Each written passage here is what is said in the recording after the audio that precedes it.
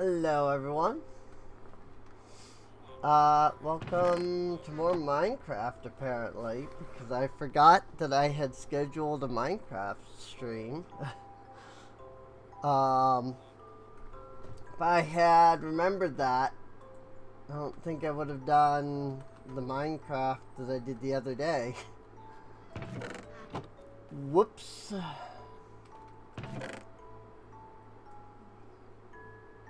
Oh well, it is what it is. Oh, you know what?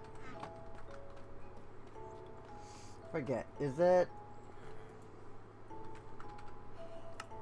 cobblestone? Cobblestone. Okay. Cobble deep slate, cobblestone, blackstone. Got it. I still don't have a regular stone chest, I've come to realize. I always forget about the fact that I need a chest for, like, regular stone.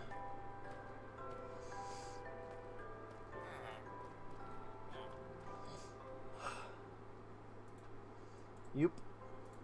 And a yup. And a yup.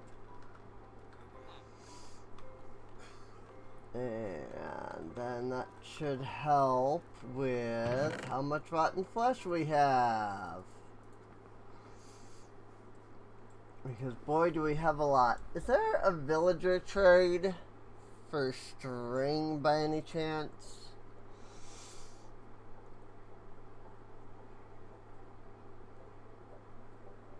Or maybe like wool? That would be nice if I could like trade my... If I could like convert my string into wool and then trade it.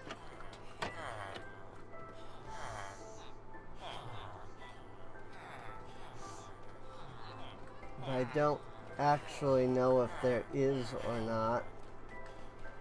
Oh good! I came in here right as everybody's going to bed.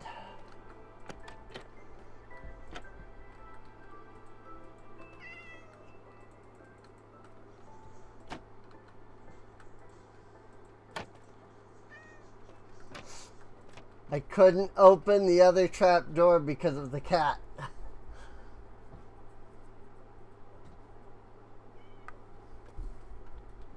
That was kind of funny, actually. So now we come in here, and here's our cleric boy. And honestly, like, there really isn't much in the way of, like, cycling with these guys.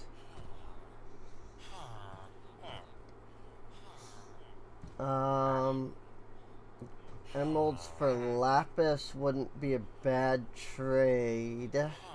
Wouldn't be a great trade, but it wouldn't be a bad trade.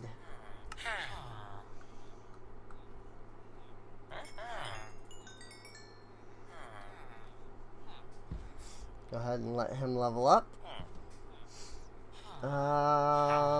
Emeralds for glowstone isn't a bad trade. Again, not a great trade, but not a bad one. So, alright. Well, that at least helped with the rotten flesh that we had plenty of.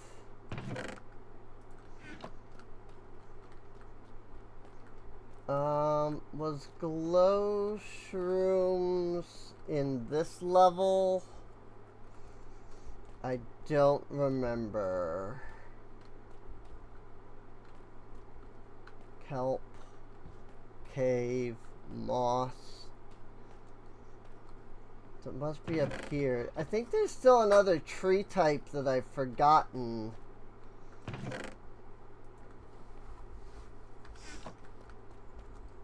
But maybe not. I have, like, I left room for it in case I did forget, but I don't actually know if I've forgotten. Oh my lord, I have so much lapis already.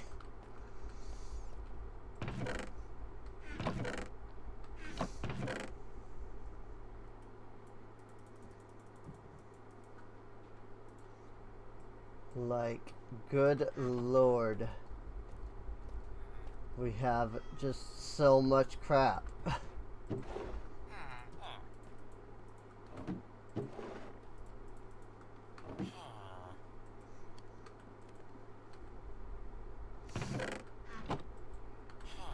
We've got 5 buckets of lava on each side. Well, 6 if you count what we just used. Actually, let's just throw that in there. Trying to think.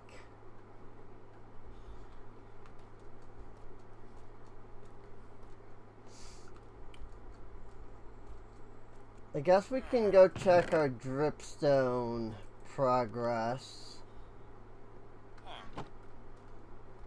While I do that, let me go make another bucket.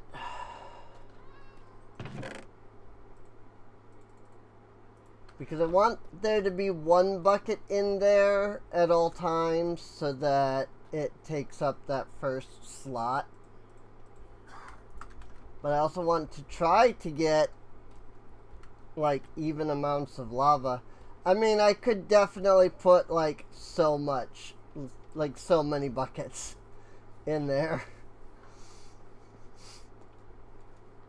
Like, it's not even funny how many buckets I could fit in there. But for that, we need enough dripstone to be able to do that. And we've not yet achieved very much in that department. Okay, nothing new has grown. I do have 6 buckets here, but then I'll be out. We do need to figure out where a dripstone cave is. And I think I have a general idea of where one is, but I'm not entirely sure.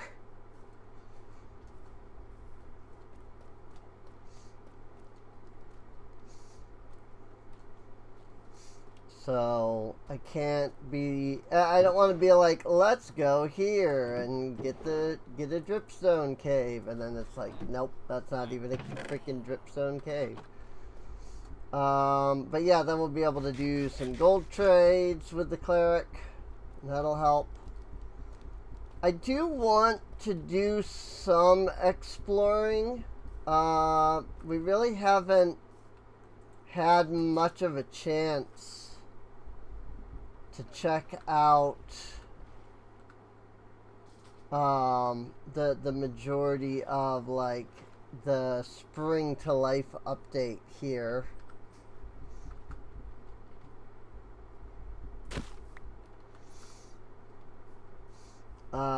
Like there's a lot of places that probably haven't previously generated prior to our current version. Like, I know all of this generated prior, so we're not going to find anything special around here. Though I do want to still work on clearing this area out, so that we can get more space for villagers.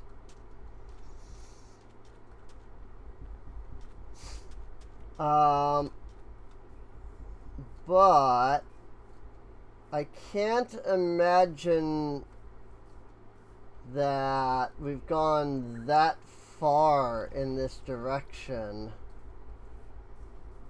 in terms of like world gen.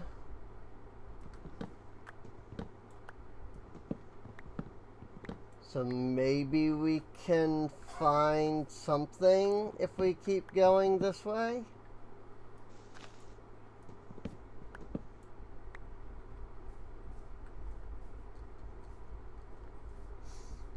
I'm gonna be honest, I'm also not entirely sure what all got added. I know that the lodestone recipe got improved, which we've already gotten to take advantage of. I know that ruined portals will now spawn with the lodestones in them. I know that there's like the wildflowers, and I know that there are the cow and pig variants, I believe it is. And then there's all that like leaf litter that doesn't interest me that heavily. What the frick is this?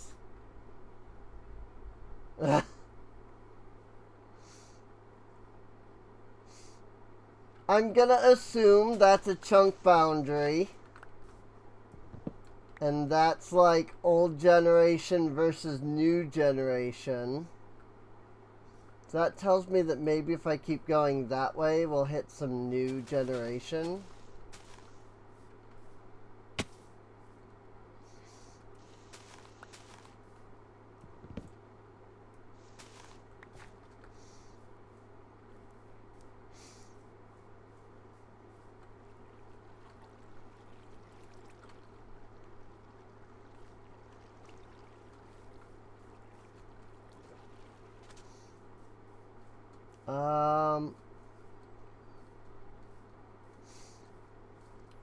But beyond that, I don't know. I suppose I would like to try and figure out if we can find some of those firefly bushes, right?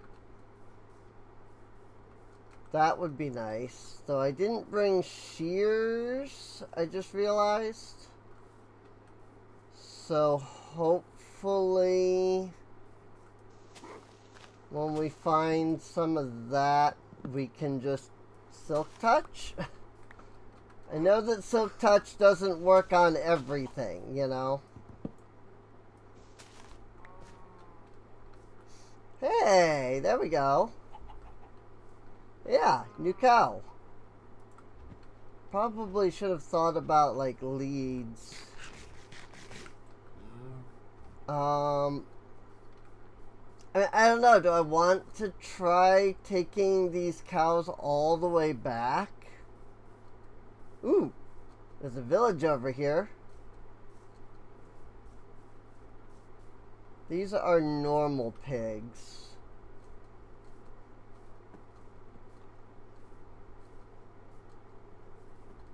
Just as those are normal cow. But there's a village over here. So let's come over here and steal one of their beds.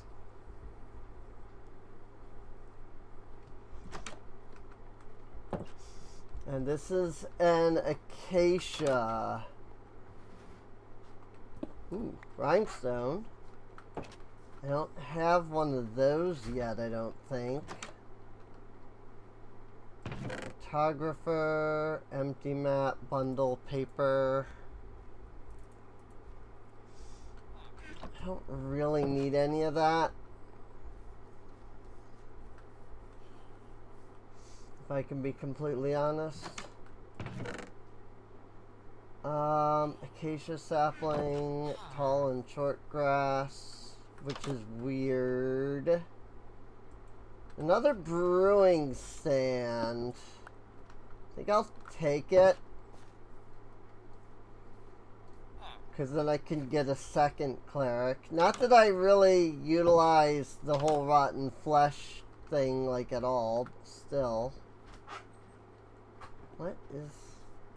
I like the grass sticking through the wall or something. There's 2 bells here. I don't need bells myself because I have stuff already, but there are 2 bells here. There's an animal pen with no animals in it, which is a little weird. I think we've checked these buildings. Yeah, because this was a church.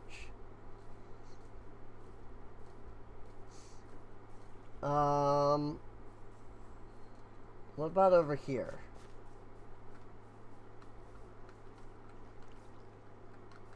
That's just a basic building. This is just a basic building.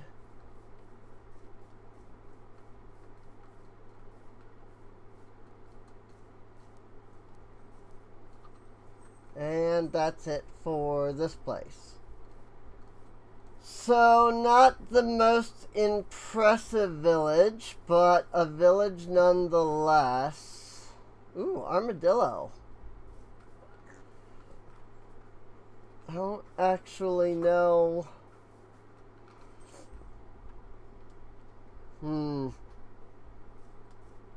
What to do about that. I suppose I can use a lead to take them back.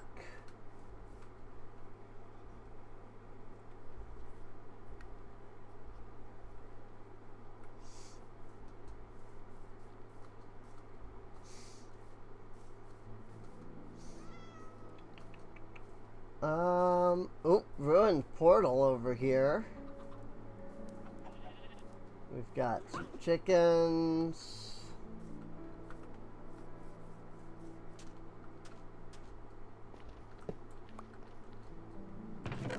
I do... Ooh, load zone.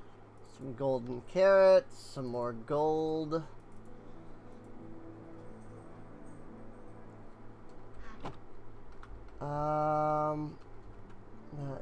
Some obsidian and crying obsidian. This is a rather flat platform for the ruined portal.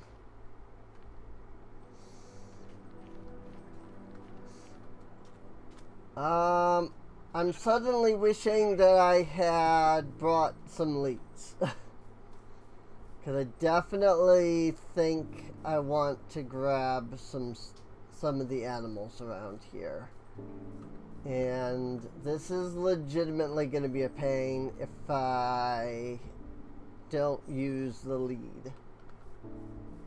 Like if I don't use leads to take them back. Well, we've got firefly bushes over here. Yay, Silk Touch works. Cool. I think you can bone meal those to get more as well. So that'll be good.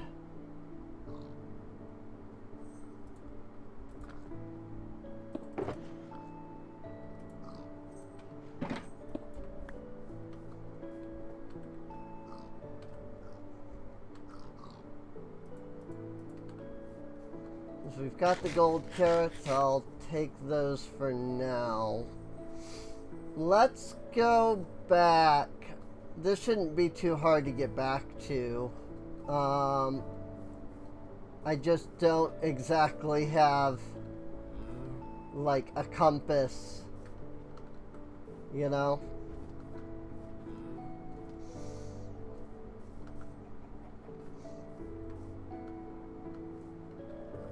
To like use on a lodestone.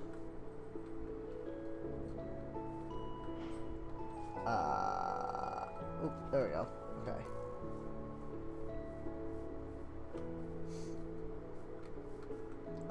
But yeah, this shouldn't be too difficult to get back to, I would think. Or I wouldn't think. I don't know. Whatever the term is. I do...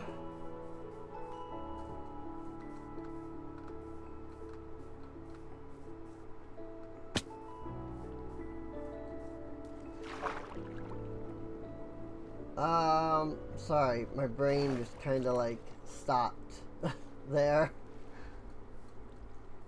I was just thinking, I do wonder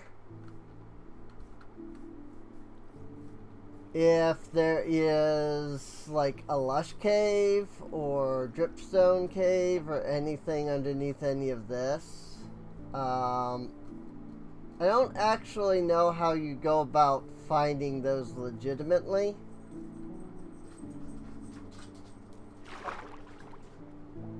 To be completely honest.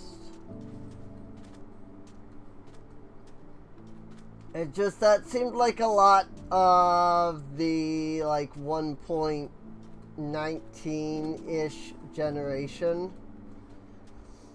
And thus maybe that could be, or I guess 1.18 was the actual Caves and Cliffs stuff. So like maybe that could be where something is. Really, we just need more dripstone is the main thing. You know?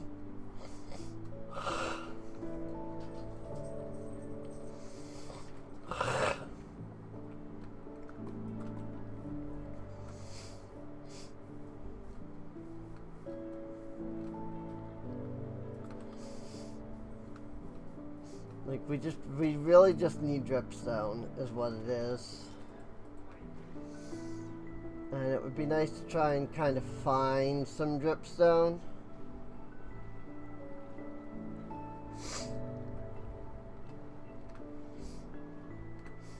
So...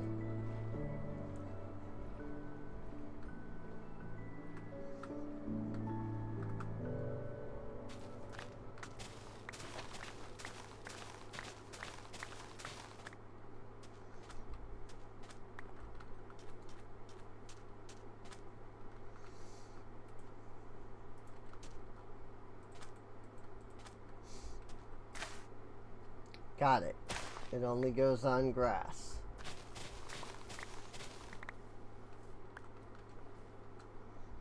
I mean, that's fine.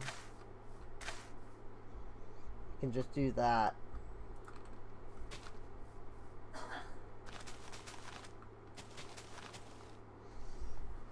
And then we can get that going. And I'll think about what to do with that later, I suppose.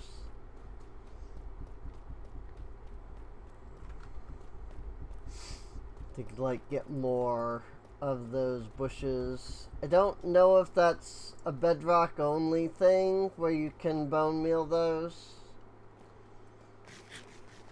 I would hope not, but there's a lot of things that randomly are bedrock only. You know, because they're definitely working towards parity between the two versions. And they definitely don't just keep adding more and more and more things every update that are different between updates. So, not at all. Why would you think that?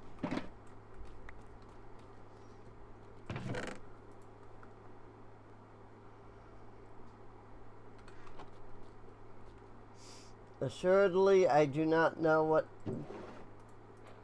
assuredly, I doth not know what thou meanest. That's a lot of gold. I need to figure out where my leads are. They might still be underground. May not have ever actually grabbed them.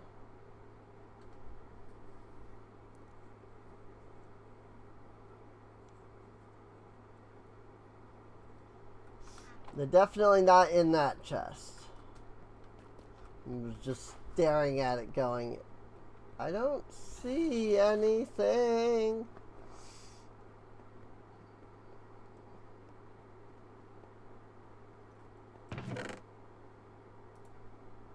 Here we go. Some leads.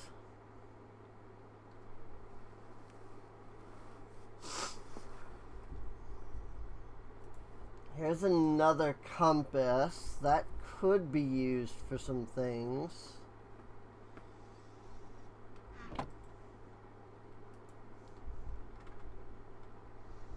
Let's see.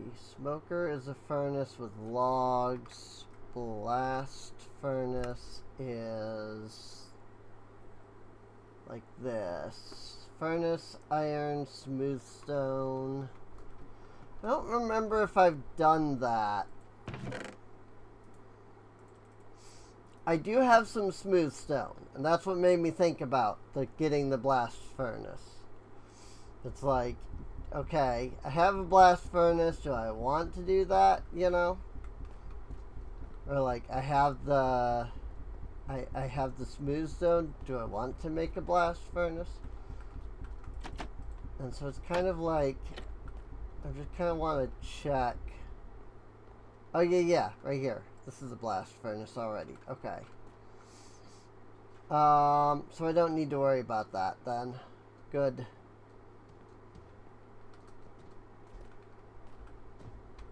I guess I'll put down... I didn't bring it with me. Put down the grindstone.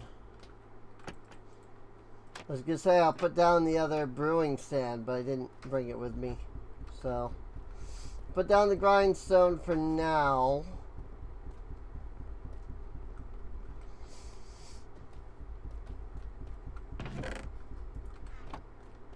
Oak.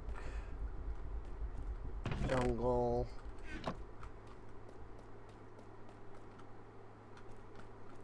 Gold. Iron.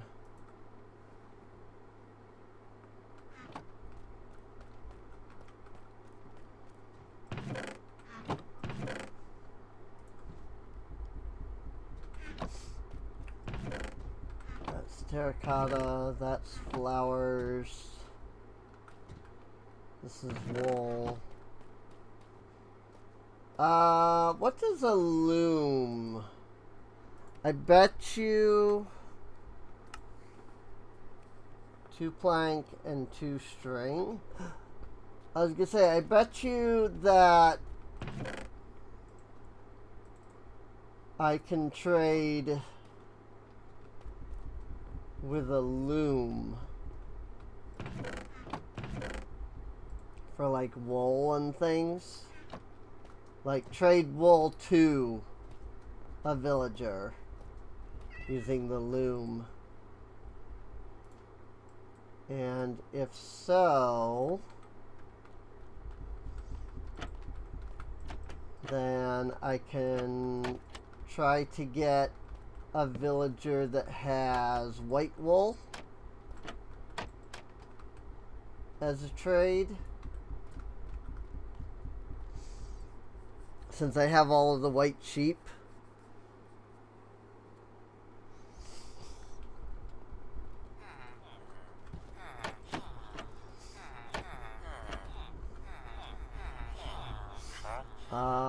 Brown wool and gray wool.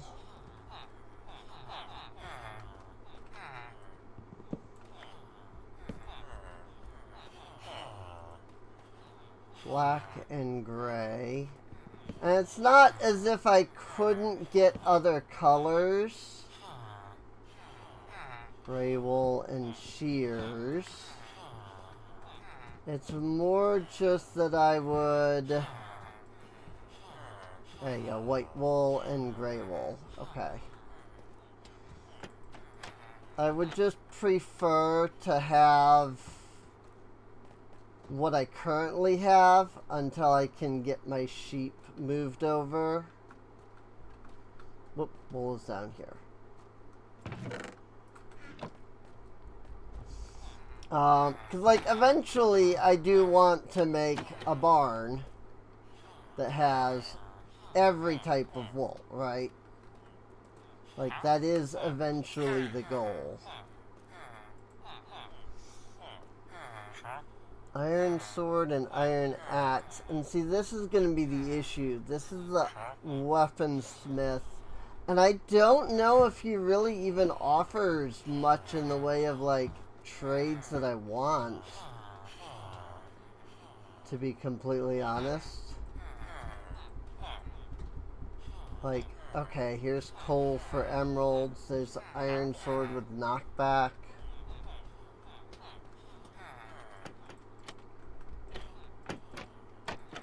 think I'll leave him for now. I'll let him keep his job as it is. And then we'll make a decision towards that later. For now, what I want to do is find out if I have any fences, which I do. Good, good. Then I actually want to grab 3 wool. So it's a good thing I still had some left. And I realized that I do have a section for... Oh, I only need 2. Okay. Do you realize that I have still an empty section in my, like, current farm? But if I'm going to be bringing, like, cows and pigs from, like, the other area, I think I want to have pens for both of them.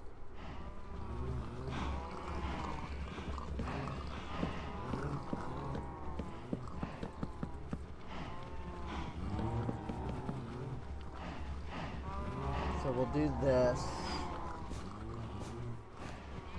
And then from there, I guess we'll see what we can do.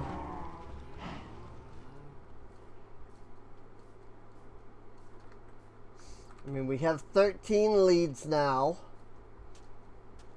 So we should be able to grab a few of them and bring them along.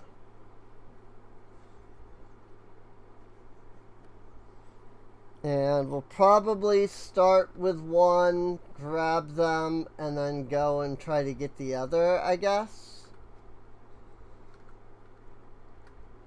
That would probably be the best way to go about it. I'm not even entirely sure I can boat them across. Might just have to swim them across with the leads. Because I think that I'll end up going too fast with the boat and the leads will break.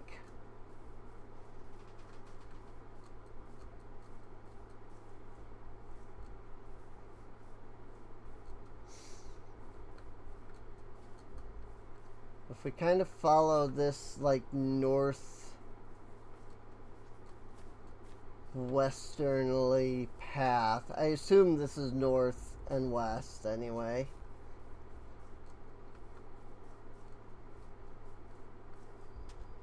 Should be able, yeah, because wasn't it like over there?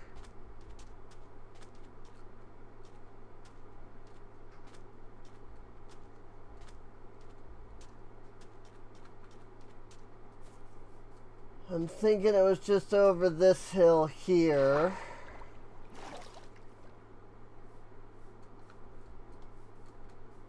Yee. Cool.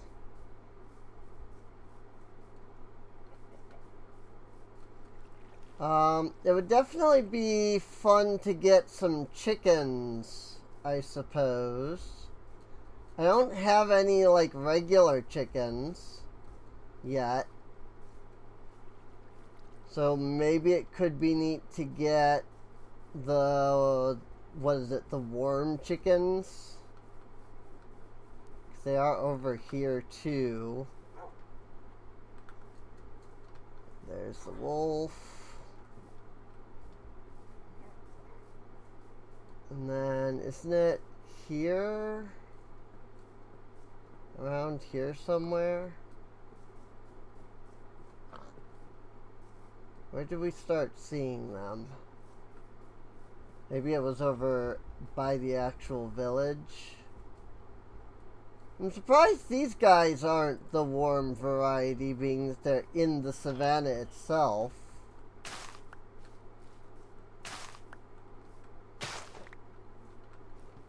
I assume I need the Silk Touch to mine those. I suppose I'd rather not test it. You know, and then end up losing out on them, so...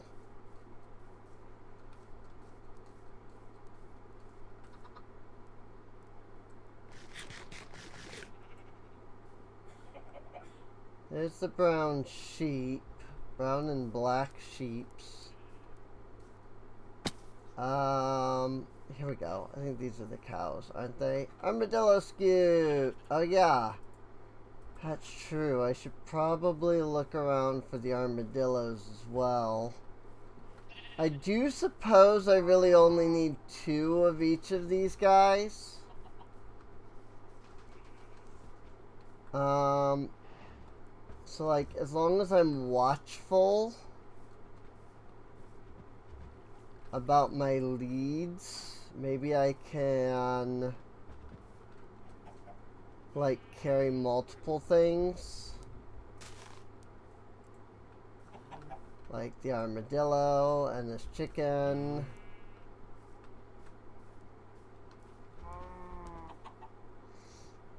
And then, I mean, I need another armadillo and another chicken.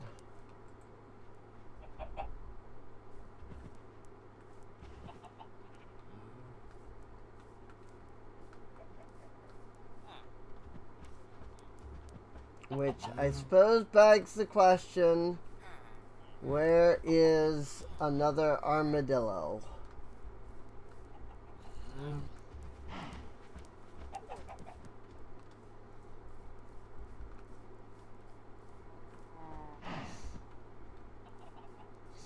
That really is the question, isn't it?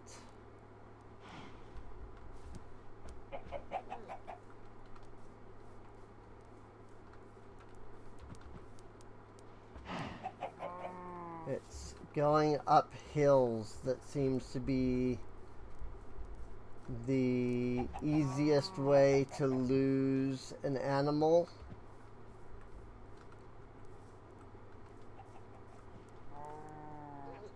Sometimes they just won't climb up the freaking block.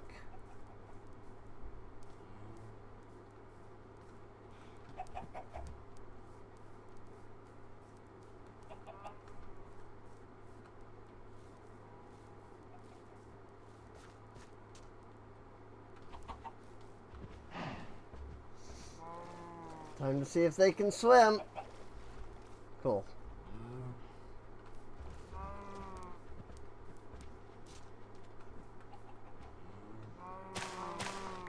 They indeed can.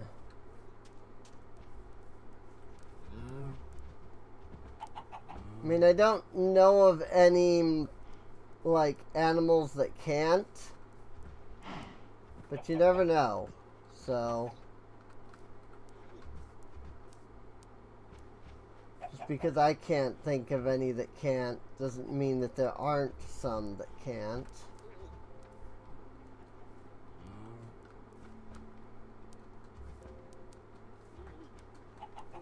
But this is going to be fun because it's getting to be nighttime now.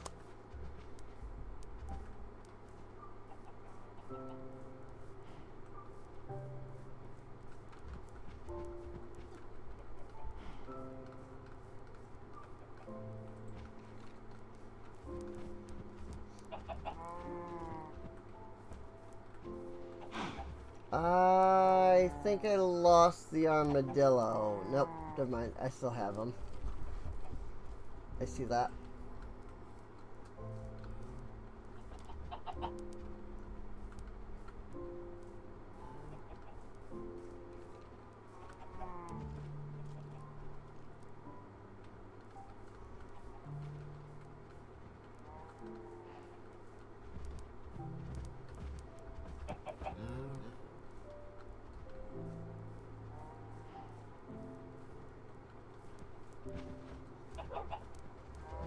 It do be dark, but I do still have all 7 mobs with me.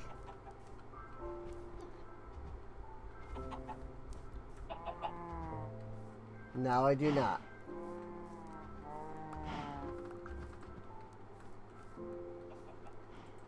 Like I said, it's going up the hills.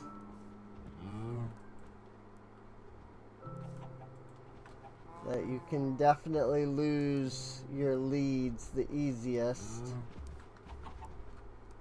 I don't know where the other leads went, though.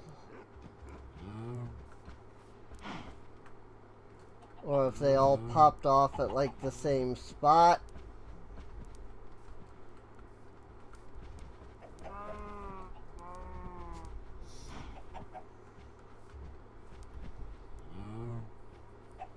Playing the Death Stranding main theme while looking at animals with a rope and following along with the Minecraft character. Oh dear. Oh, I killed somebody. I think it was one of the cows. And maybe one, definitely one of the chickens. Okay. That's a little obnoxious.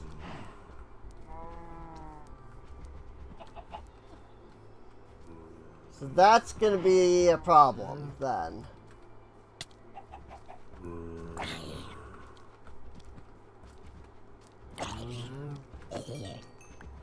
Like trying to kill mobs without killing the animals.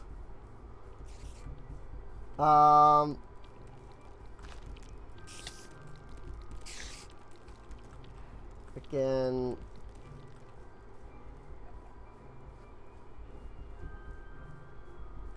Maybe I should leave these guys behind. And... oh, frick. Well, we're down to a cow and an armadillo.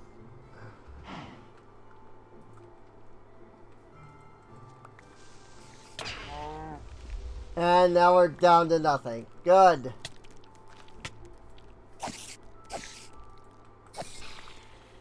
Yeah, trying to travel at night was maybe not the smartest idea.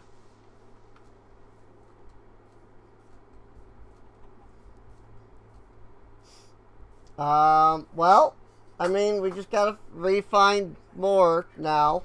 It shouldn't be too difficult.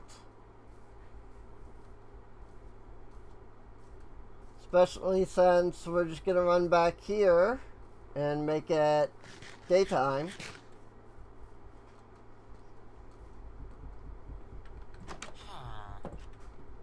And then because it'll be daytime, we won't have to worry about monsters. But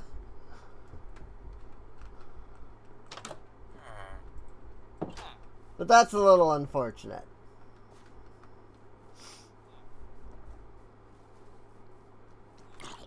That we just like lost everything.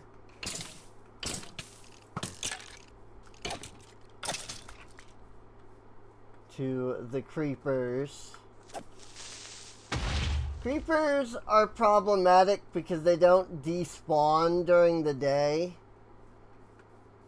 Like, zombies and skeletons burn up during the day, but the creepers don't have a despawning method for the daytime. And that can create some issues.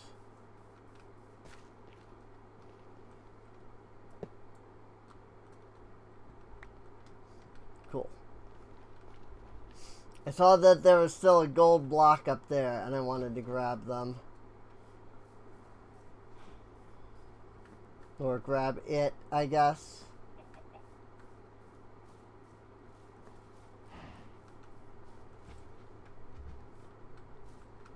So we've got 2 cow. I'm just going to do a quick look around to see what all is around here.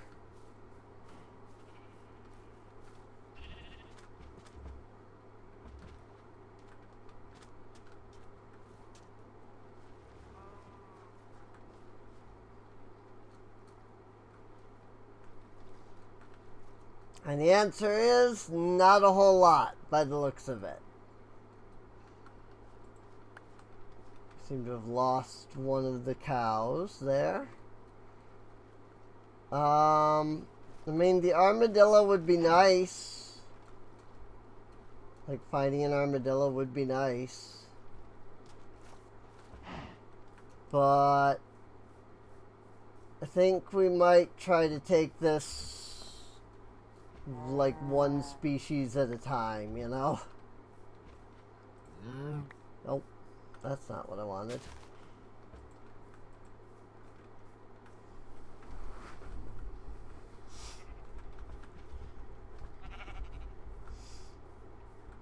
I actually don't know anything about Death Stranding, though. I've never played it or anything.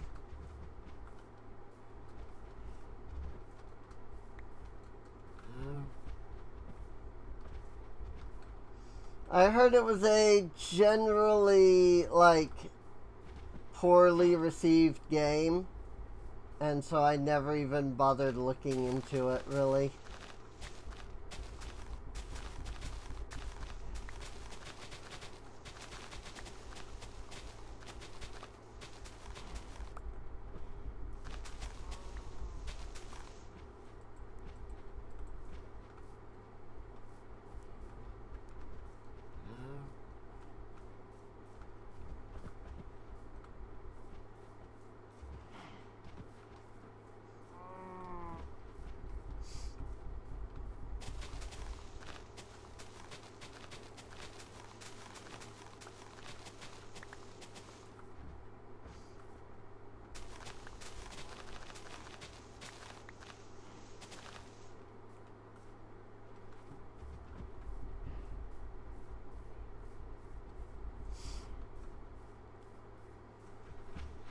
Well, we're doing alright so far with transporting these guys.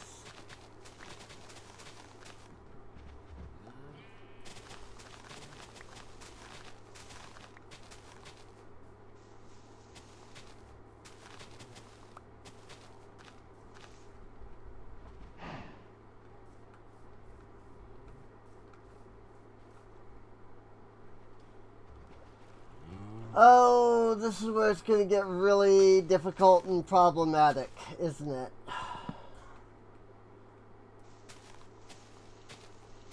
Because of this freaking jungle. They're going to get stuck on the leaves constantly.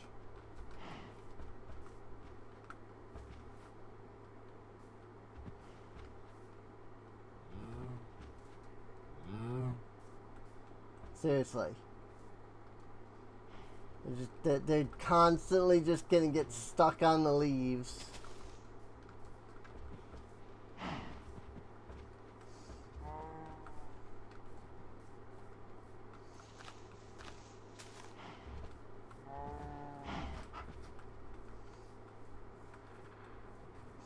Well, it wasn't that bad, actually.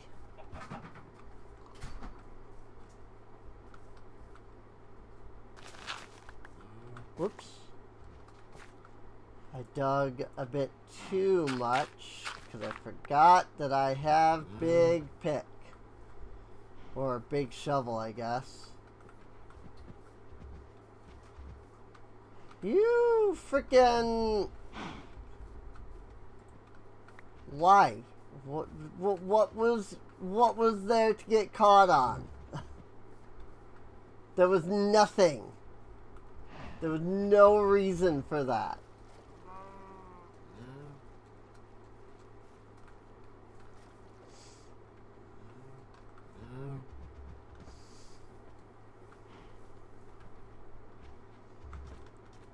There's also really almost no reason to even be doing this. I have so many cows.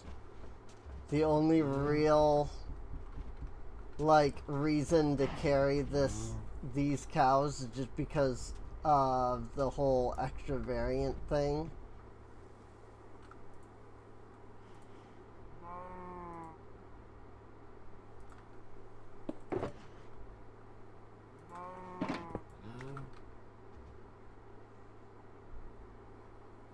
Want to make sure I know where I'm at.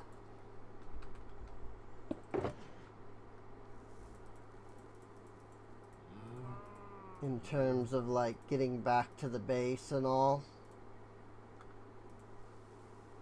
Definitely want to keep the leads, want to keep the pork chop, the rest can go in there. Like make sure that I'm not going past it or anything, you know.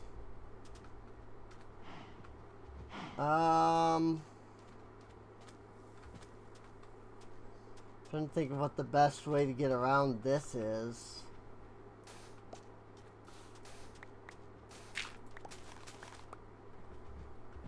Probably just to go this way.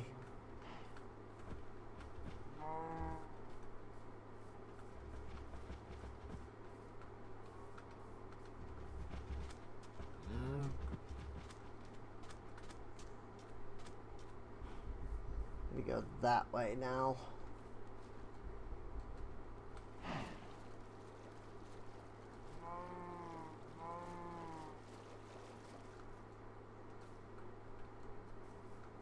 They don't like crossing the water, but I don't care.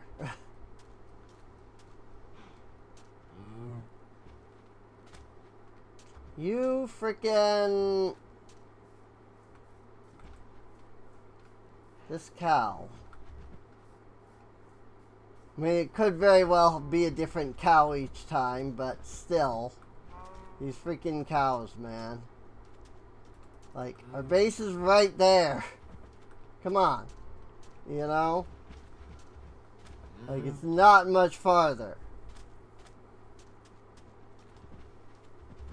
Like, just follow. Have a lead. You have no reason not to follow.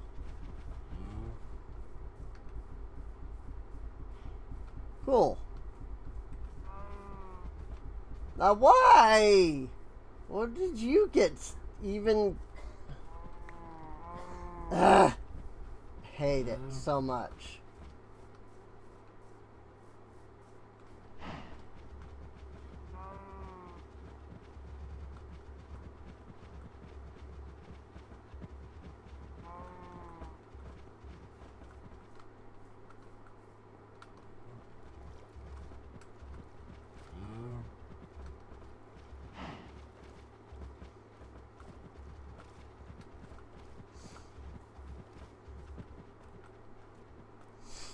Cool. Alright. So with that, it shouldn't take that much work to get them over here now. In fact, this should be the easiest part of the trip. All things considered. Yay! We have cows. We have two kinds of cows now.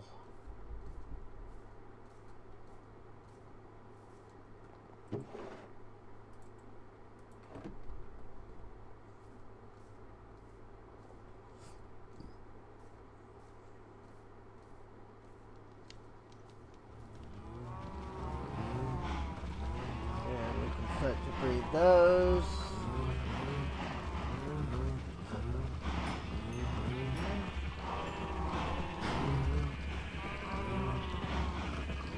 We can breed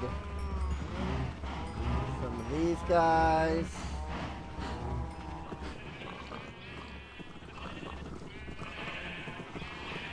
Let me out.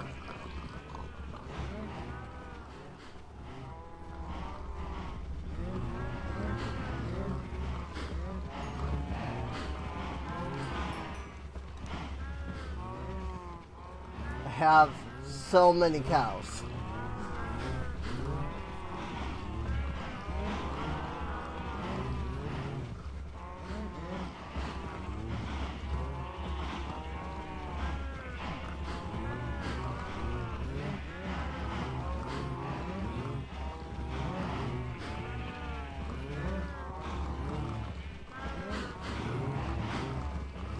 I look this way, there's 180, yeah, 180 entities.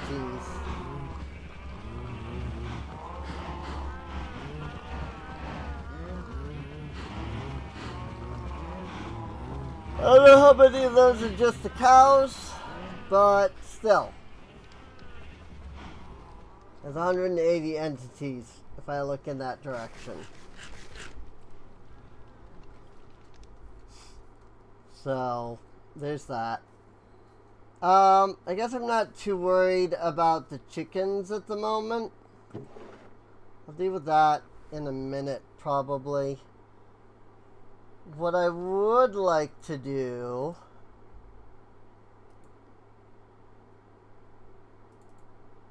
is open up one of my external drives here. Meow, meow, meow.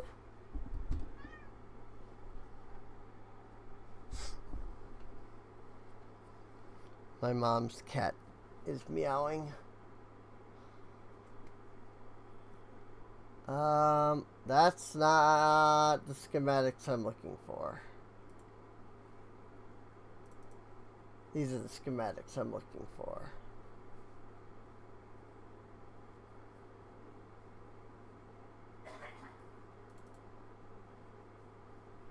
Actually makes you scared a bit that the game might crash. I've had more, honestly. Like, I've had a lot more on screen, and that was with my old computer.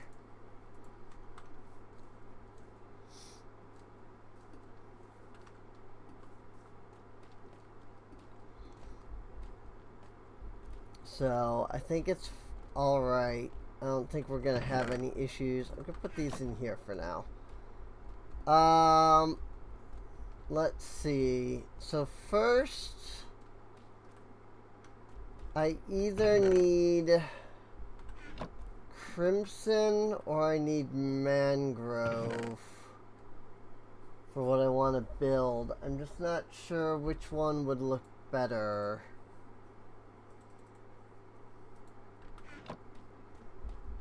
Because I need redwood.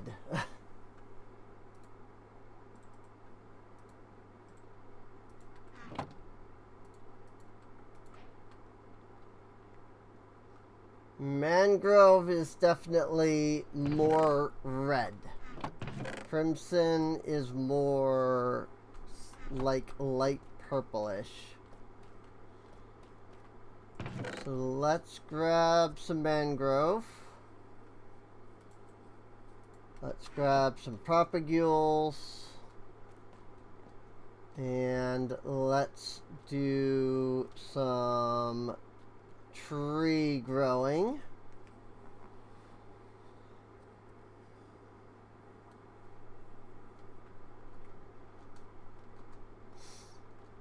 Because I'm going to build that barn for our sheep.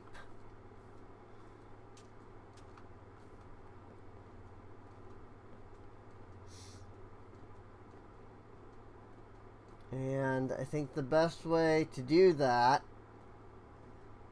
is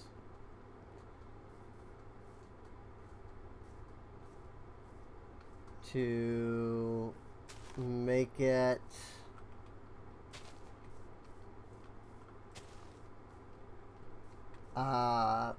with the redwood here. So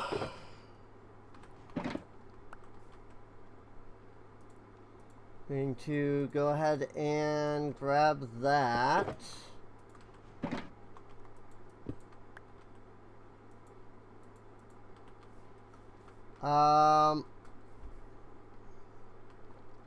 I need a lot of space for it, is the thing.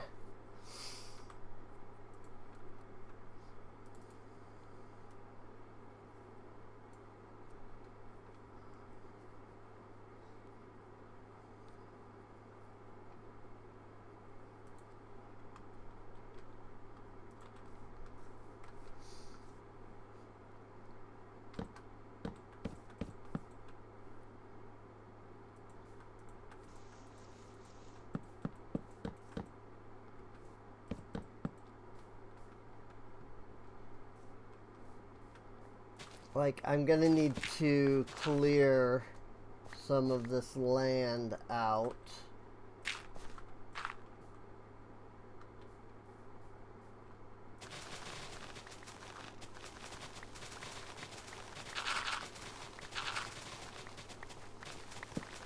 Like, as nice as this hill is, I'm going to need less of a hill here to build this, because it is kind of a big structure.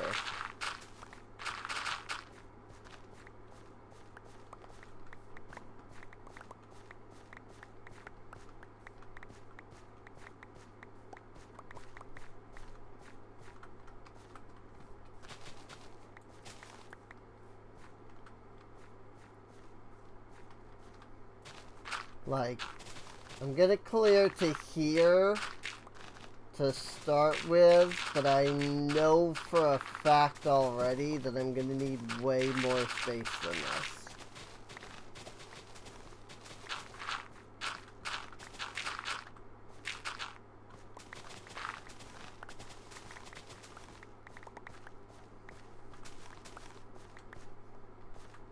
Like, this is nowhere near enough space for this structure.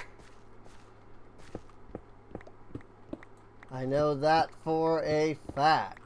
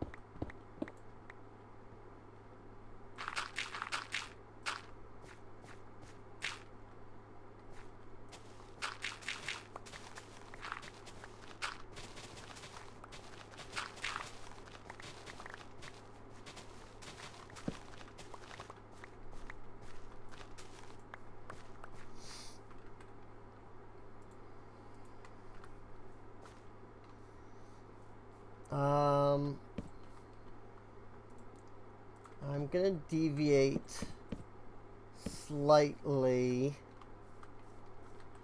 from the schematic.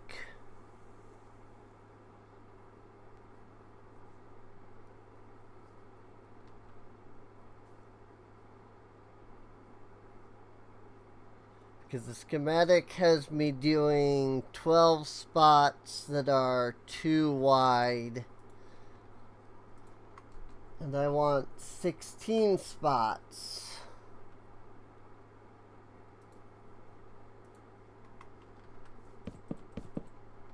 And I want 3 wide.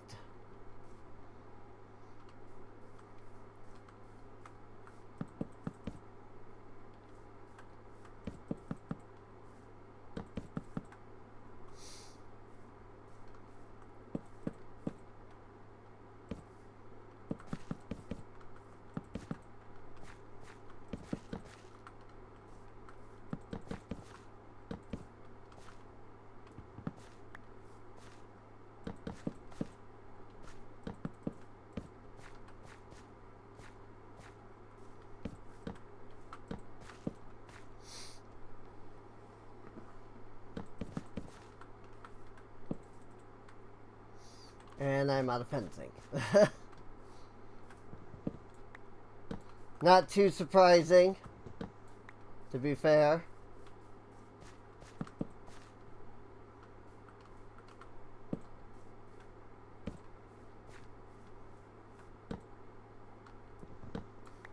I don't exactly have a lot of fence right now. So, just like I don't have a lot of mangrove either, so.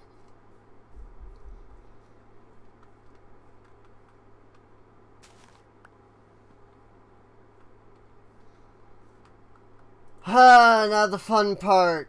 Actually getting the freaking mangrove logs. Like, look at these trees, dude. Freaking, all of this is just root. Like, the logs are way the frick up here.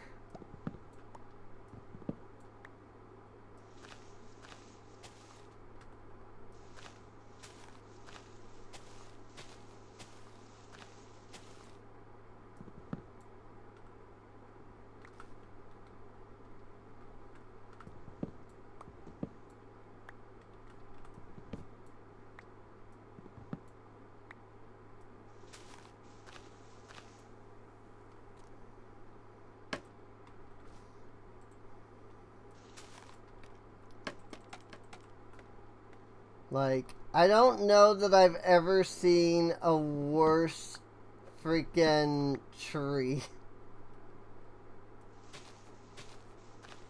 It'd be one thing if there was a way to, like, break all of the blocks.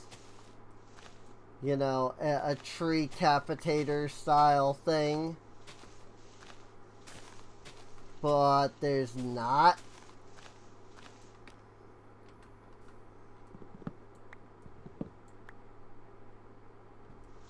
And so this tree just goes from being like, yeah, it's a tree, to being like, okay, and where the frick are all the logs, and how the frick do I break the whole tree down?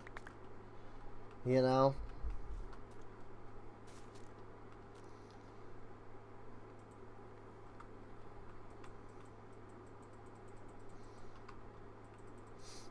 One thing I also dislike is it looks like in Java you can't just like place scaffolding. I swear in Bedrock you could like place scaffolding and just let it like drop down. But you can't do that here in Java. I could also be confusing, like, Bedrock with some of the, like, modded behaviors that people have done with it.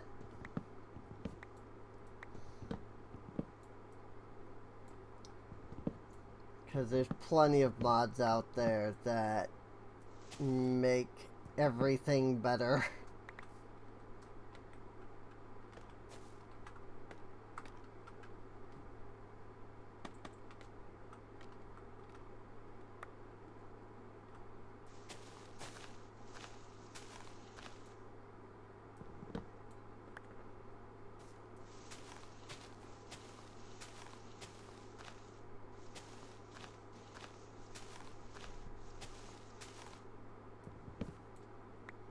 And then there's like some logs that aren't even like attached.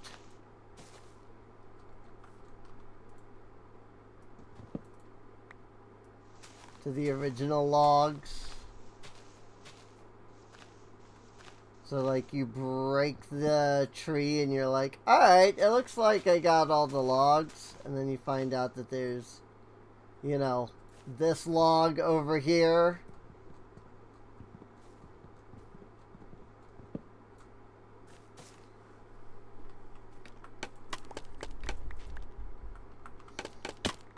And it's preventing the whole freaking tree from, you know, from cutting down the whole tree.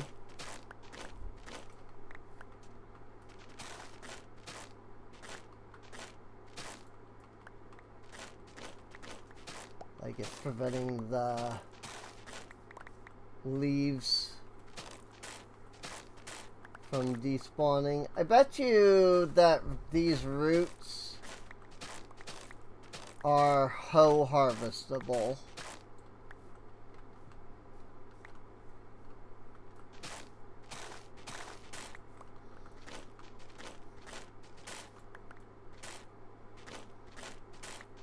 Like I'm using the axe, and while it's working, it's very clearly like only a little better because it's a diamond axe. I bet you it's because these are like harvested with a hoe or something to make them really like break quickly.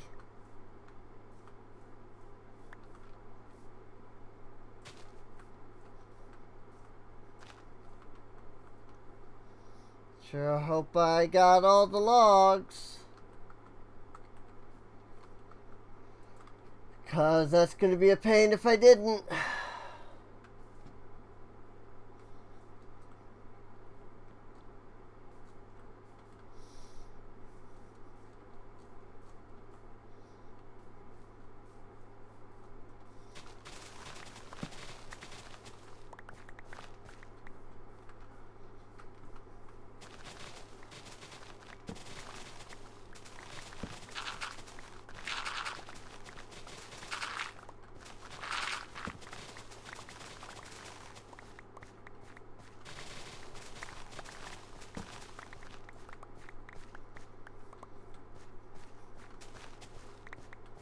And there's so much dirt.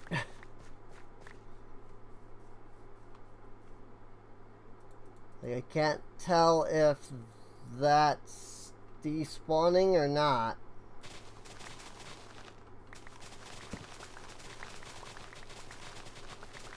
My life for quicker leaf decay.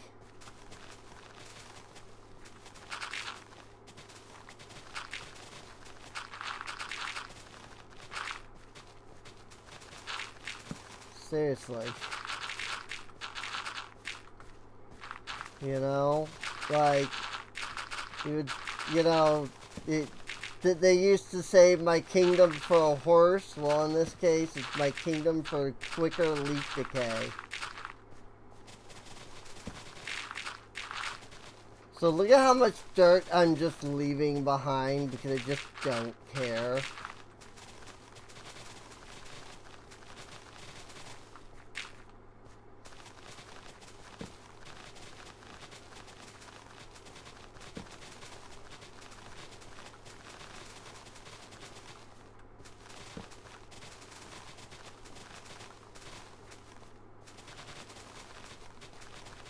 Like, I have legitimately like 20 chests full of dirt already.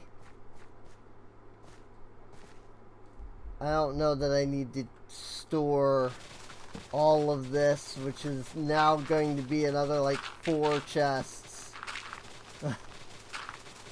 Just like from what I've already mined, basically.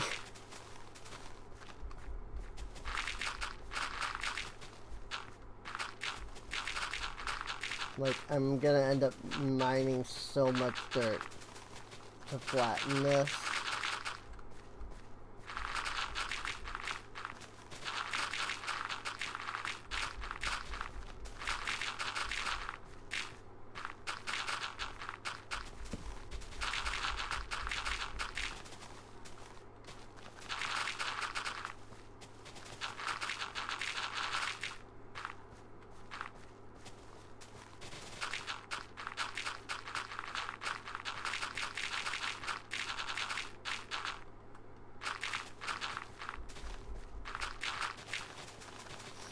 In the mod pack that I'm working on, I've discovered how to make tools unbreakable.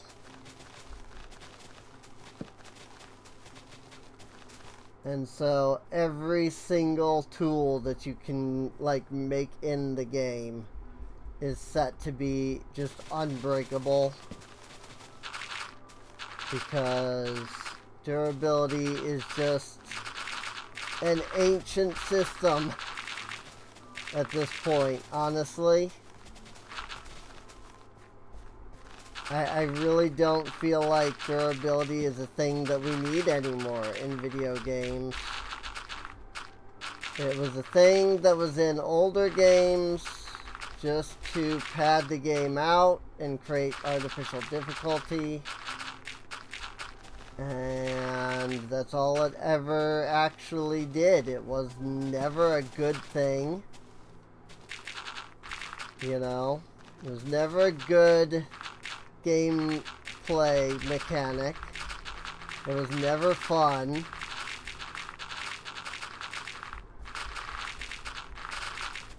Yes, it kind of operated akin to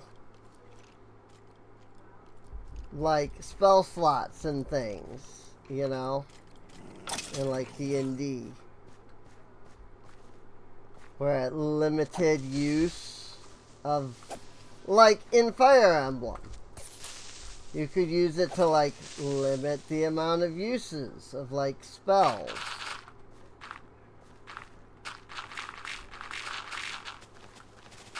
You know? But that's not necessarily durability, that's just the spell having limited uses. And that's one thing. But freaking durability on tools, especially tools that you need to then turn around and use like 1,000 times. Like this. It's just not a fun gameplay loop. It never was, and it never will be. You know? It's there purely for the purpose of extending the game artificially. Because, ooh, now you have to stop and freaking repair your stuff or buy new stuff.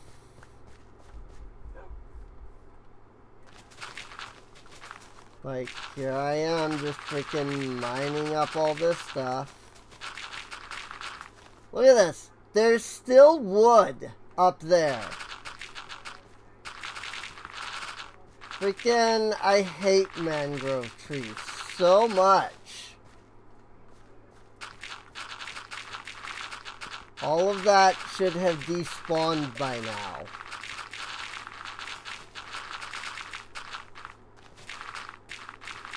But it hasn't, because there's still wood up there somewhere. And new trees can't grow until I freaking fix that.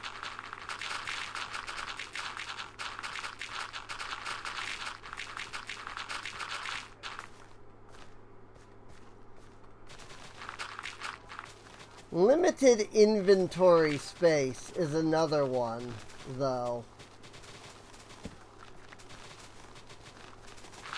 Limited inventory space is what yet another one of those like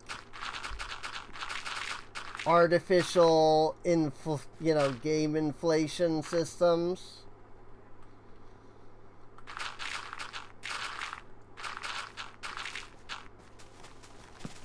It was understandable back in the days when, you had 20 bits to the entire game. And so you couldn't dedicate, 2 million whatever,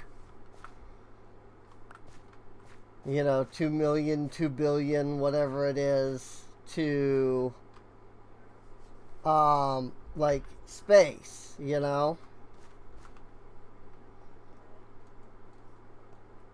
Just look at how much dirt that is. That's insane, dude. And I just don't care.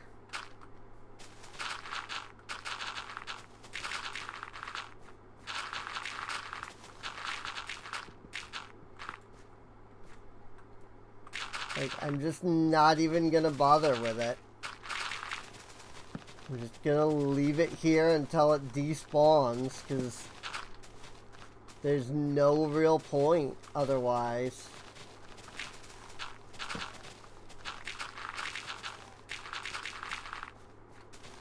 But yeah, like, again, it was understandable to have limited inventory back in the days when, you legitimately had to limit the inventory for the purposes of like the game, you know, like existing. But nowadays, like, there's no reason. Like, computers nowadays can handle 2 billion or whatever of an integer.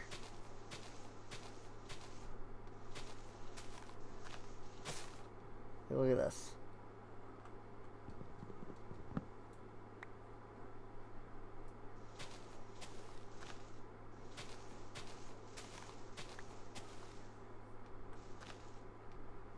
Like, do we really still need to be limiting items?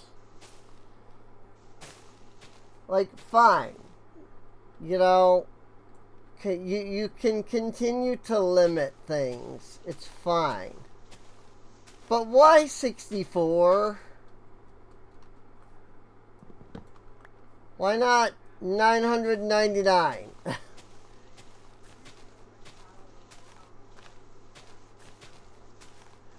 Why not 99? Why not 1,000?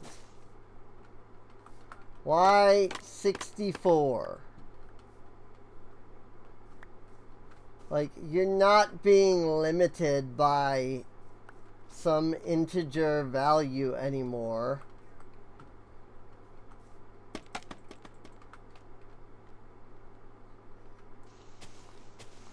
Like, there just is no reason.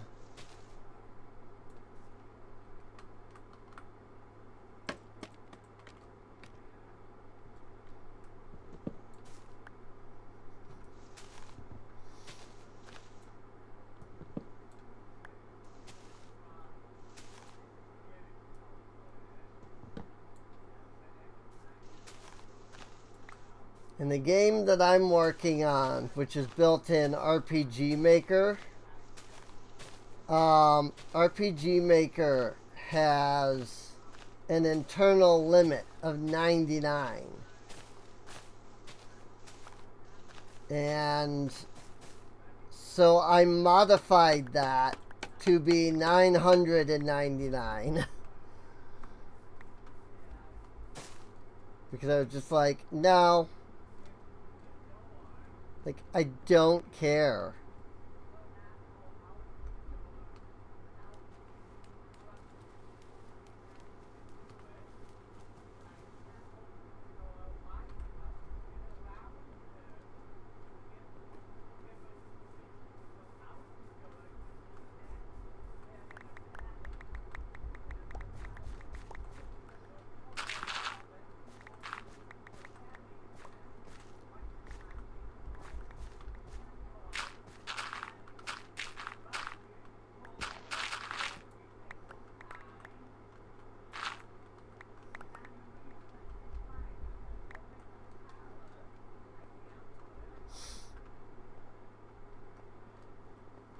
Okay.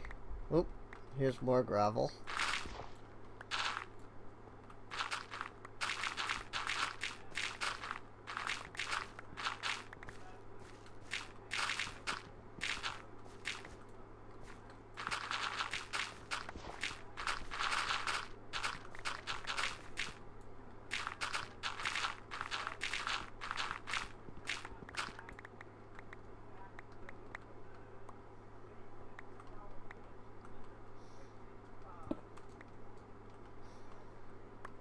Okay.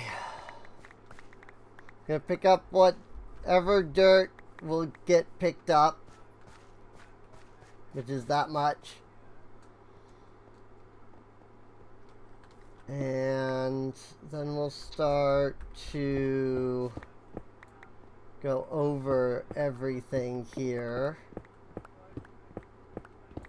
And like start replacing the cobble. Or start replacing the stone with the dirt.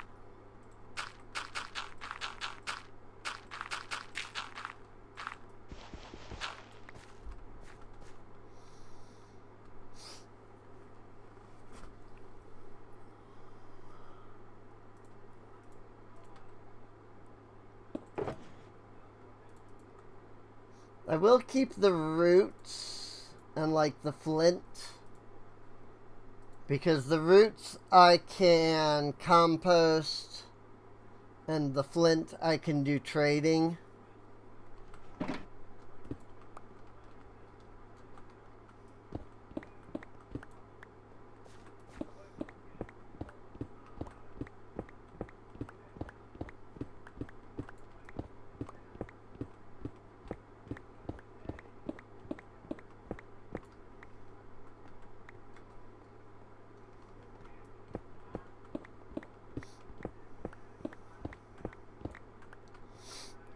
Also, here's something to think about.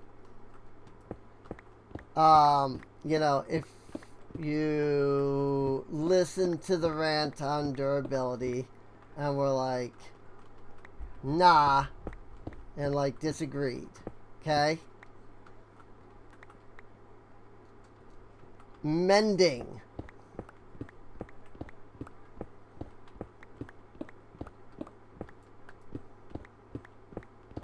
Like that's it. That's all that's all.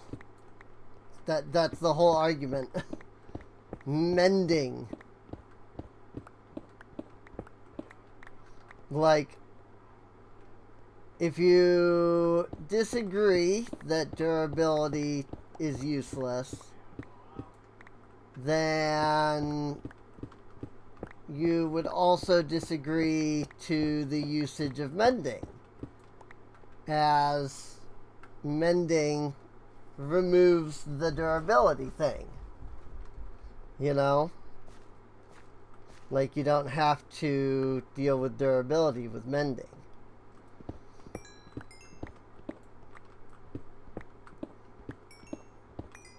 So, if then, you know, you're a player that says, like, mending is required, you know, then you therefore would agree with my stance on durability, because all mending is a way to bypass the durability.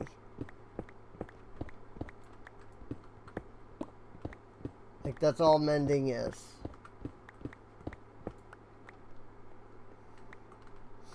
Mending and unbreaking, both.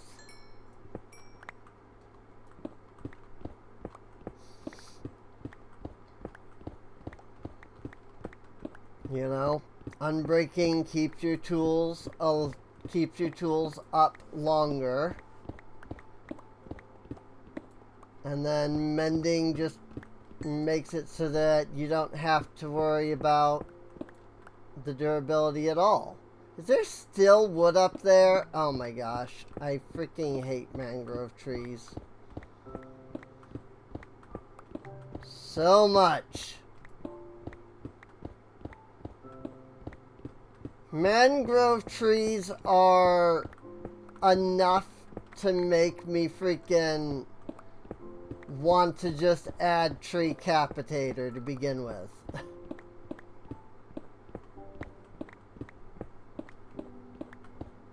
Because they're such a freaking pain.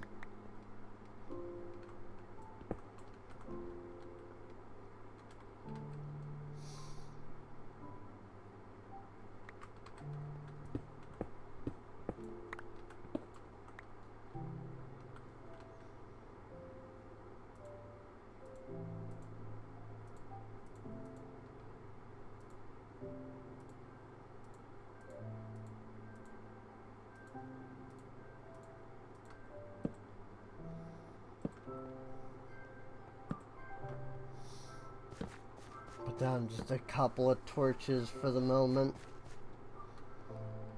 Ah, yes, all of that dirt has now despawned. Good. Happy for it. It was just clogging things up anyway. Just being a right old pain.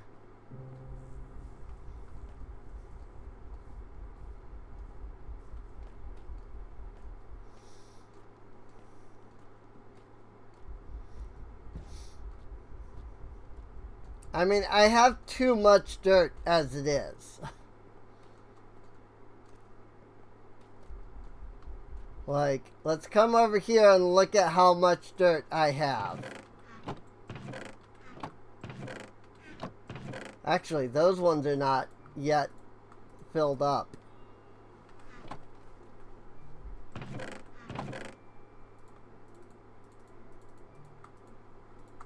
And the cobblestone can go in there.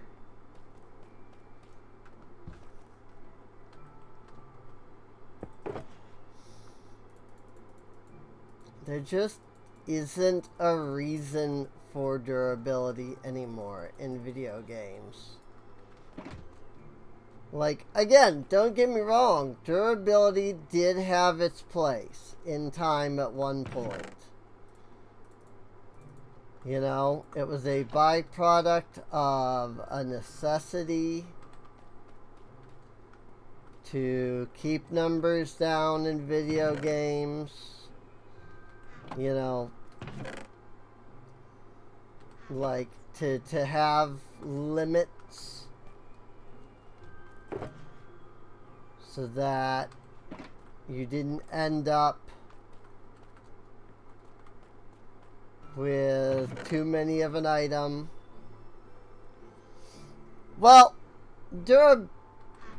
durability itself never had a place, because you wouldn't have had the issue of like needing to keep numbers down on like individual items. You know, pre-durability. But like inventory limits had their place back in the days when those limits were a necessity. It's like lives in video games just aren't a necessity anymore. There's really no reason to have lives in a video game. The only thing that you do with lives is add unnecessary extra difficulty. Oh no, you ran out of lives. Now you've got to restart. Why? Because we said so. It's not fun. It doesn't add anything to the experience, except for frustration, which should never be a part of the experience.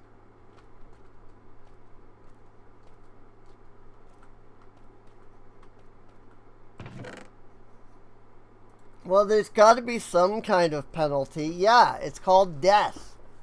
It's called you get pushed back to some kind of, you know, checkpoint that already exists.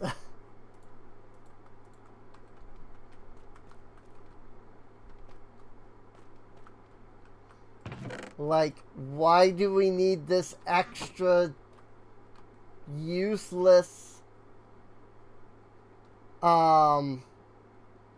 punishment?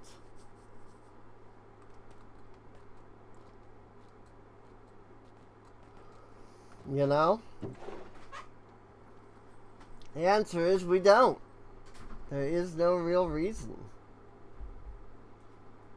It's just a staple that has lasted because it's what people grew up on.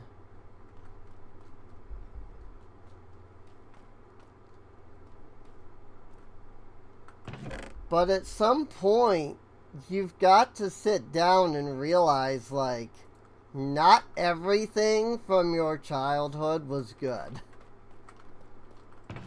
Like, not everything that happened, not, you know, lots of things in games back then were not great.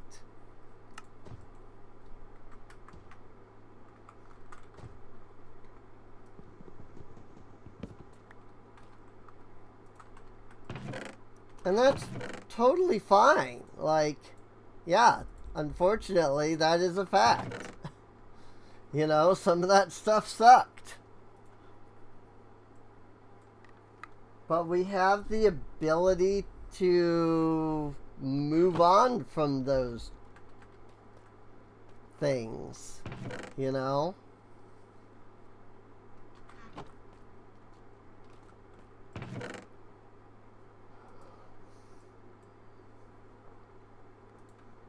Eggs.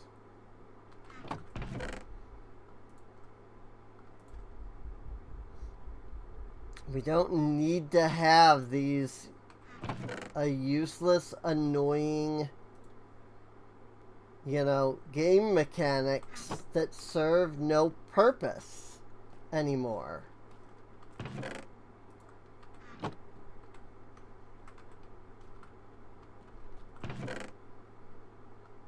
And that's just the way it is. Like,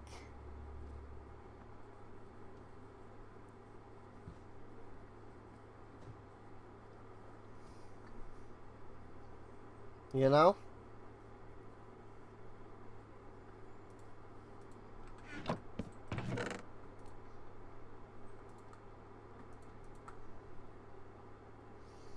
There's just things that we don't need anymore.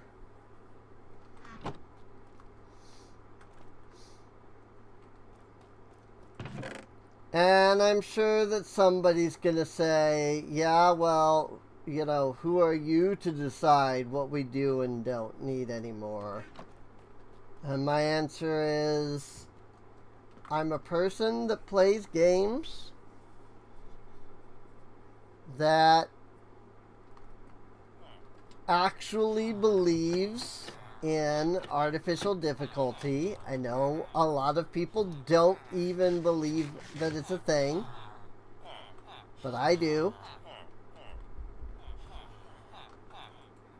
And when you start to think about what is artificial and what isn't, a lot of things become very clear. Like, you know, these are just things that we just don't need to have anymore.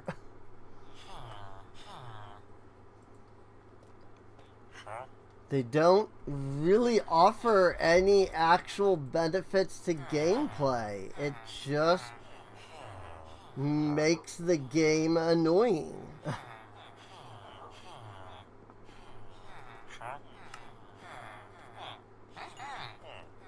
When you sit down and start looking over those things, it doesn't take long, you know? It's you get a sort of chain reaction. Like, once you open to the idea of artificial difficulty, it doesn't take long before you start to just see how many things are superfluous.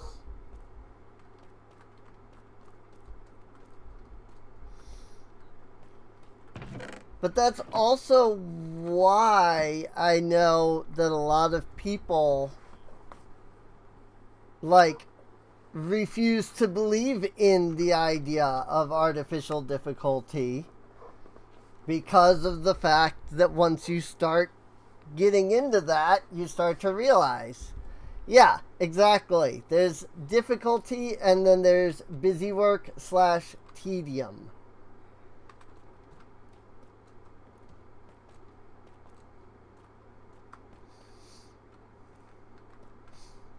There's also something to be said about game mechanics that are designed under the idea of people would say team building,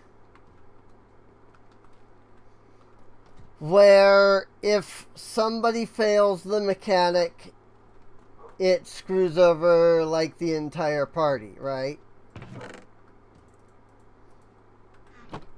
And it's like, that's really a that's a really bad thing to do. Because what if you get a troll? You know? Somebody who purposefully fails the mechanic just to screw everybody over. I understand the idea behind, if one person fails this, everybody fails because it's a team thing. But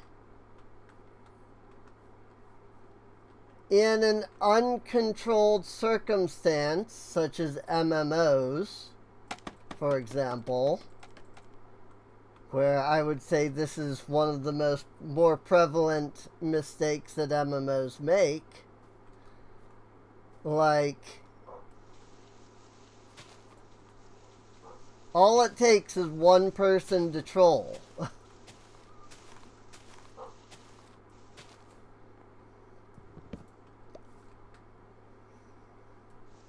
Hello, Skirix. I just figured you were sleeping or like your internet was dead or something. Because you've had that a good bit lately.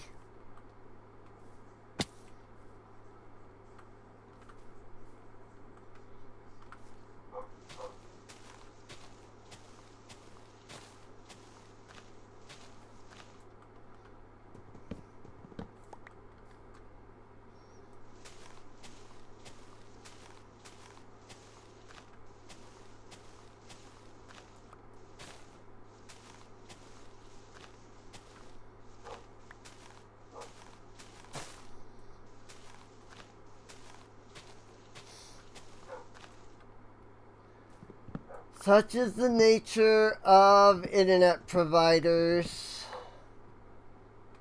and I suspect that we'll be seeing a lot more of the, sure, you paid for this, but you could pay a little more to guarantee. Especially with, the whole stock market nearly crashing. I don't know if I don't know how much people have heard about that. I would think that would be all over the news, but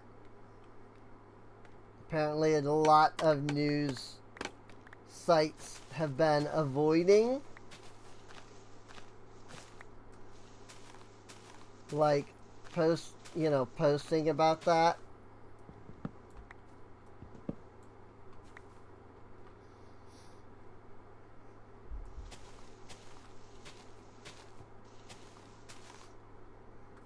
So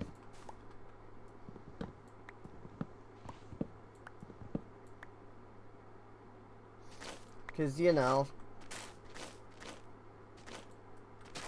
we are entering one of the worst economic periods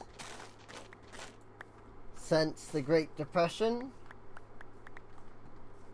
All because people wanted to vote in somebody who was an absolute idiot. Well, no, he's not an idiot. He's very smart.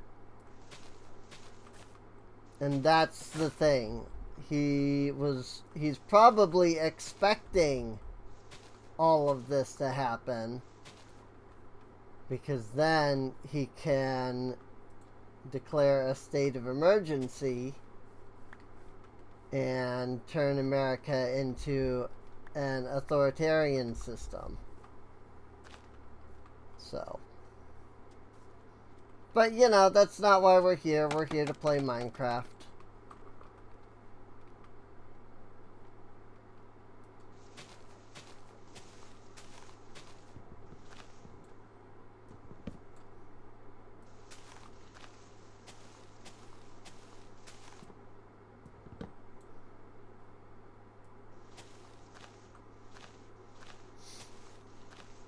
I may have forgotten, though, that I had scheduled Minecraft for today. Because usually I don't schedule a Minecraft.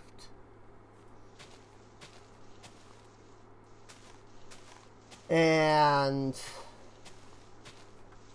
so I was like, I think I'll do a Minecraft. And so I did a Minecraft and I posted it. You know, I did a Minecraft pre-record and posted it and everything. And then when I went to look at today's schedule, because I was like, alright, what were we going to play today? It was like, oh, I scheduled Minecraft. Oops. As we're getting 2 Minecrafts. Which is hilarious because I would say we're getting 3 Minecrafts. If I had remembered to post the video that I did last night. Because I did a video about the April Fool's Craft Mine that Mojang released. And so, had I remembered to post that last night after I finished, it would be 3 Minecrafts. Oh well. People do like Minecraft, so I'm sure it'll be fine in the end.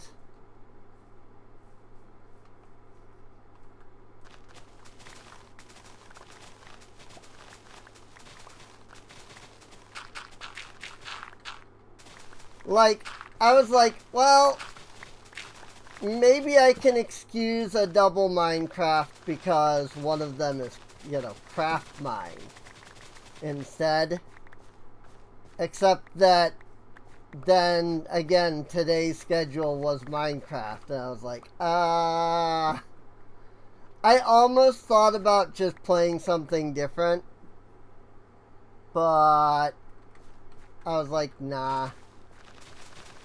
There are some things I need to do in my survival world. This does offer me that chance. Even if it is a little, you know, Minecraft heavy couple of days here. Because, I mean, I'm still going to be posting the craft mine. I'll probably end up going up like tomorrow or something. Since I missed to get it up today. Whoops.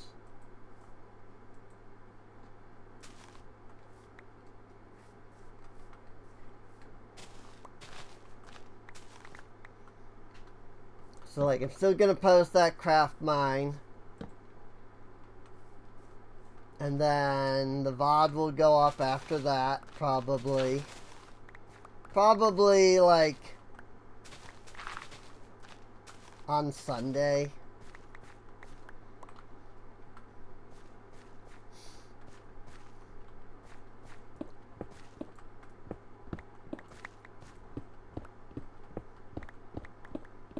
But it is what it is.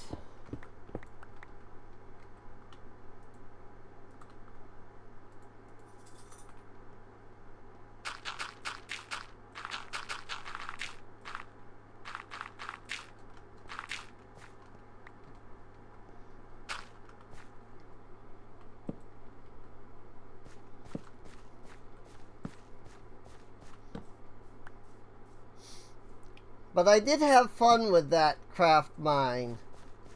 Oh,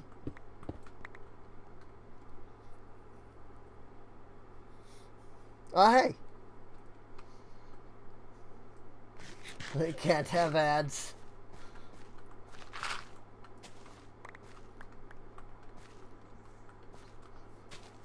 It always takes it a moment before the alert goes off. But it does show that you have the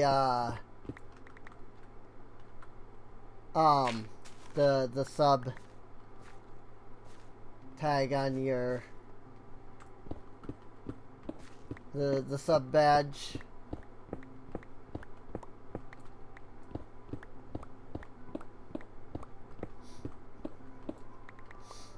So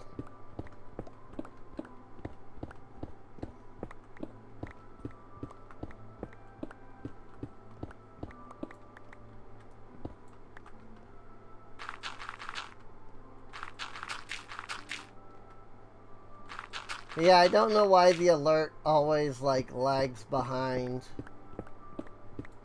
by quite a bit.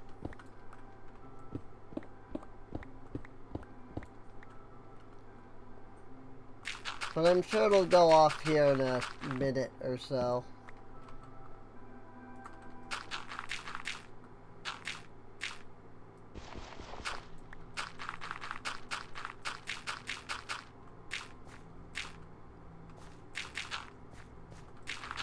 Think you have to share the notif manually? Maybe.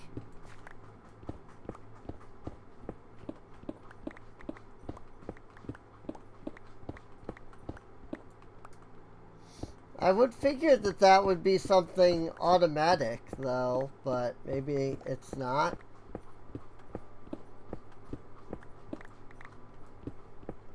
I don't know.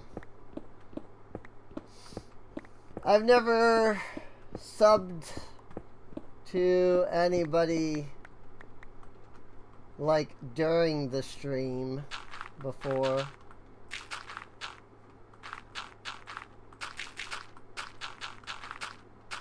I did sub to somebody once a long time ago. So, not giving you the option. I have no idea.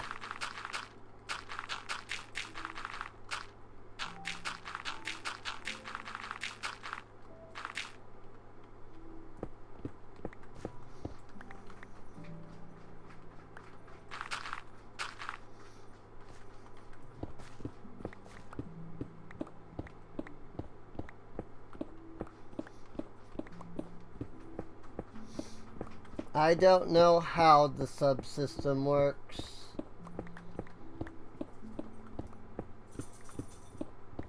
Most of the people who have subs have like automatic sub renewal, I think. Like Charmander, for example. Like, I never even get a notification for his subs.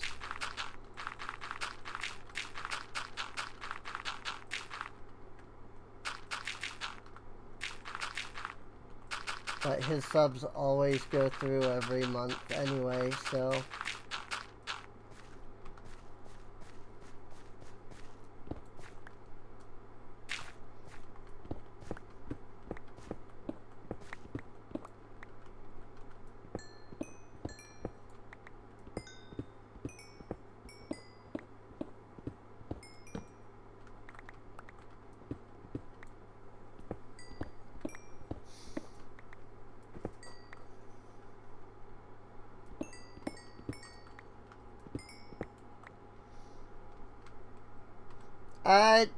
I think it should. I'm pretty sure Prime is what Charmander uses. I think both Charmander and Rin use Prime subs. Could be wrong.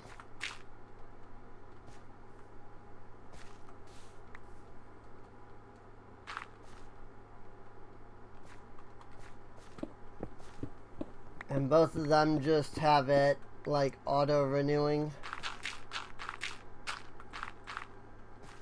If they don't have it auto-renewing, then maybe they just come in, you know, when I'm not streaming and renew it themselves. I don't know.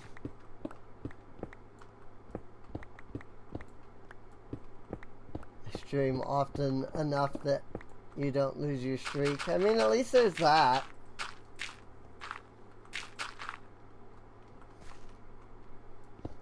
Yeah. It's not too big of a deal to me, you know?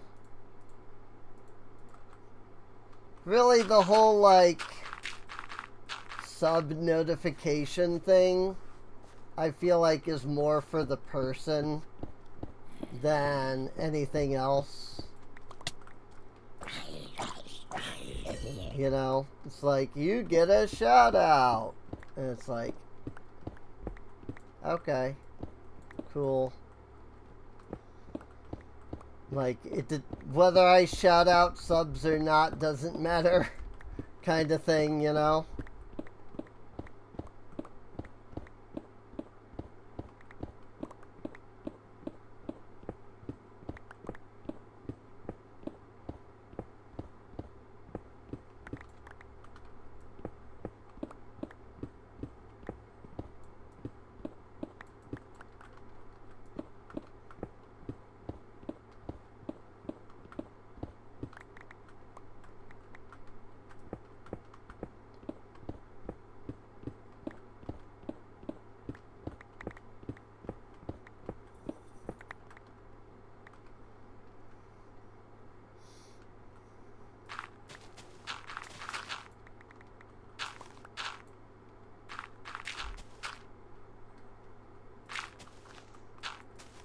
You just do it because you hate ads, right?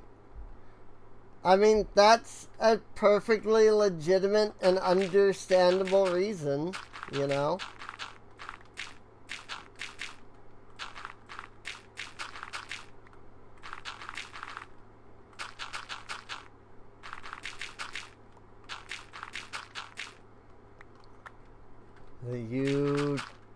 You don't get ads, and then it's like you don't get ads and you support the streamer, you know? Like, sounds like a legitimate, you know, thing to me. Supporting one of your favorite streamers is a huge plus. I mean, that's understandable. So, oop, and I'm out of dirt. Okay.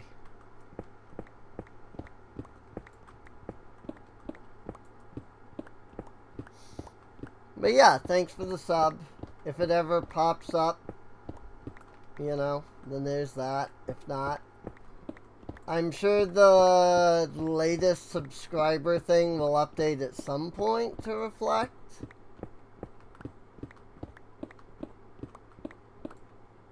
I don't know. I don't have control over any of that. That's all on Twitch's end.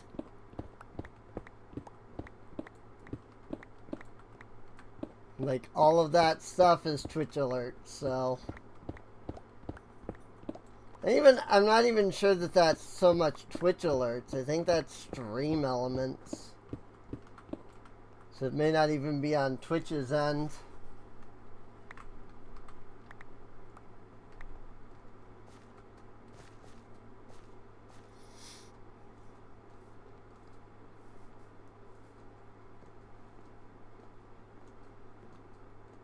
It still won't let you use the emotes. Huh.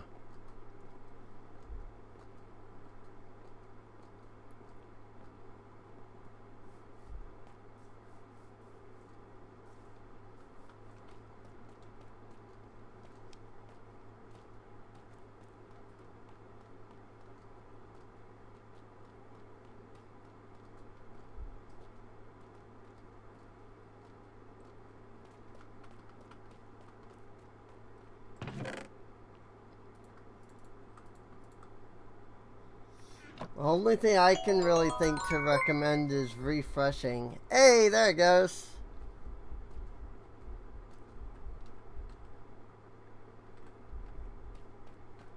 There's the sub. Now it should be counted.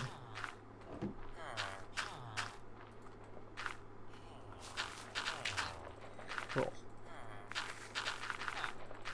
You can, in fact, compost moss carpet. Coolies. Whoopee! Hooray, hooray, it's working now.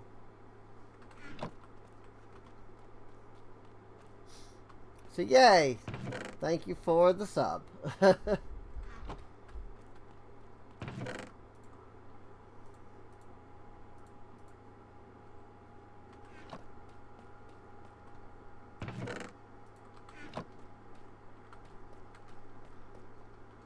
And remember, and for those watching the VOD, remember, these are streamed live.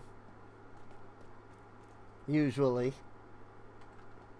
This was streamed live, at least. If there are live streams, you can come check them out if you want. Twitch.tv/Serene Inc.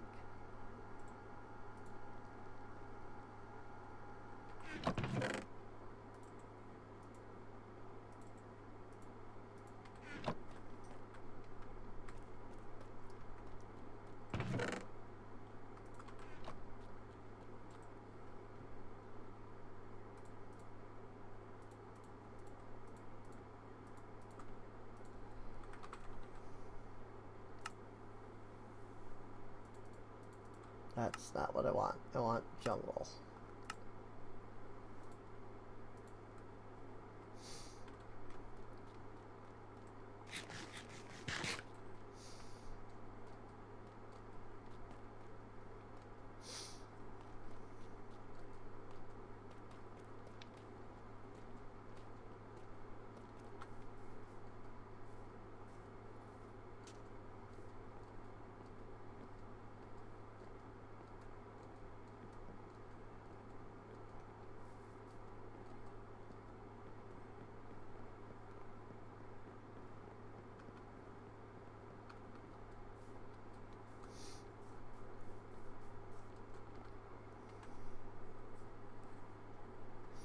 Yeah, sometimes I forget to remove the overlay when I do the pre-records.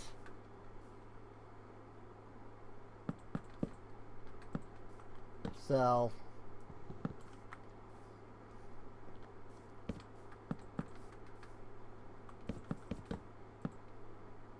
that's more just because I forget than like me doing that on purpose. 3, 4, 5.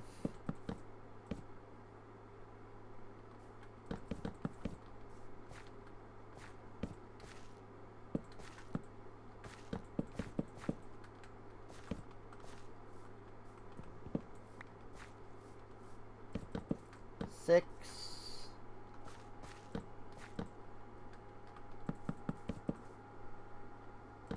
7. It made you wonder why you weren't there a few times. Oops. Yeah, I try to remember to turn off the overlay when I do the pre-records, since, you know, it's basically just a big black box over part of the video. And it kind of looks bad, in my opinion, just having the big box there. You know, on a pre-record, specifically. But sometimes I just, like, turn on OBS and I record, and then I look back and I go, oh, crap. I forgot to turn off the overlay. Like, once I've recorded it, it's not like there's much else I can do about it, you know?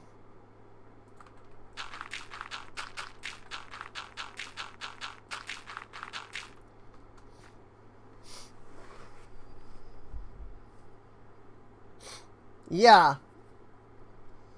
Like, it's good when there's somebody, you know, it's good when there's, like, a chat. And it is transparent enough that you can, like, see through it just fine, but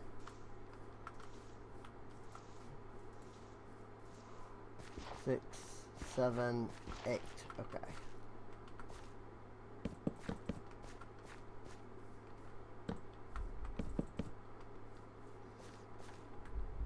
Cool. 1, 2, 3, 4, 5.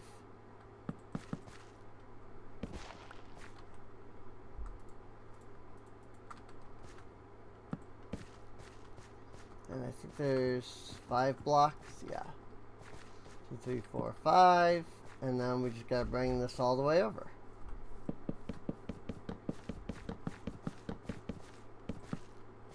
Like so.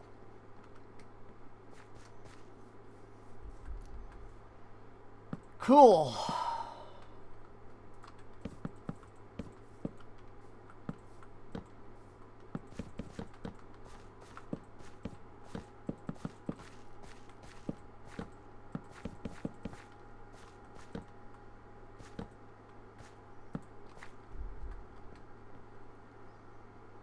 And then for now,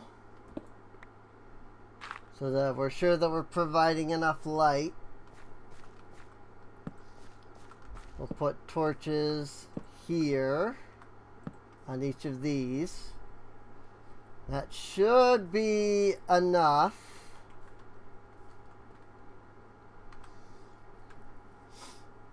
And then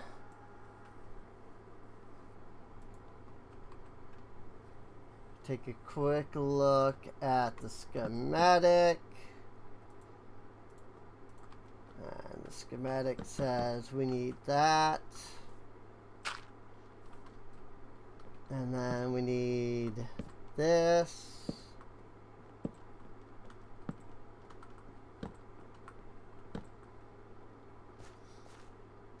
It's going to be a barn for the sheep.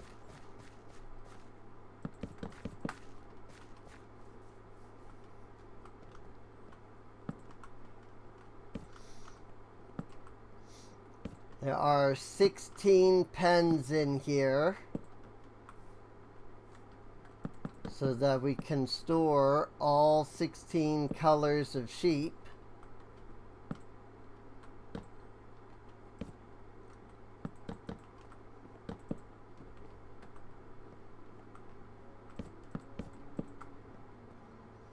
But also each color can have its own little area. Then they're not getting mixed up, and then we're trying to figure out, like, where is the red sheep, or, you know. Instead, you just have all of the colors in one spot.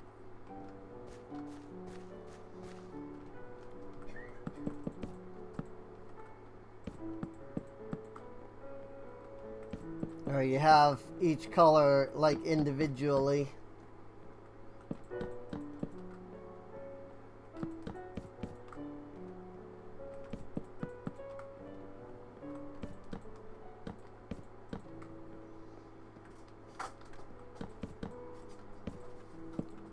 Like in their own pen.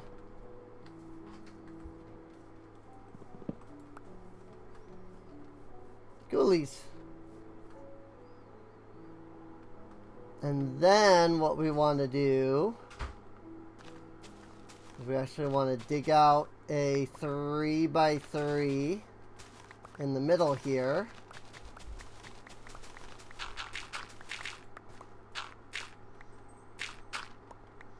That is going to not be dirt.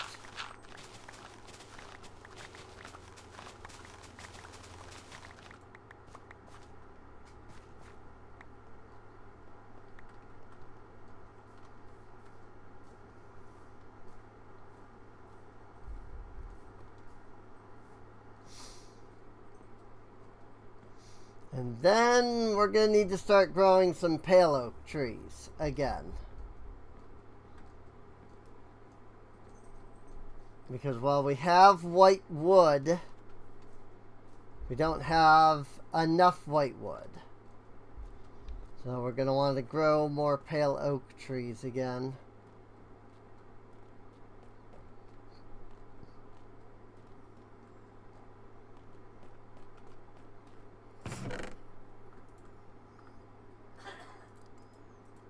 I wondered if I might have had too many planks.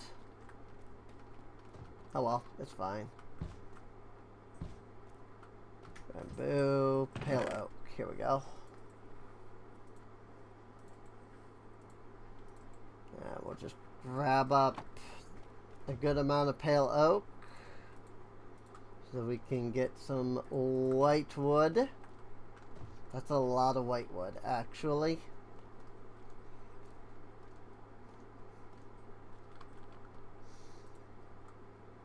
Like, that was actually a lot more white wood than I assumed I was going to get. And then the other thing we need is glass, which I should have some over here. Not an overabundance of, though. But I can kind of stretch our glass a good bit by doing that. And we might actually have too much now, to be completely honest.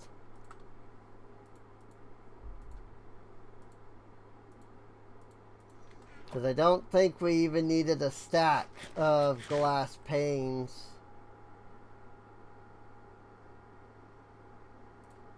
That's my pork chops.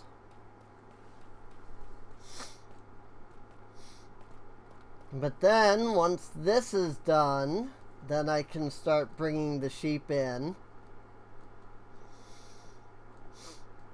And once we have all of the sheep in here, we can start, like, dyeing them and getting them set up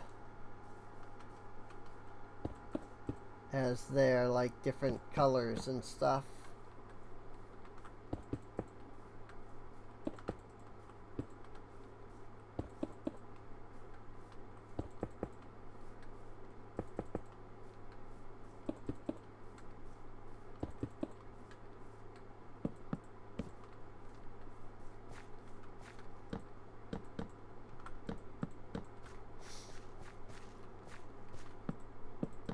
And yes, I will fill in the actual, like, ground there.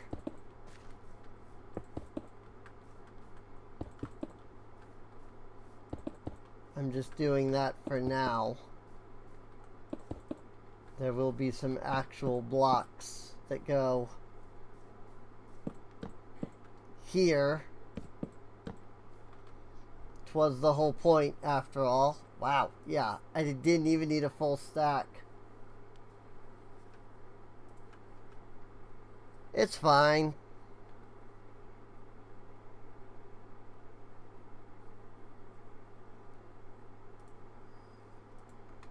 So then we need 4 level, or we need 4 blocks up.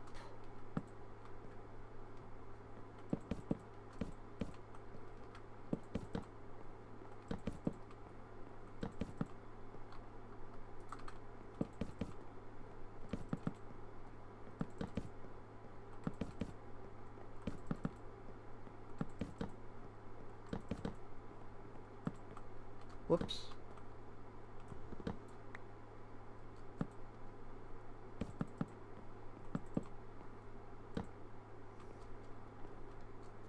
This is the first time that we get to build this with the pale oak. Still no black wood.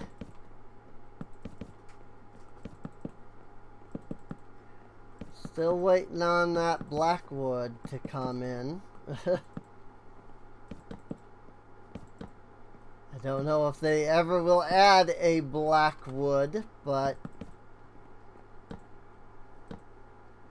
if I'm going to turn this into a fully wooden structure, that would be the next thing we need.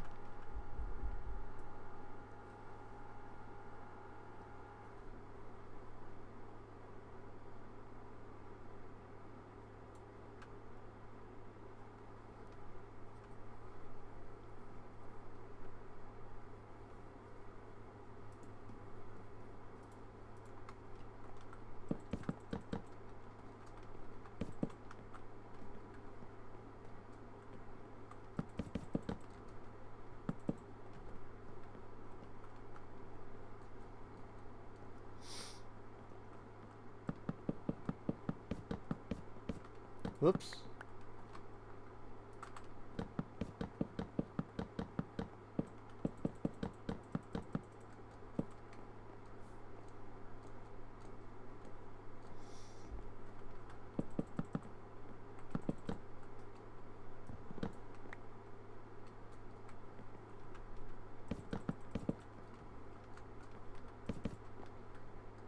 As it is, though, the entire roof of this structure for now is just gonna have to be made out of wool.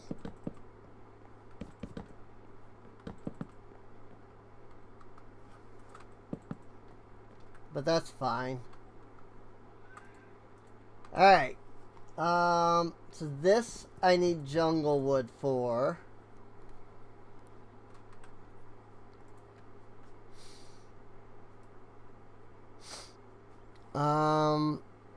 And then from there,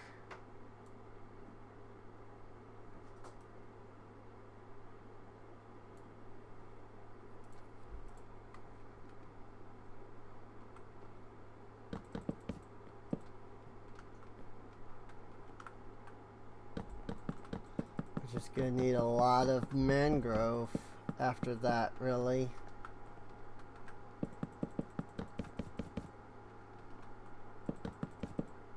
Whoopsies.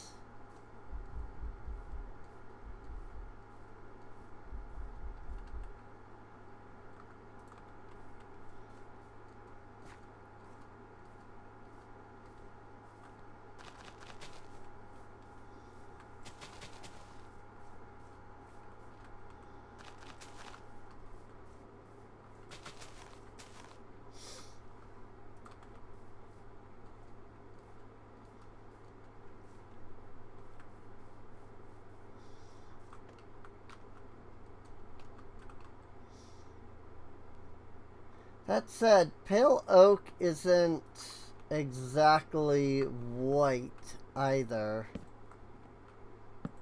It's more of a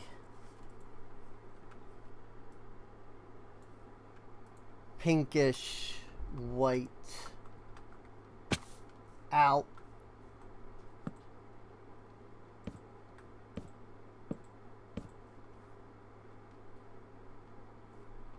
You could even say that it's a pale pink.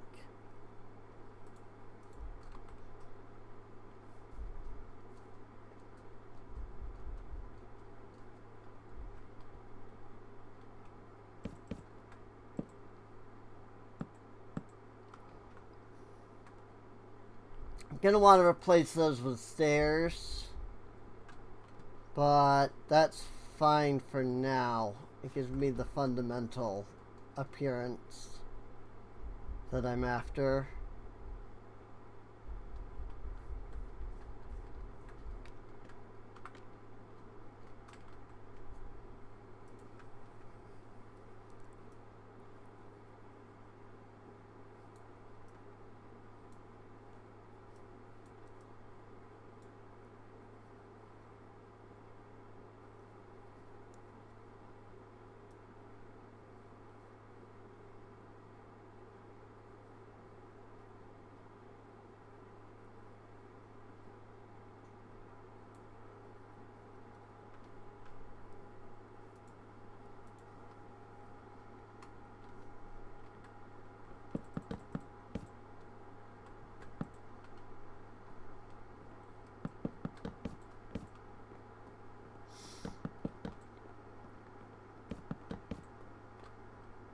Oh, and that's all I've got in the way of my mangrove.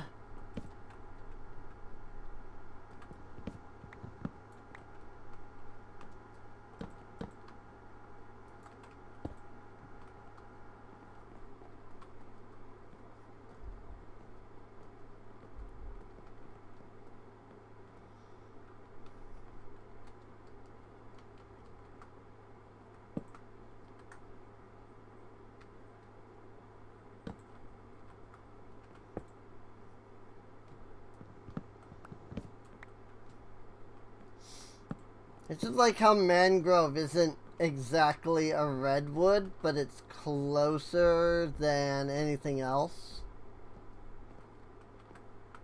So, even though I would prefer more of like a bright red color, this will still work.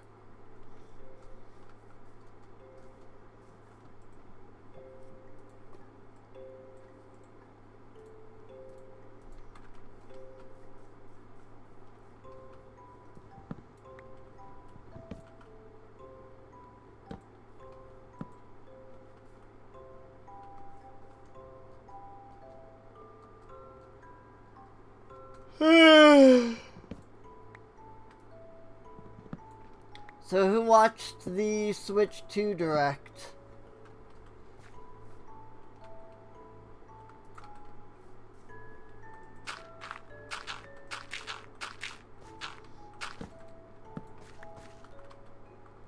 I did. No, I mean, I made a whole video out of it, so I mean, there's that.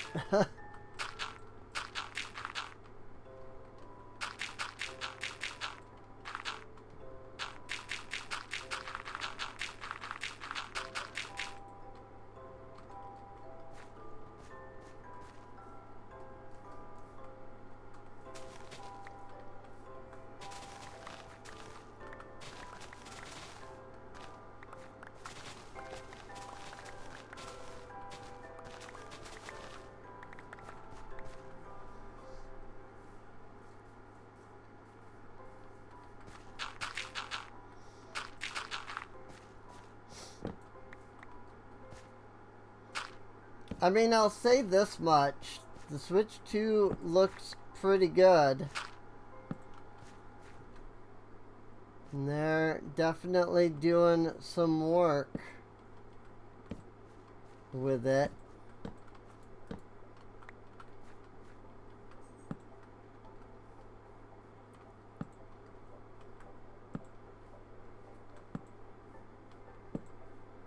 Still shocks me that it's called the Switch 2.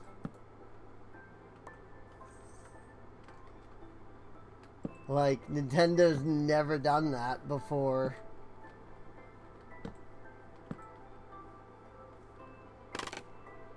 Like, the closest to something like that that Nintendo's ever done is the Super Nintendo.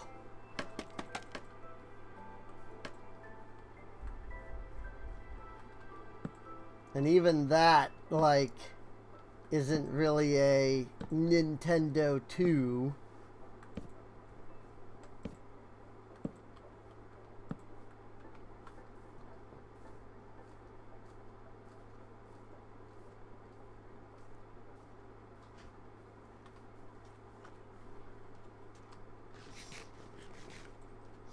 But we'll see. I mean, it's certainly much better than, like, the Wii U by name. And it does, like, inform people that it's a separate console. That was sort of the issue that they had with the Wii U, was people were confused by it. Is it just like the Wii?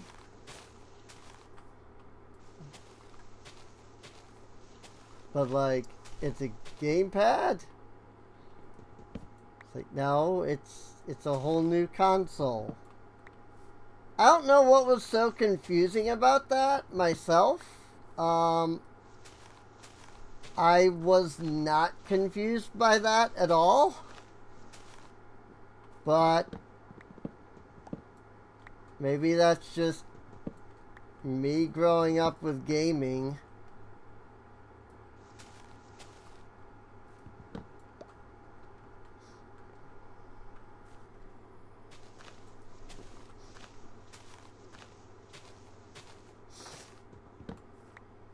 Like, I grew up in the days of, you know, the Super Nintendo and the Sega Genesis.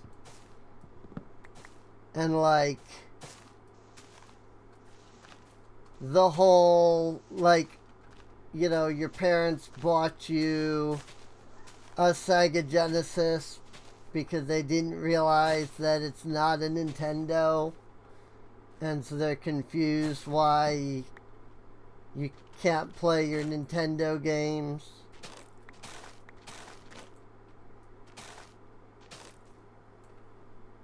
Like, I don't know. I grew up in that era. I went through that.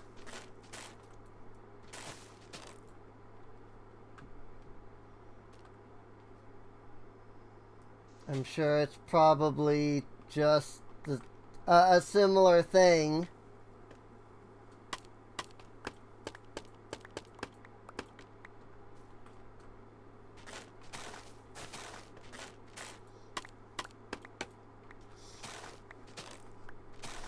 If I ever become a mother or grandmother, and I'm like, you kids, your Nintendo, like, shoot me. I'm sure that, we're far along in technology that something like that's probably not gonna happen, but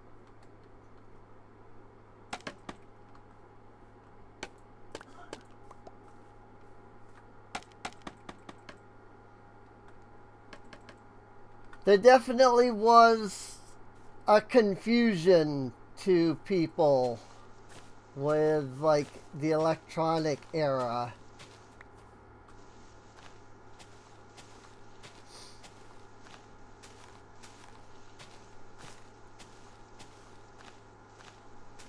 And as much as I hope that such a thing won't happen in our generation,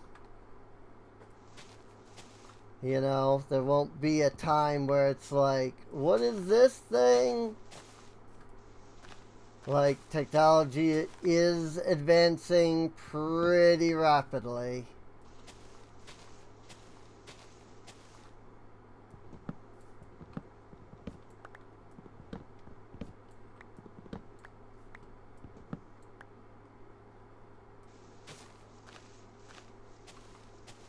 I'd like to say that I, keep up with science pretty well.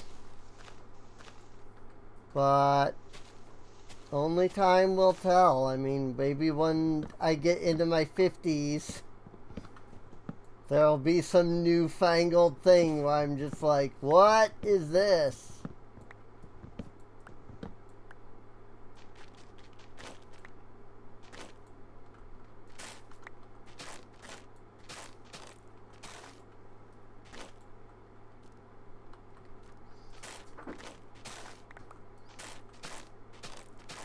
You darn kids these days, we didn't have dingle snops back in my day.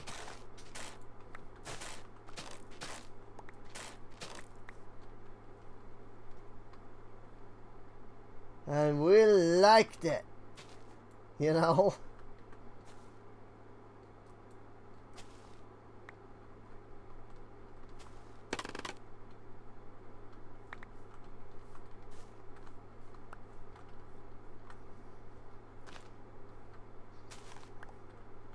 I don't know, I'm pretty preferable to my dingle snop. Like, it's kind of nice to have a dingle snop. I won't lie.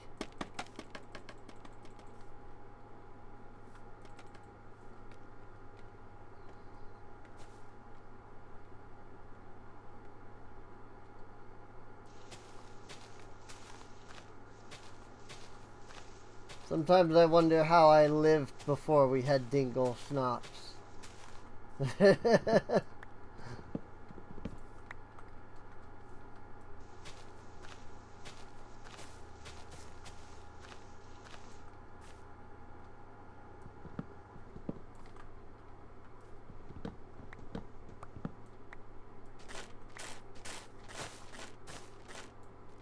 Well, that seemed like all of the logs up there in that tree. So here's hoping that I'm not wrong on that.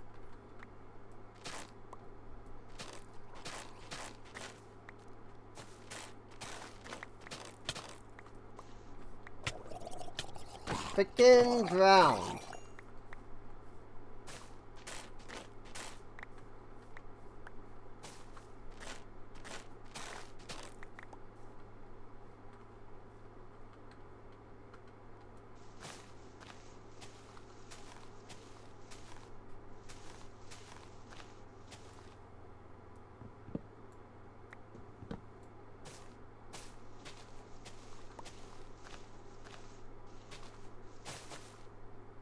Please, Mojang, give us a way to stop drown from spawning.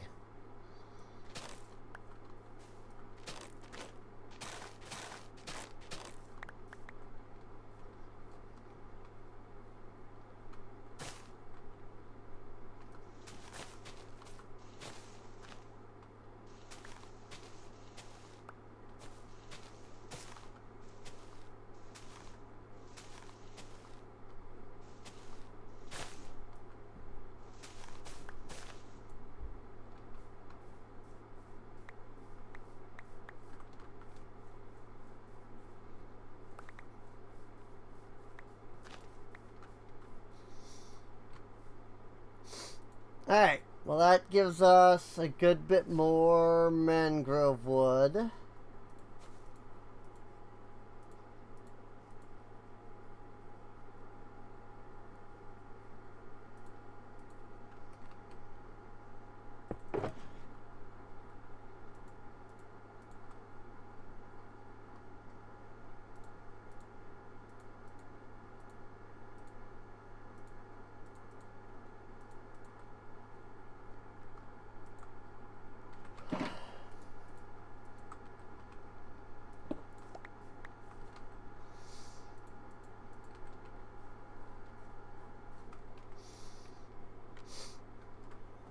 Now we've just gotta grow more trees, really.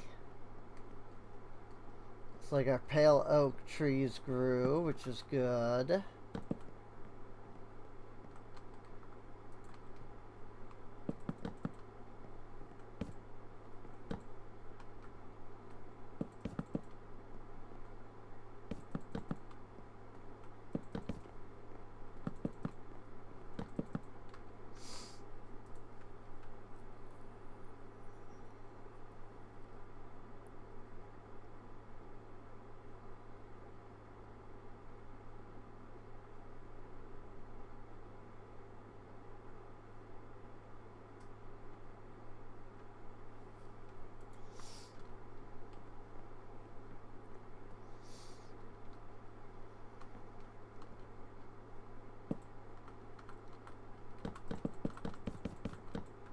And we can do a little bit of this.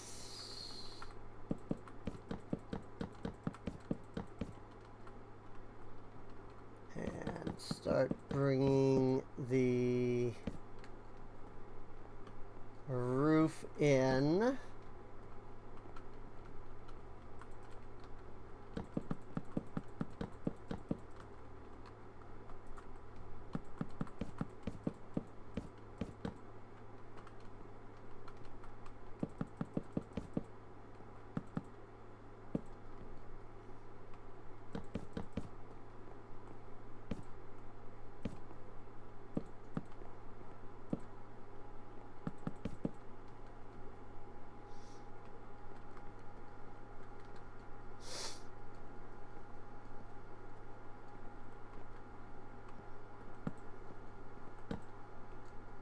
Oops.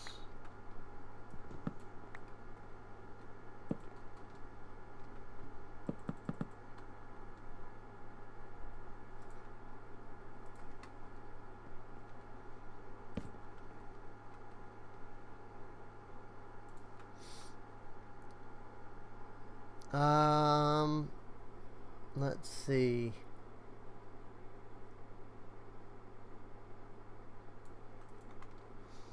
Oh wait, there's supposed to be 2 blocks here.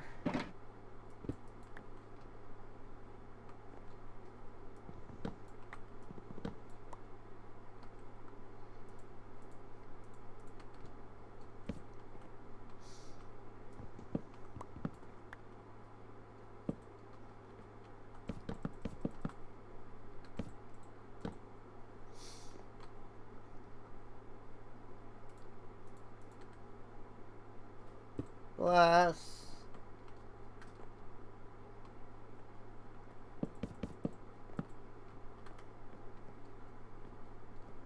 And then, of course, I'm going to need more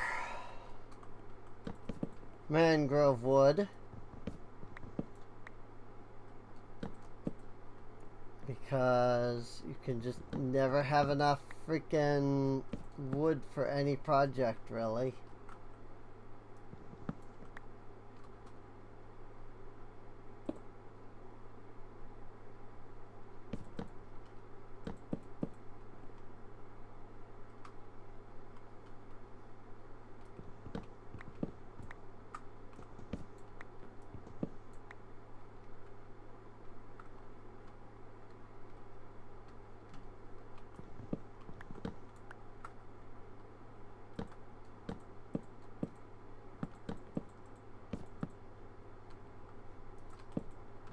And there's not much in the way of an easier method to obtain this.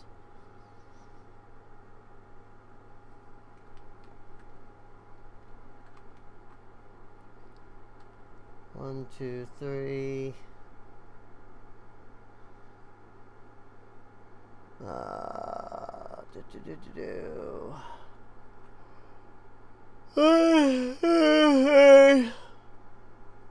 Yes. Sorry.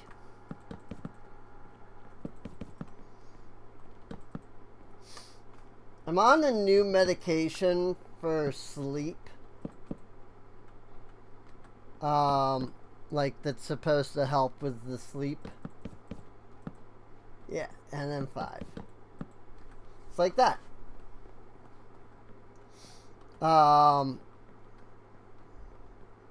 Just, you know, it takes time for it to, like, fully do its thing.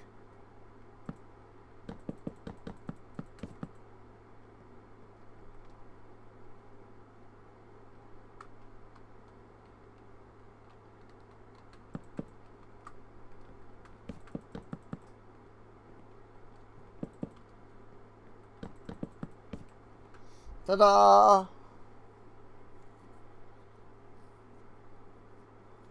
And with that, I really do just kind of need the mangrove wood now.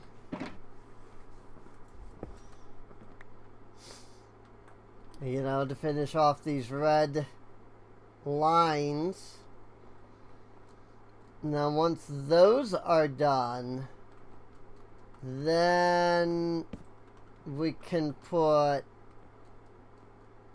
the roof, which is all black wool. It's all black wool. There's definitely a piece of wood up there still. That's so annoying. Freaking, I hate mangrove trees so much.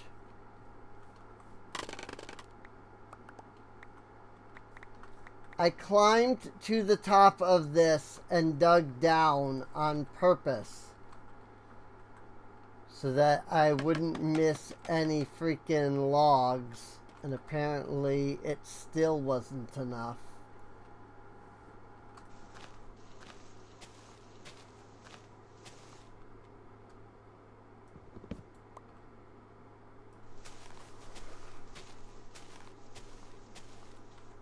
Okay.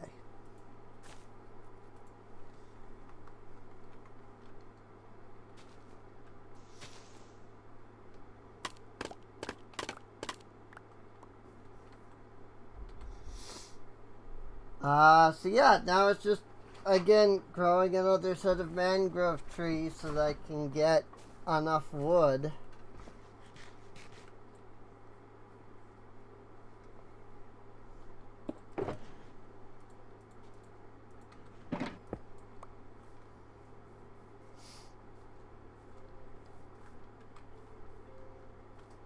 I guess I can just I guess I could just grow them here again. It's fine.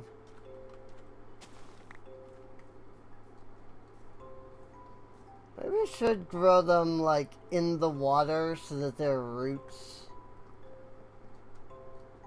aren't as obnoxious to deal with.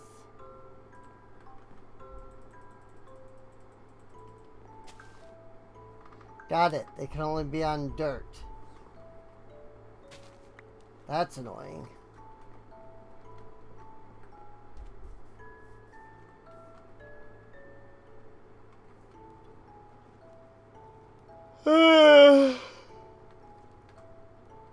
I bet dirt and mud.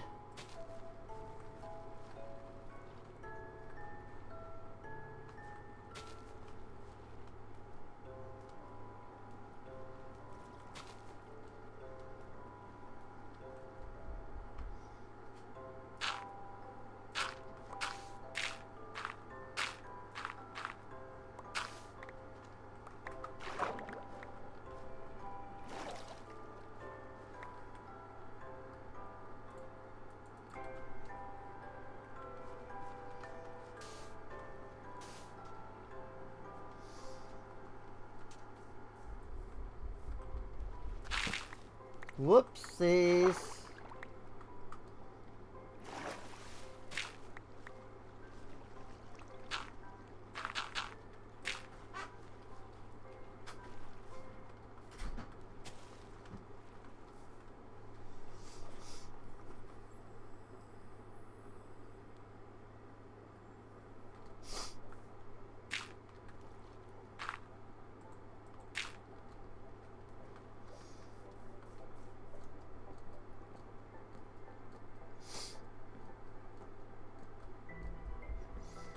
So now, I guess what we can do is start working on trying to move the sheep around. That's going to be an absolute pain. Like moving the sheep around. Because there's a lot of sheep.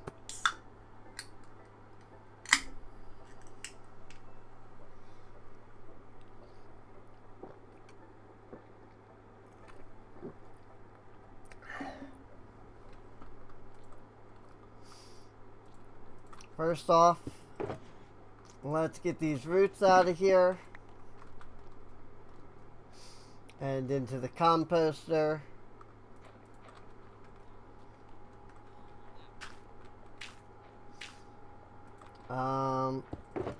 Let's see, also the moss carpet. Let's get that going too. Since I don't need that.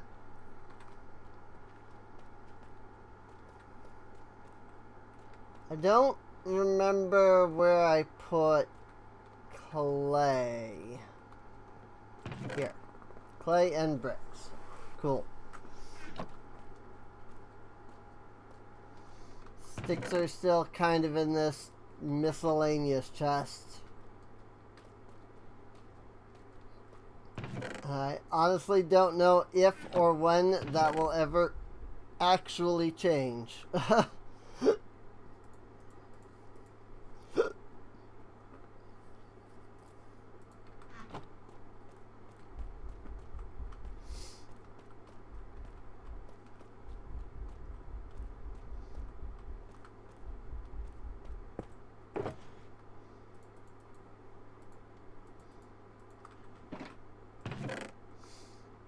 We can go ahead and throw these in here.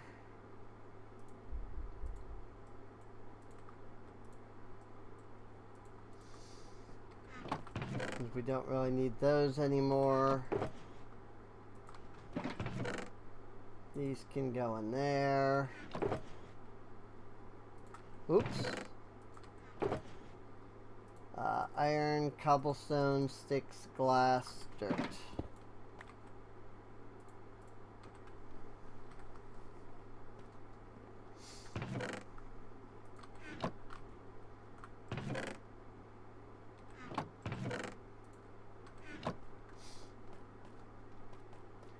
If only you could compost rotten flesh.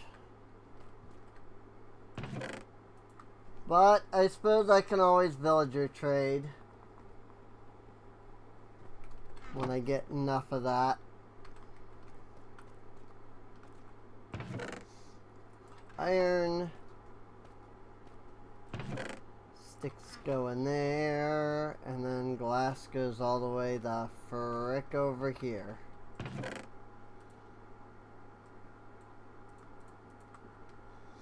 Coolies. I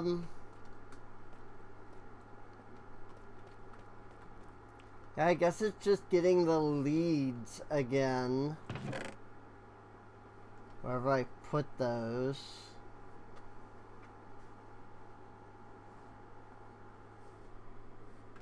Alright. I kind of just tossed them into a chest over here, didn't I? Yep.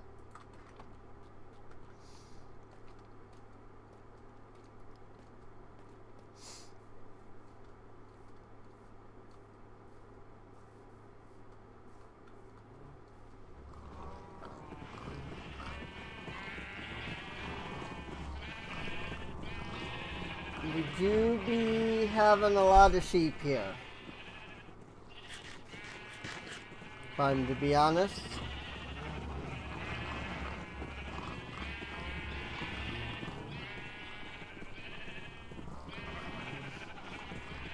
And I'm not sure of the best way to go about getting out only a few of these.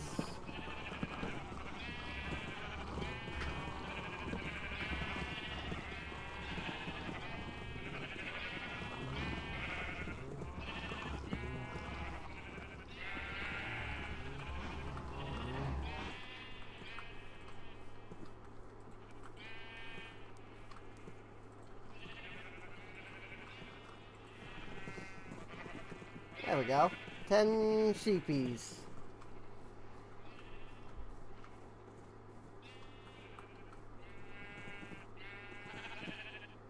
I am not carrying the jungle fence.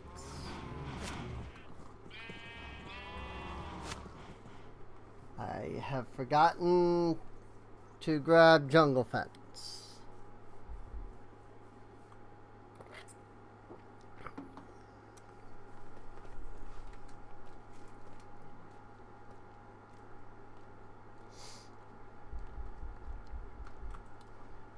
It's alright, this is a good time to sleep. I was just thinking sleep might be a good idea.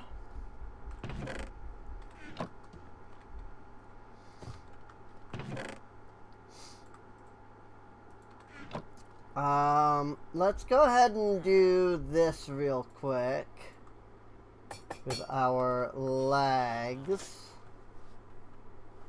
Got some netherite chest, netherite leggings. Not that these are much better, really, but whatever.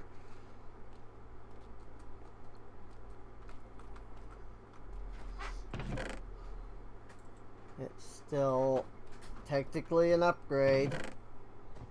I think we have like ancient debris or something like that to make like another ingot somewhere. I just don't remember where I put it.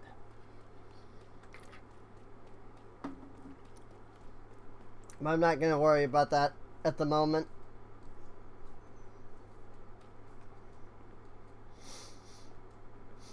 Especially since I only have one template left to begin with. Whoops. I forgot to grab the sheep.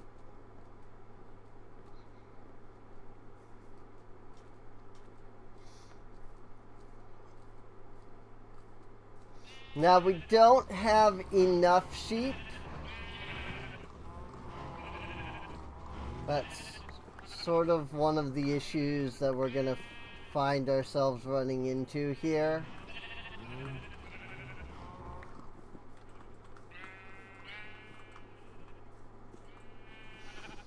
Is that we don't have enough sheep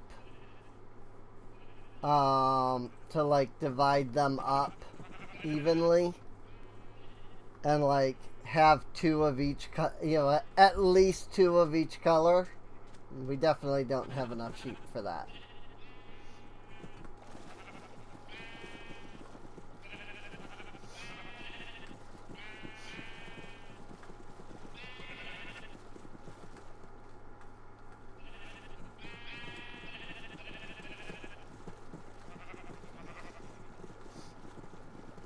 But we have 10 sheep, and we can divide that up into 5.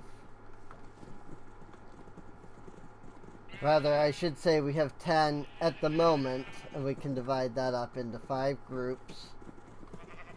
And that will give us our primaries of like white and gray, at least. So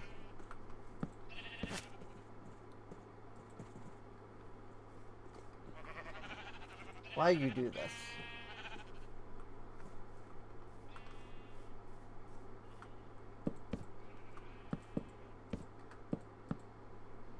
That was not at all what I wanted to do.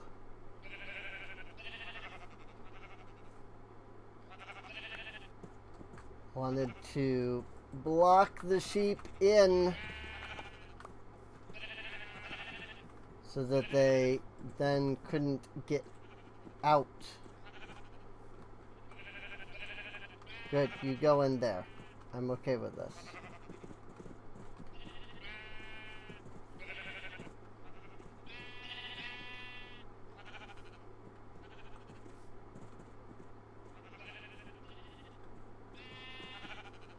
Now I don't appear to have enough sheep.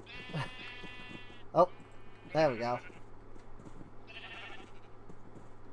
Okay. Attach to that. There we go. Now the sheep are stuck in here, I believe. Which means I can let them all go.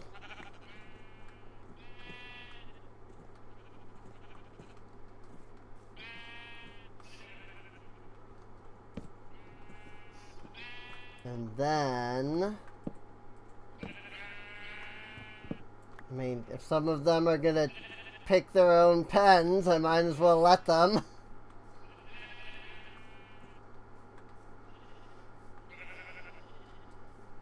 Sure, why not? Here, you come join this guy.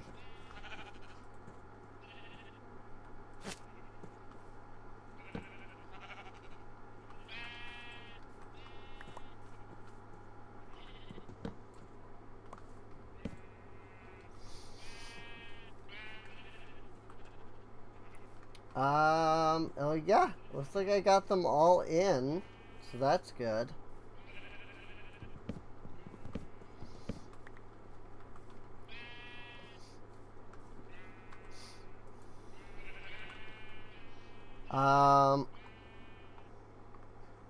Now the issue here is that we need to decide what order we're putting them in.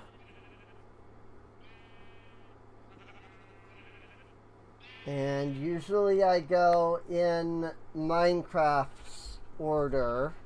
So white, light gray, gray, black, brown,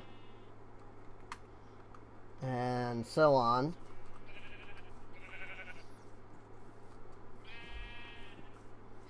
So I think that'll work fine.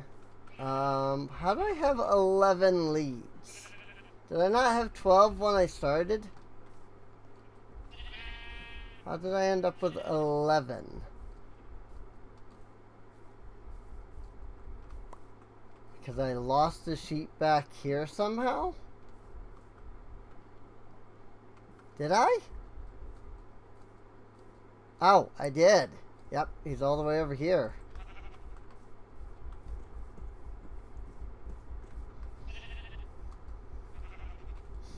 I see that now.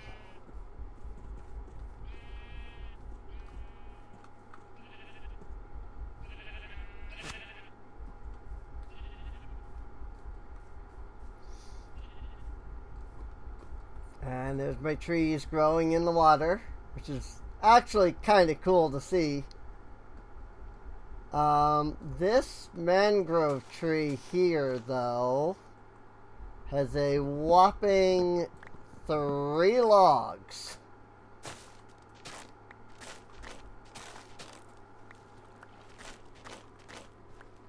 That's not annoying at all or anything.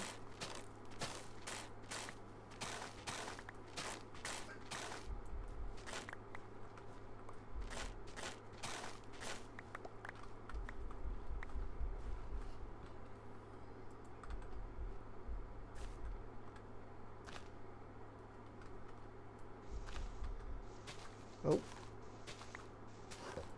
That propagule was not fully grown. Nope. But that was apparently. Wherever that one came from.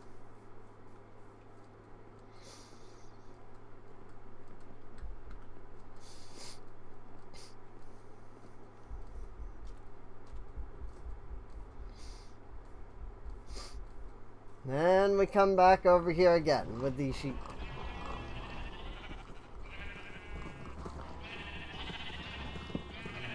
And we let some loose.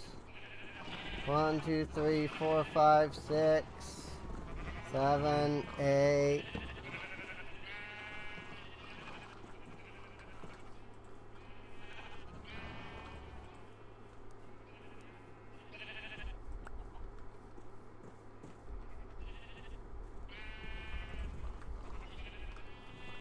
Eight is fine.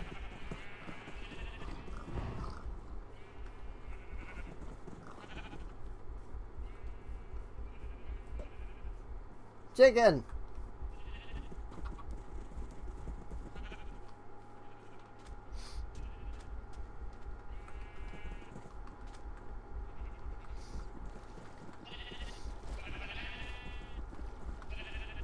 We actually got a chicken from an egg.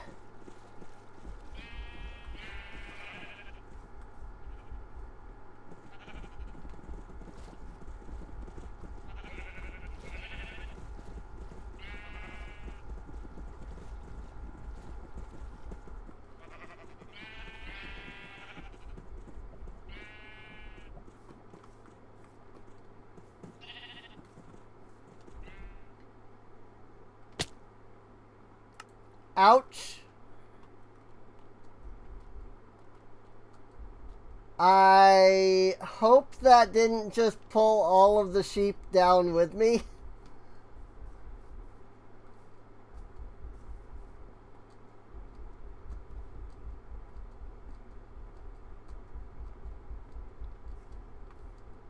It does not look like it.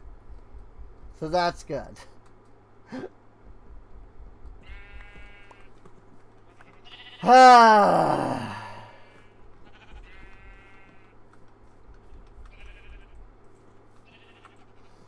Apparently I yearned for the mines.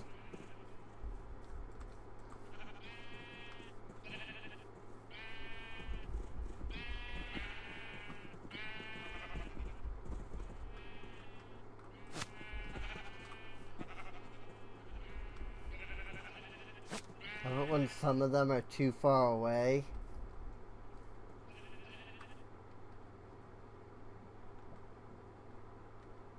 All mine, no craft. Right? Just making sure I don't have any runaway sheep. Felt like I didn't bring all of the sheep with me that time. But it doesn't look like it. It looks like we're alright. Bonk. Be free for a moment. You see, now I've only got 10 leads.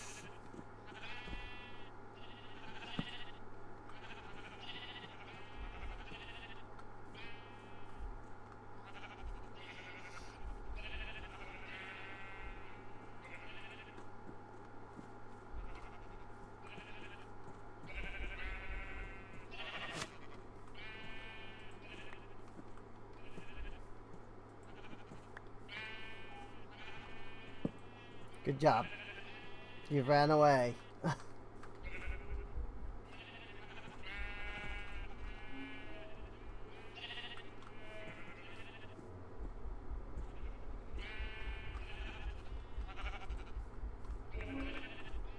Oh.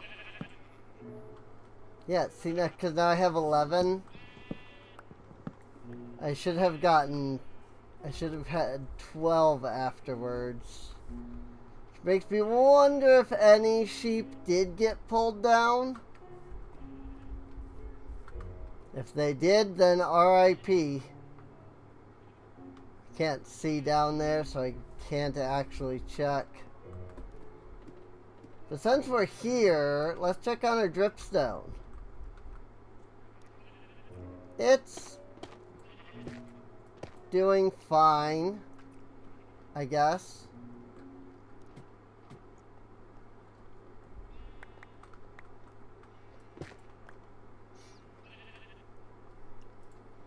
Like, we got one more slot out of it.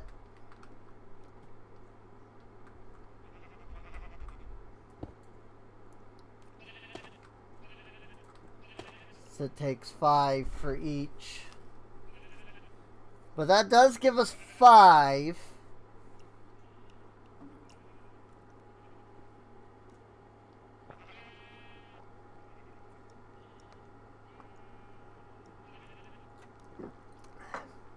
So hopefully that will allow us to get more. Each time we get more,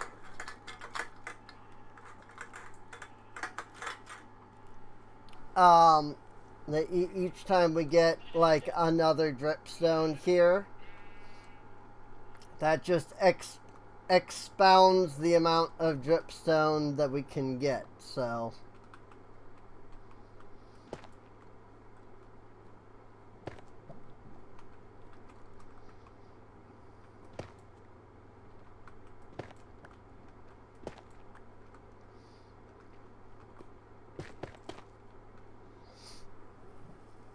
move those so that I can have them filling in another set of cauldrons.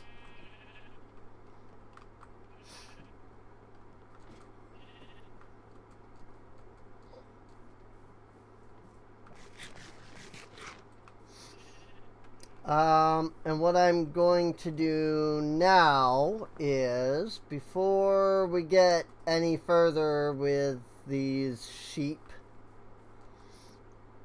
aside from just sleeping, I'm going to make a few dyes.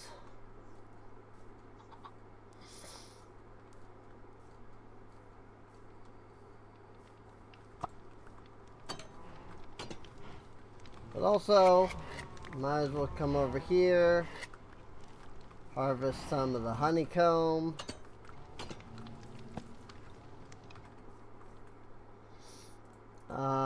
I definitely don't want to use the mangrove wood to make more.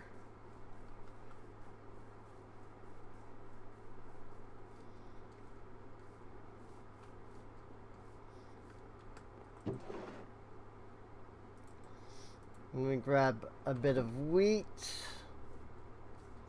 for when we go back to the sheep so that we can start breeding some. In fact, here.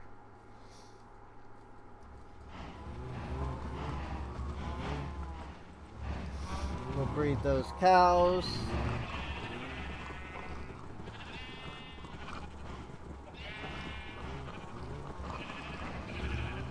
And I see no reason not to breed the sheep that we currently have.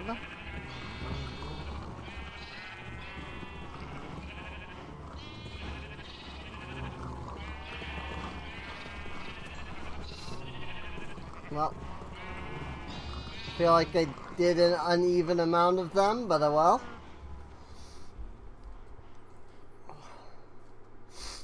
But that should get me a little extra sheep that I can start moving around.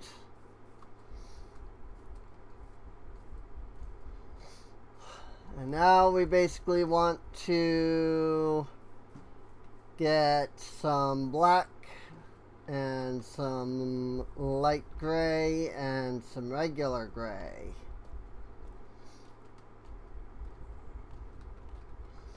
I guess ink sacs are probably the only thing that actually gives black. Other than like the Wither Rose.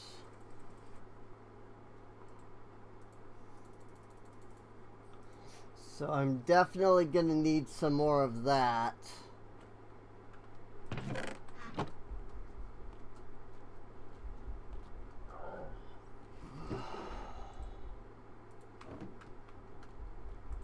Bone meal can make white.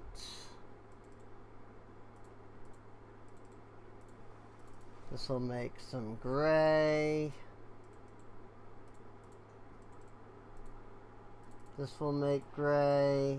And then this will make light gray.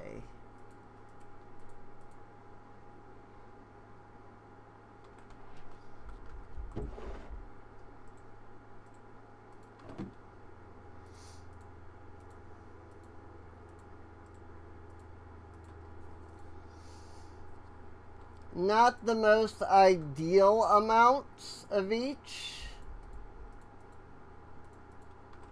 but I also don't entirely know how many sheep I have over there. I think I only have like 4 at the max of each, maybe even 3. So this might be enough dye to handle at least dyeing like the light grays and the gray and the black sheep. And then once I dye them, then I can just breed them and they will retain their colors, basically.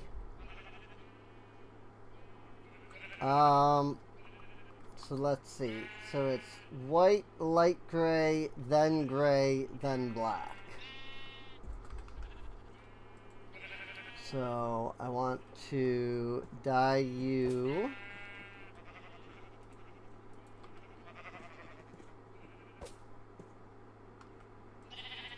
So we get the light grays.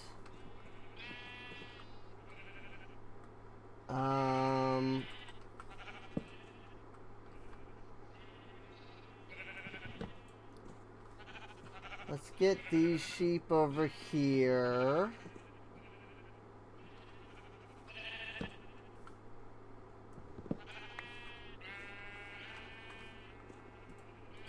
So we have our grays.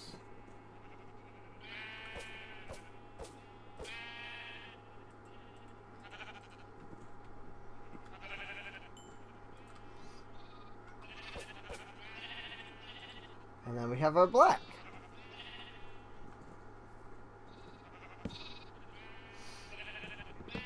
You two will need to be brown, so let's get you over here.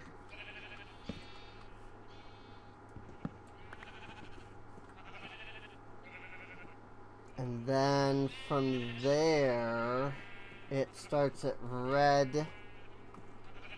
So then this is red, and then that would be orange, and then these would be yellow.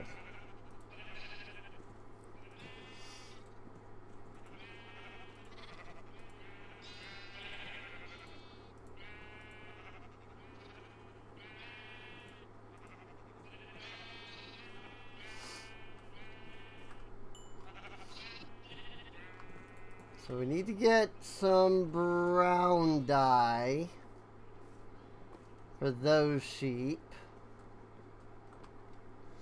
So I mean, it did technically work out, you know. I didn't use up all the light gray or all of the black. So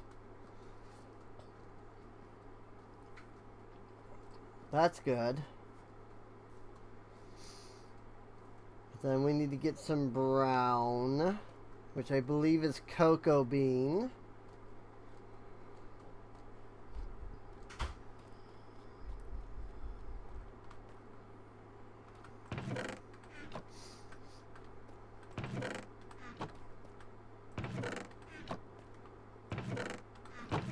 That's amethyst. This is just honeycomb. which I need to do more with. This is glass. I'm just checking to see if I have, like, dyes anywhere already before I go, you know, doing anything.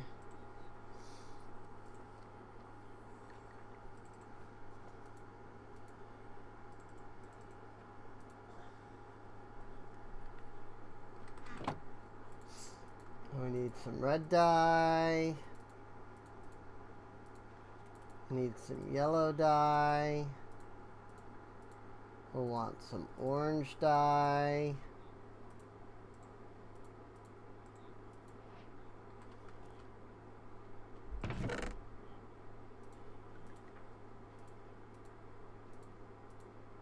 I'll put these in here for now.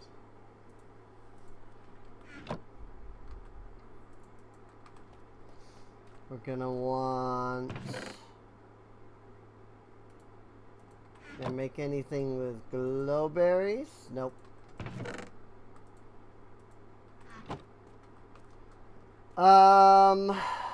Jungle should have brown, because it's cocoa beans. Green is cactus. And so is cyan.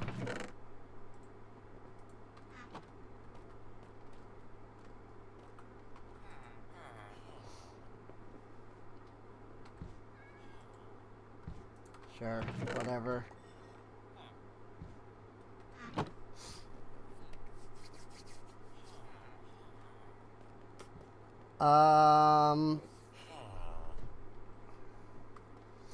And there's blue and light blue. So blue. I think cyan uses blue. And light blue is going to use blue.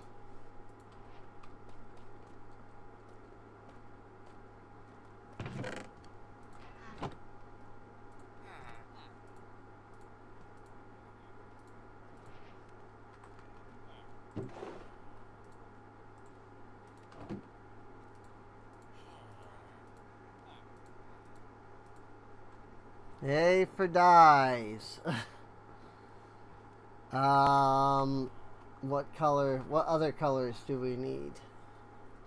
Lime, purple, magenta, and pink.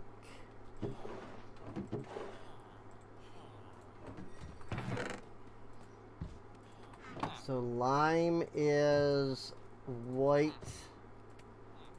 mixed with green.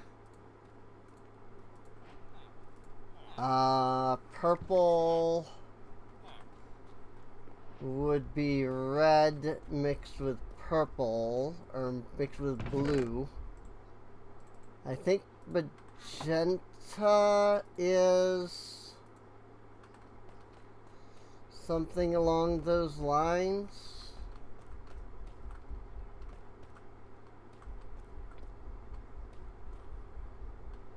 Like, don't you make purple and then mix it with like white or something like that to make magenta?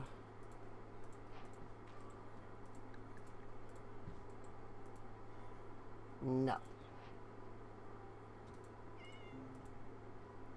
Red and white make pink.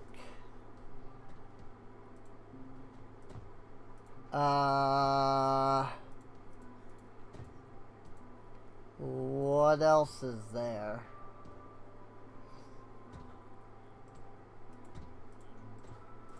White and green for lime. I had lime already. Red and blue make... I have purple already. What's magenta? Oh, purple and pink. Oh, okay.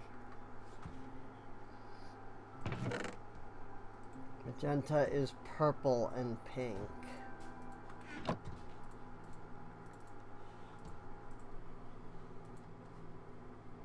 So I'm actually going to need one more red so that I can make another set of purple. So that I can mix it with pink to make magenta.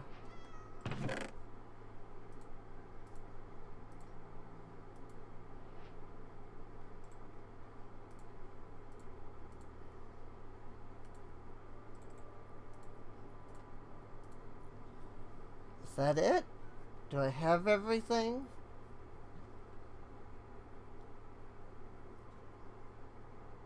We've got red, orange, yellow,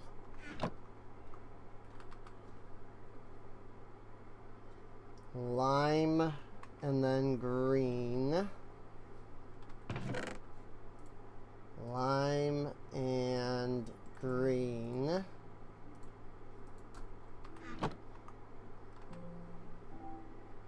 Cyan, light blue, and blue.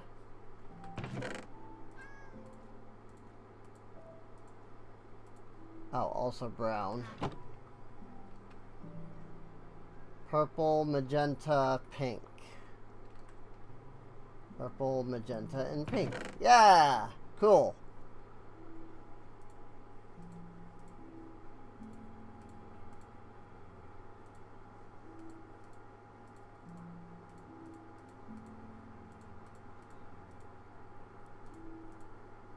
So yes, we have every color here.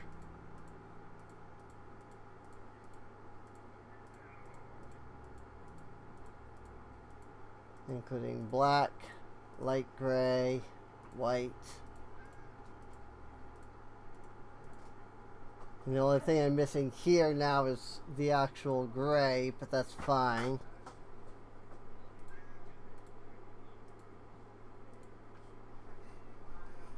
Okay.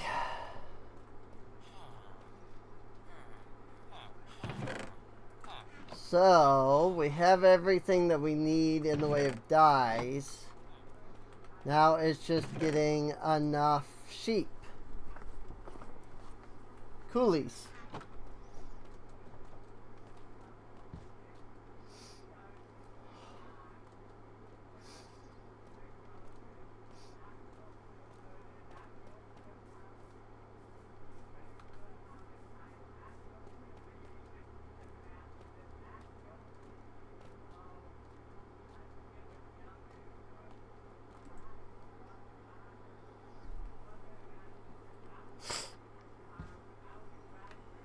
So yeah, now the fun part is just figuring out,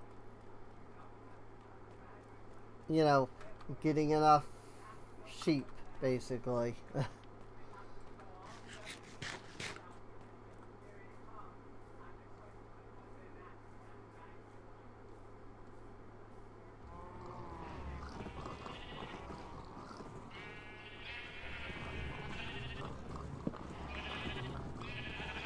One, 2, 3, 4, 5, 6, 7, 8, 9. Good enough. In case you're wondering why I have two, it's just in case I can't place there, I can place there and block them from getting out further. There is a method to my madness.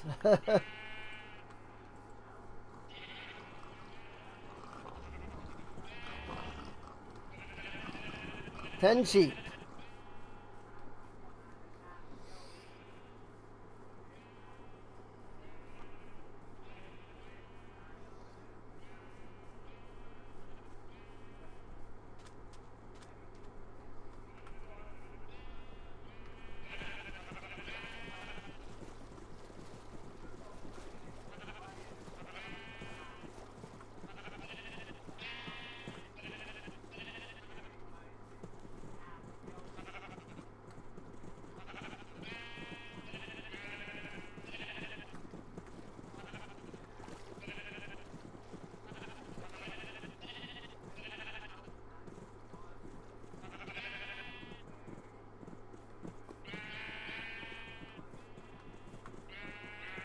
Let's not fall down the mine this time.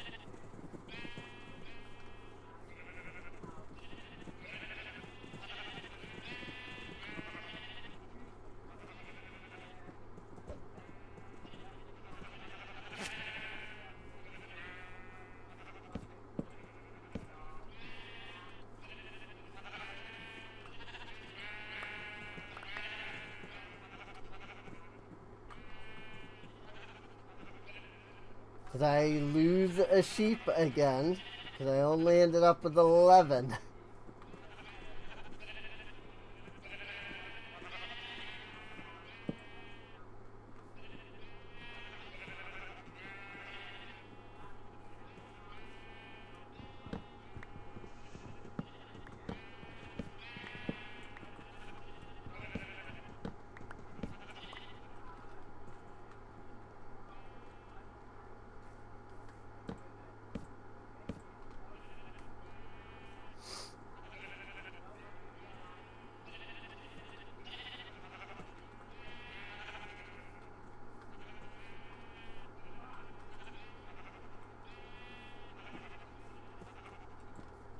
You two come in here.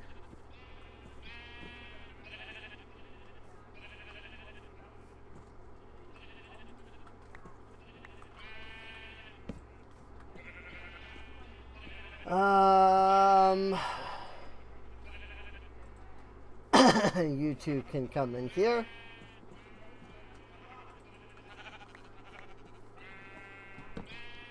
Nope. You two can come into the next pen.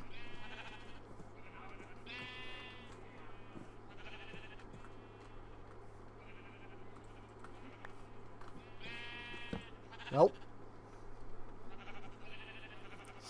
Cool. We're doing good, actually. We're getting there. We might have more than enough sheep already to fill all of the pens.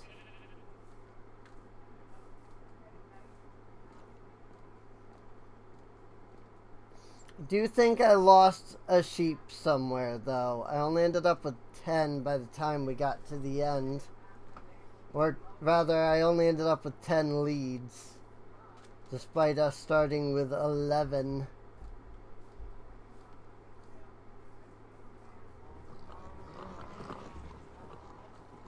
But it's fine.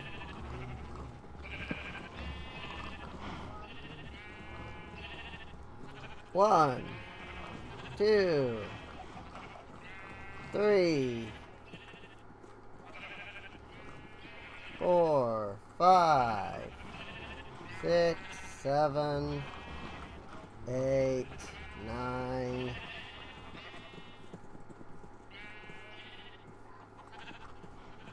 10. And a couple of other sheep got out, but they shouldn't travel too far. Should be fine.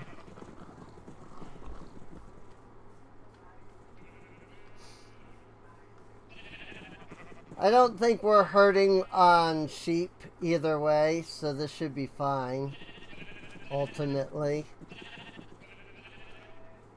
Like, worst comes to worst, I can always move sheep around and breed more. So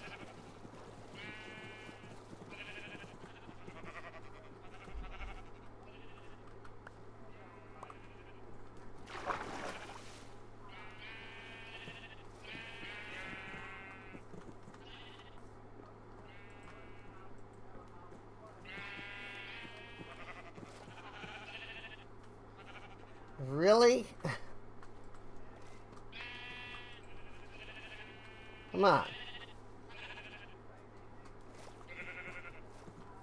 These two sheep will not move now.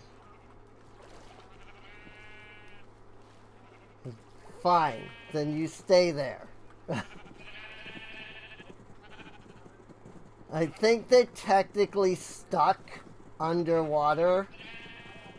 They might drown, honestly. which would be a little sad. But there's not much I can do about that. I can probably try to get them moved with maybe some wheat later.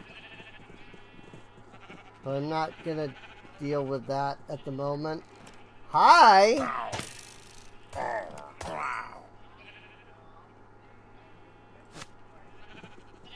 Pillager trying to freaking steal my sheep.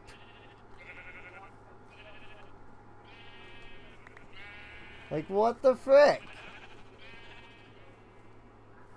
They just randomly spawned inside of there. Oh, hey look, sheep.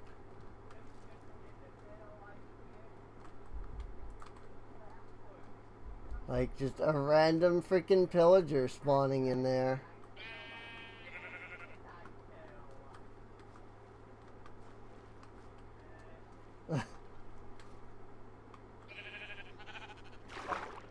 Come along now.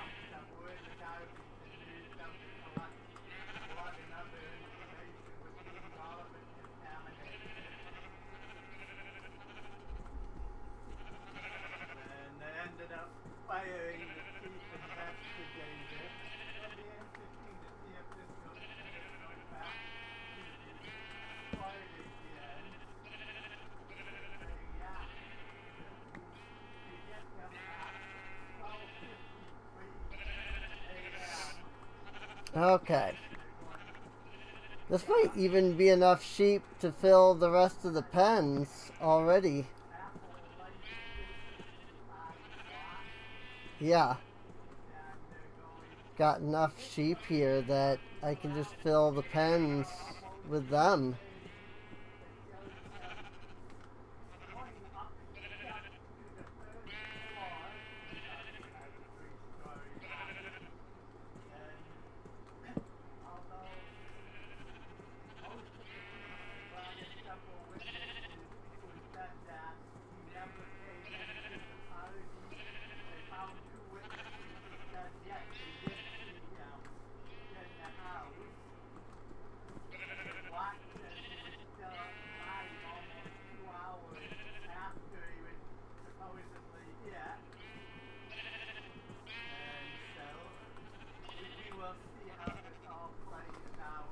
And I do believe that's all of them.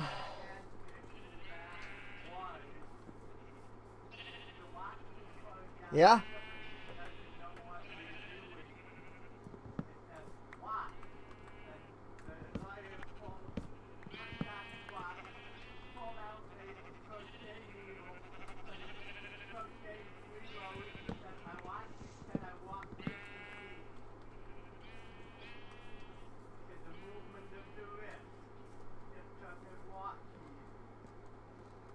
All right. That is enough sheep, actually. We have all of our sheep now. Now we just go back, grab our dyes, and put those in.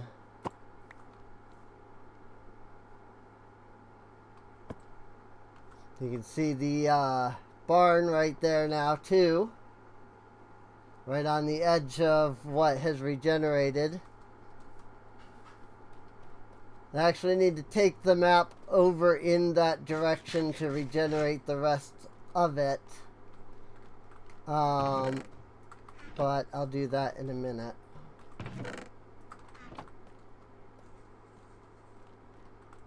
We'll do a quick sleep, and then we'll grab all of our dye. And we'll dye the sheep. And then we'll breed them. And somehow they'll just keep their colors. You know, because that makes perfect IRL sense and all that. Minecraft.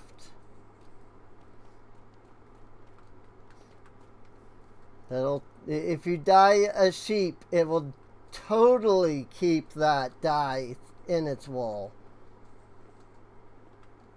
Yep.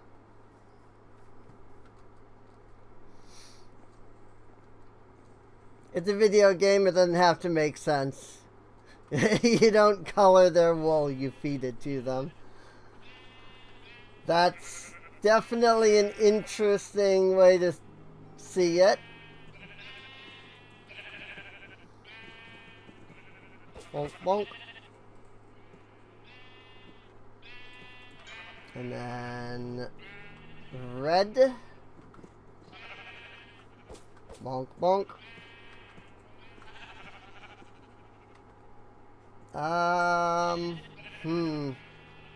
Okay, technically still have a white over there. I'm gonna have the same issue here.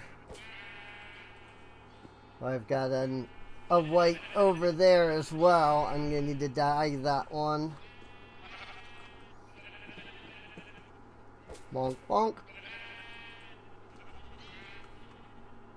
Make it a baby.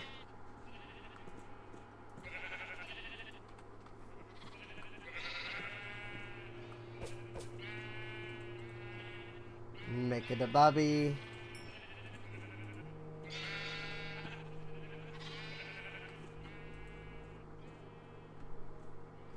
Sheepy.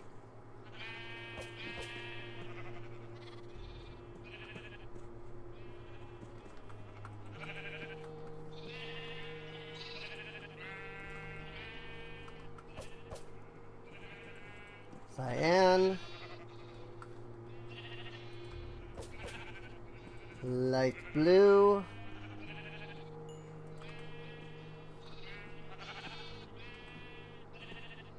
Oh. Yes. Regular blue. I was like, wait a minute, I have 4 sheep left and 3 dyes. Because I missed blue.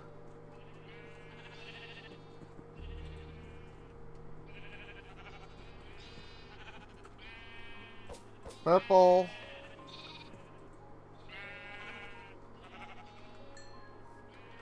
Cool. Magenta.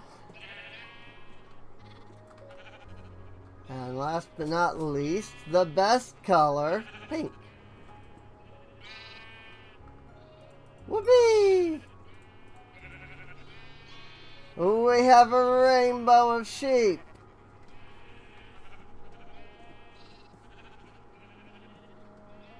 Very cool, very cool.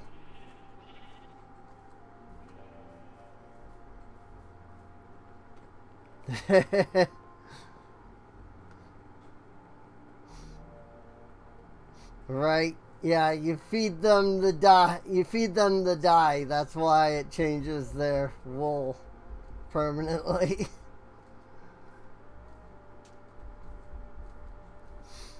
So that just means that all of these sheep are unnecessary.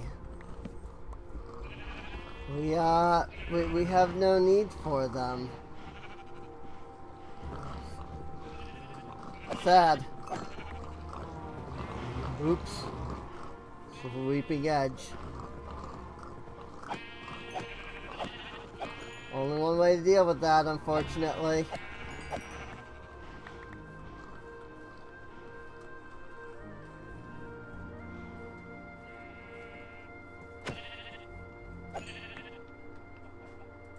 There we go.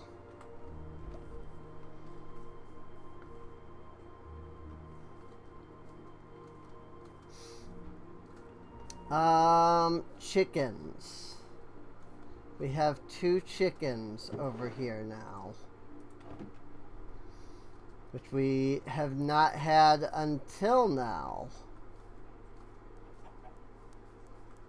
Which means I should be able... Actually, you know what? Let me just leave these guys. And we can bring them over here to the no longer sheep pen.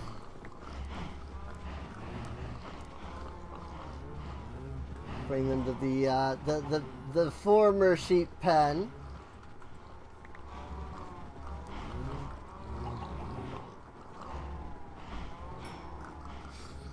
And pop, we get a chicken. Now, technically the best option here would be to create a method with which to collect their eggs.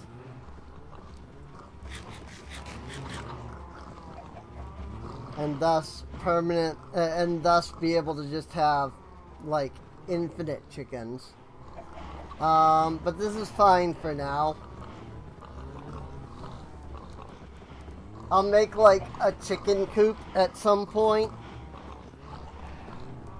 that has, like, floor made out of hoppers. And then we'll put the chickens in there. And then we've got pigs, and then we've got both types of... Well, we've got 2 types of cow. We don't have all the cows yet.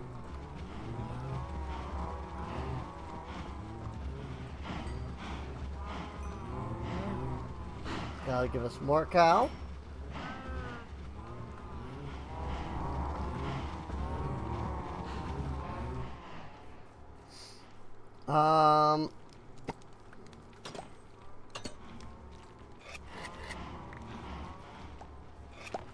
What I do need is to breed more of the bees here. I don't really have a good way of doing that with what's in my current inventory.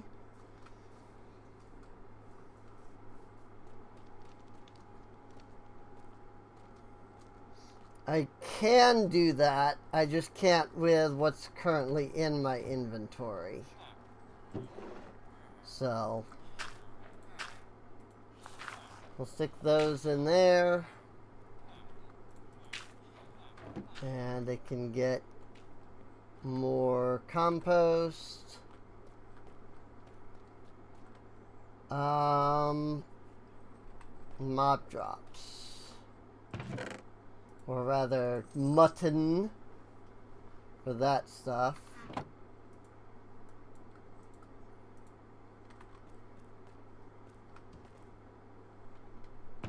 Wool can go in here. Though actually I think I'm just gonna make carpet.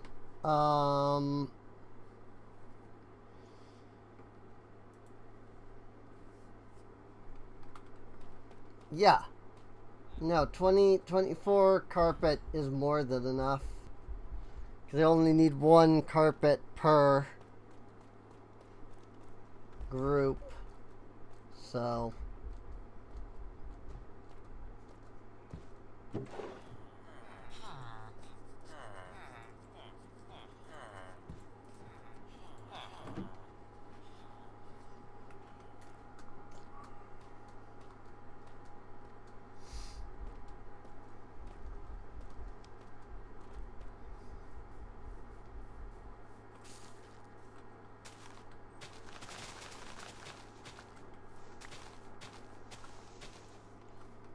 this is how we get flowers.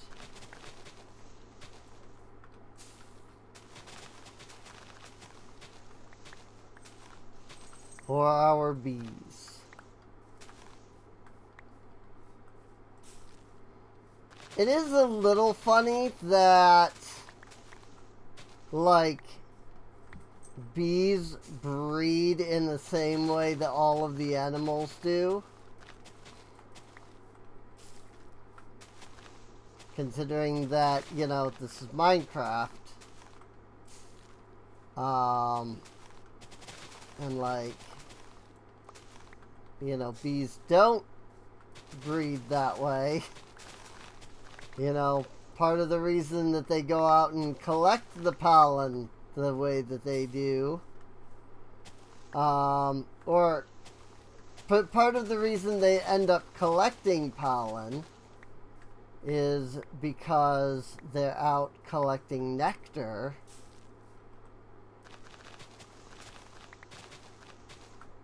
from the flowers, and they bring that nectar back to the hive and use it as food.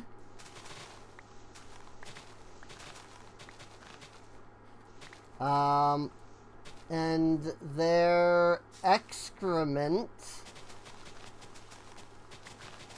is what we call honey. Believe it or not. That'll make you really think about what it is you're eating the next time you have honey. It's bee excrement. It's their poo, basically. Really now? Come on.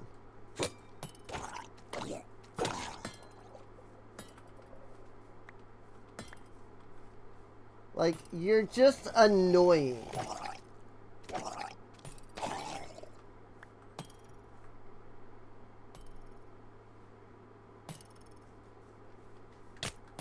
Seriously? Yet another drowned that has a trident?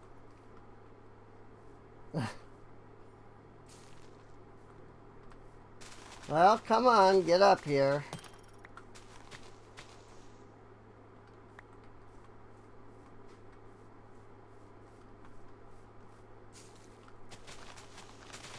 This is the problem with living next to the ocean, really.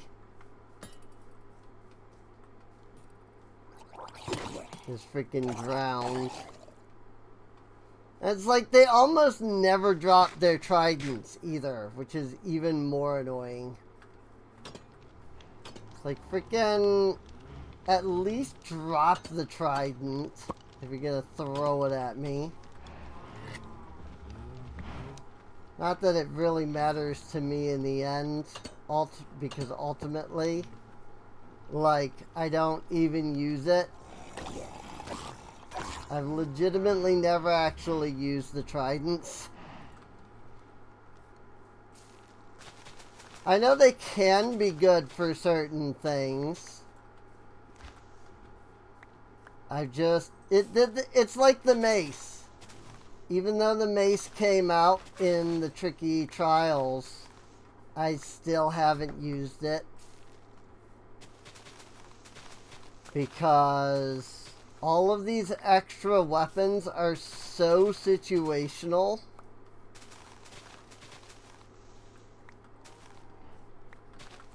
Like, I would be super happy if they added, like, daggers and pole arms. And, like, it changed, you know, like, how combat is. But it's like, okay, I mean, I can throw a trident, and, like, if I enchant it, it deals good damage. And you can, like, get it to come back and everything, but, I could enchant a mace. You know, I could get a mace But then I have to be jumping from high up and then come down and slam the enemy. Like, it's not really worth.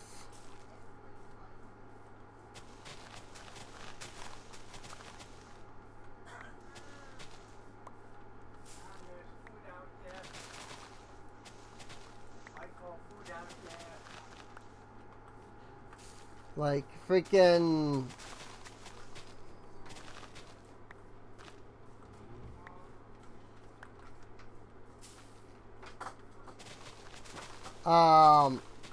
what's a good Final Fantasy 14 example of, like, it's really situational? Garuda as summoner. It's like secondary ability that you get at like level 86, where it's like, yeah, technically this does a lot of damage if the enemy stands in the spot. 9 out of 10 freaking bosses in the game, though, move around too much. That's what always gets me about, like, positionals in FF14. It's like, you have this move that's only good, that does extra damage if you attack from behind or from the side. But good luck ever getting to those positions.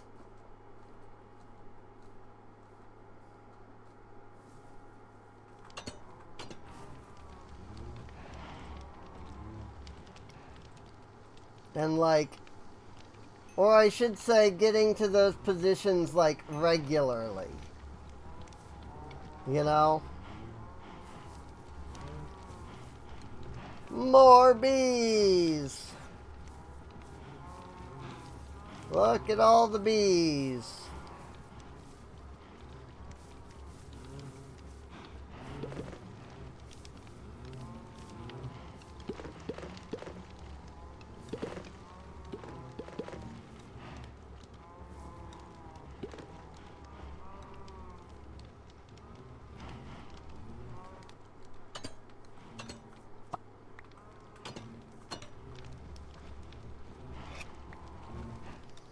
More and more bees.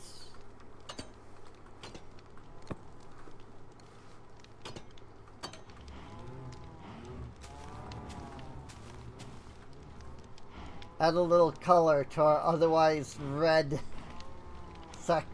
flower batch here. I guess I should finish filling this in. I need 4 more hives.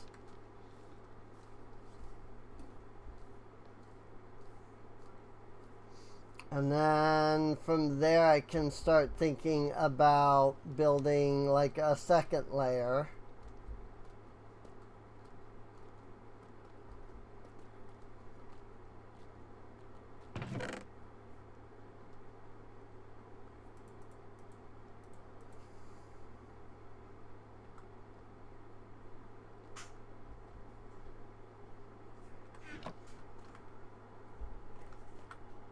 Love drops.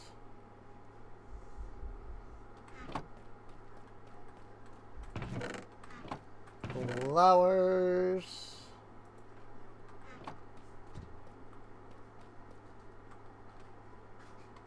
Copper. Well, how much copper we have though?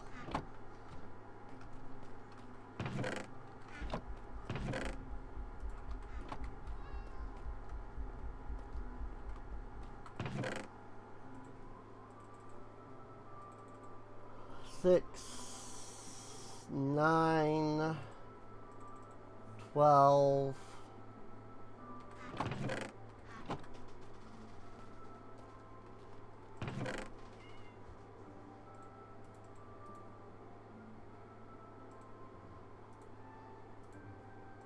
12 sticks. Do I need 12? Yes. Yes, I do.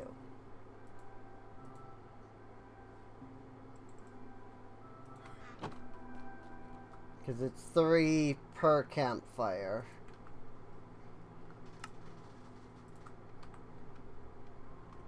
And then we'll grab some planks.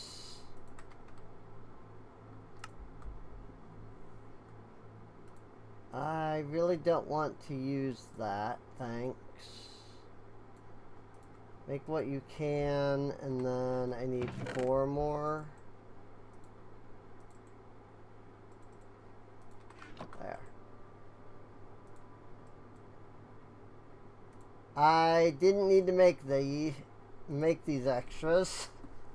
Wasn't paying attention. I ended up with 6 beehives. When I only needed 4 beehives. Whoopsies.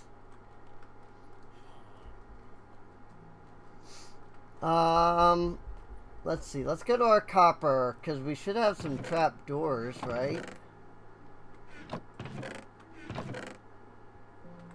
Copper trapdoors. Waxed oxidized copper trapdoors. That's fine. Yeah, that'll be fine.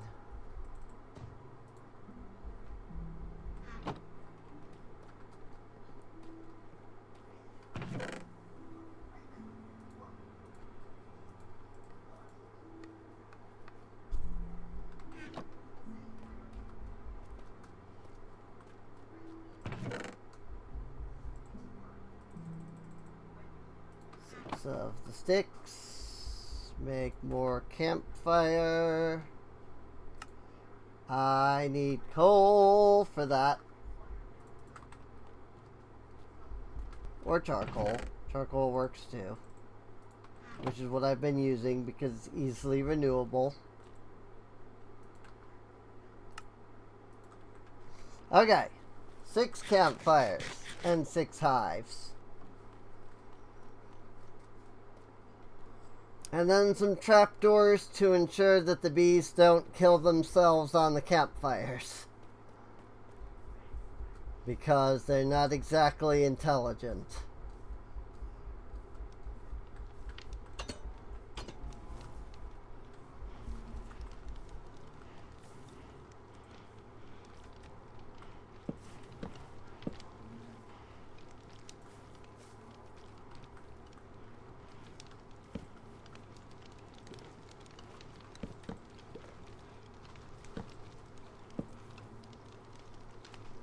Now we put one there, and one there. And then what we do is this.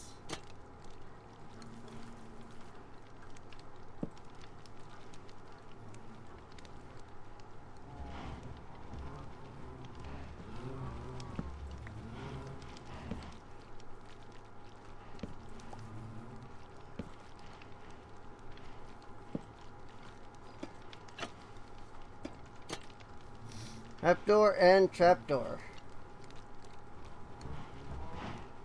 Cool. And that will keep the bees from killing themselves on the campfires. And despite the fact that it looks like the smoke goes through these blocks and up to the block above, it does not. That's why you need the campfire underneath that. So,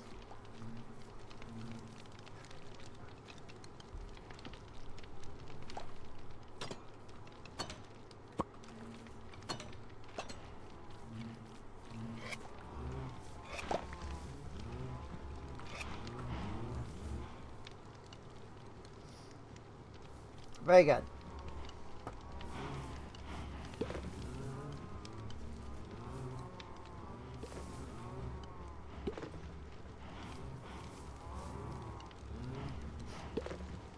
The Bees are trying to pollinate on like the same flowers.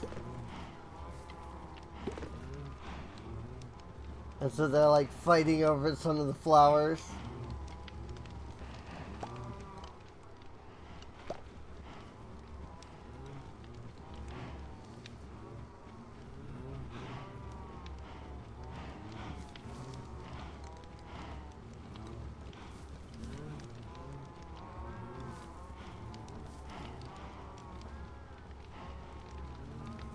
This is what happens when you have a lot of bees all in a very small enclosed space. At least Minecraft bees in a small enclosed space. Because regular bees are nowhere near this big and do not have this issue.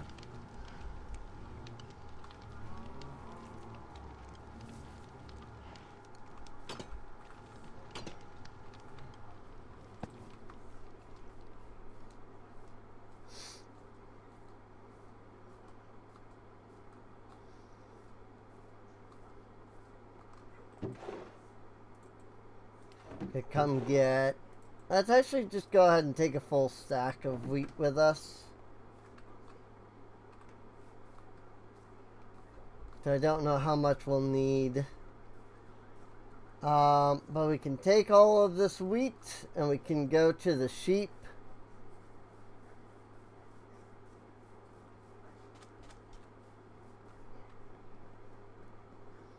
And we can do a little bit of breeding with the sheep. We've got some mangrove trees that I'll need to cut down so we can get more red wood.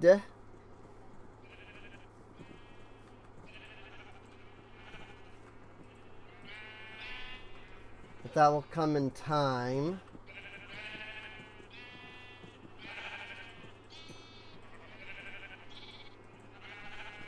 And those, the gray sheep there were kind of the right amount. I probably shouldn't have bothered breeding more of those. If this guy was orange, I could have bred those sheep together. But he was not.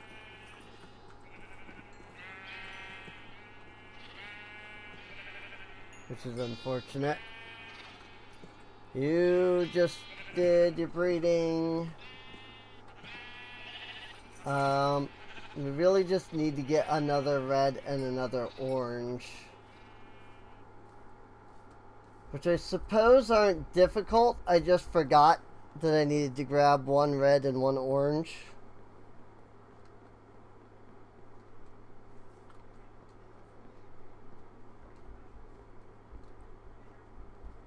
So,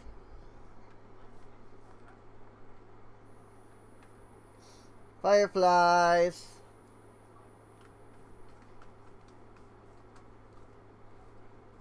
We need a lot more bushes if we're gonna actually make those fireflies visible.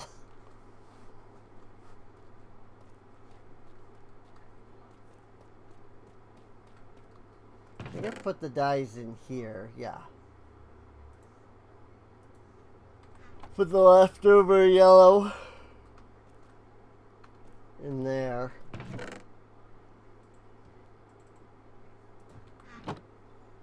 Then I can do this, and I can do that. Then we have the red and the orange that we need.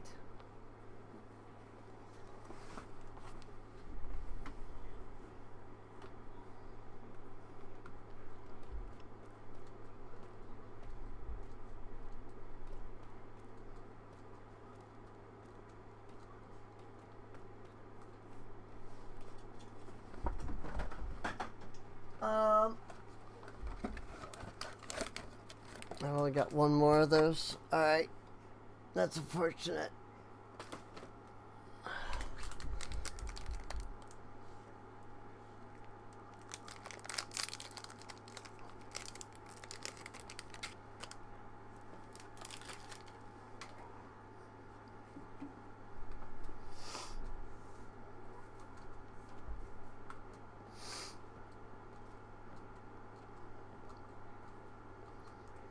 one of my new medications that I just got requires me to eat regularly. Like more regularly than I was before.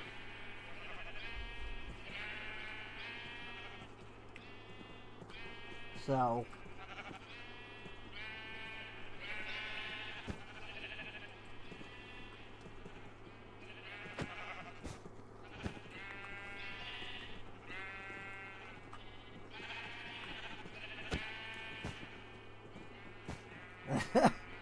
I feel really bad for punching these sheep, but like I need them to move so I can put the wool down.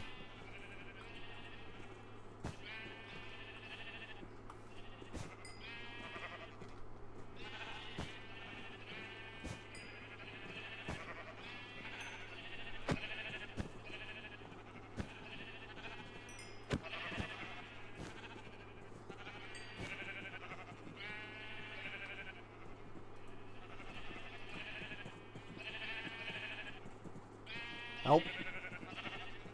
Even though all three of these are fully grown, I can't breed any of them.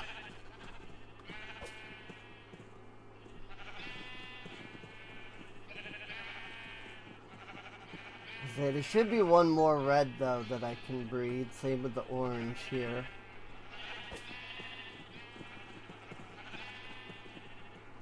Cool. We getting there. Ha! Well, level 55. Holy crap. I didn't realize.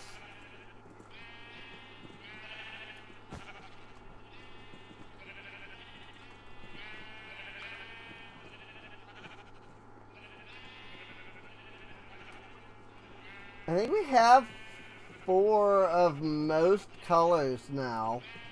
White's at 3 over there.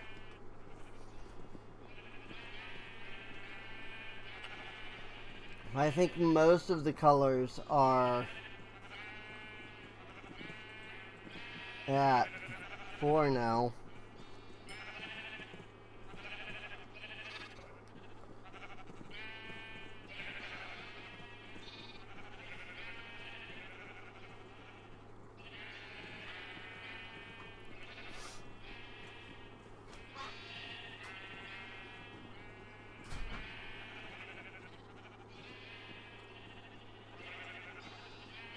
But yeah, we now have every color of sheep. So that's cool.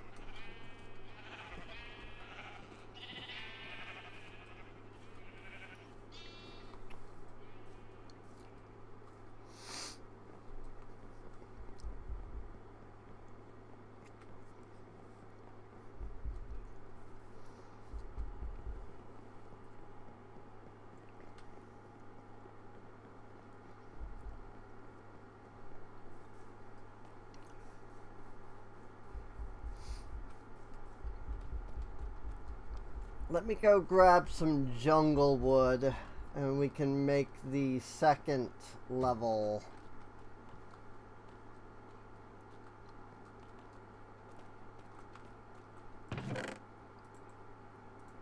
platform.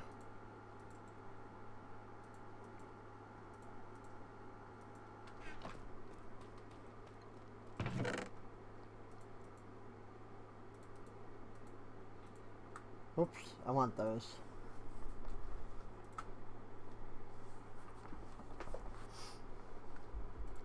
These can just go into the composter.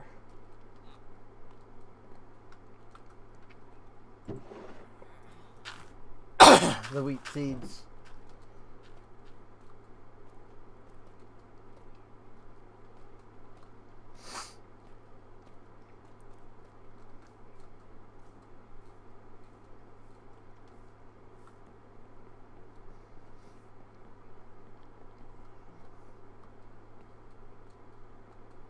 And then it's just a matter of finishing that up, really. I'll probably just do a lot of that off camera because that's going to just take a while.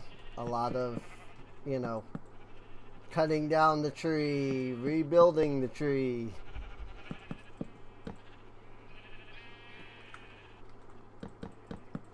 To get like all of the mangrove that we need. Just like it's gonna take a while to get all of the black wool that we need, you know?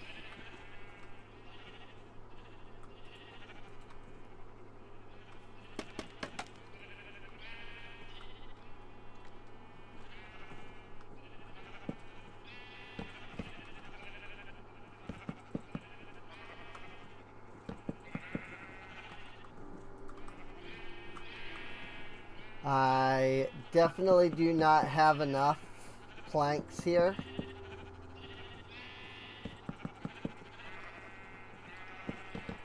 To complete this construction.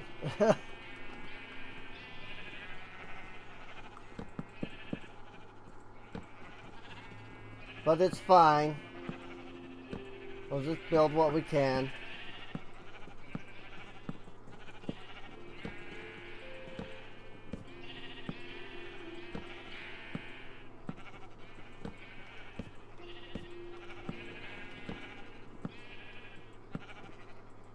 Not to mention that I didn't grab the glow shrooms that I'm using as light up here. Or rather that I'm going to use as the lights.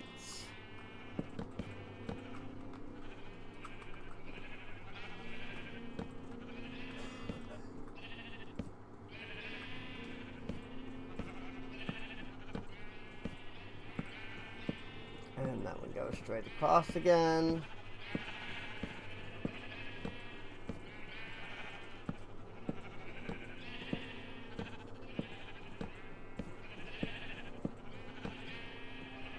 Besides which,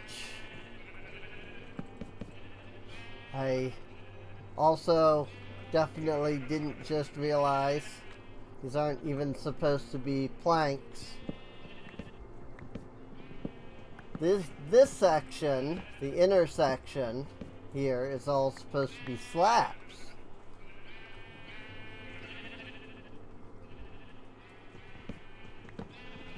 It's only the areas around where the fences are that are supposed to be the planks.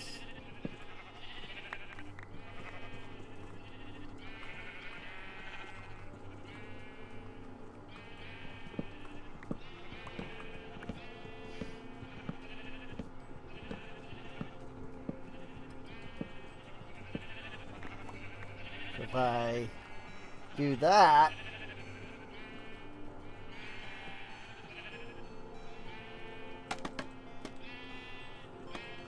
I should have a little bit more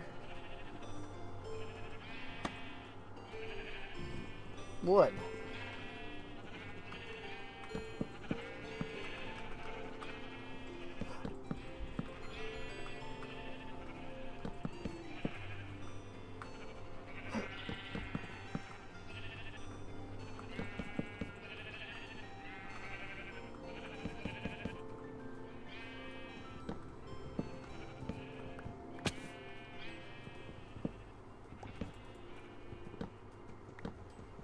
But yes, all of that can be slabs.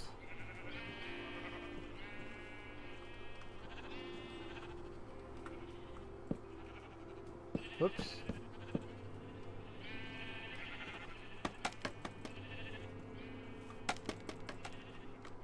And these are supposed to be ladders, but I can use scaffolding for now without an issue.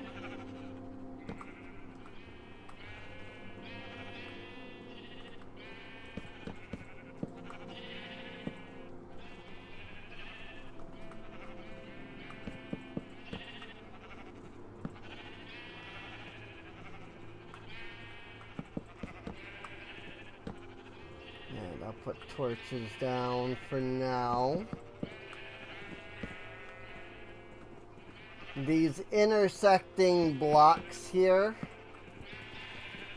are supposed to be glowshroom.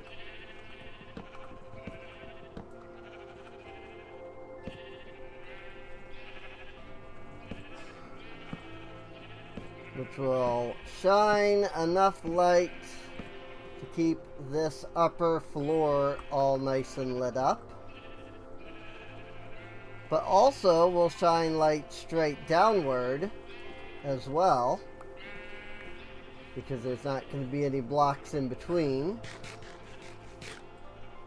I must keep the lower floor lit up as well. But I've got to actually grab that.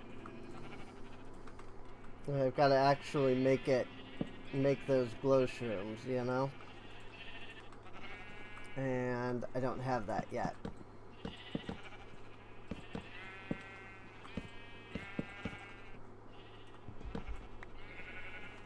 So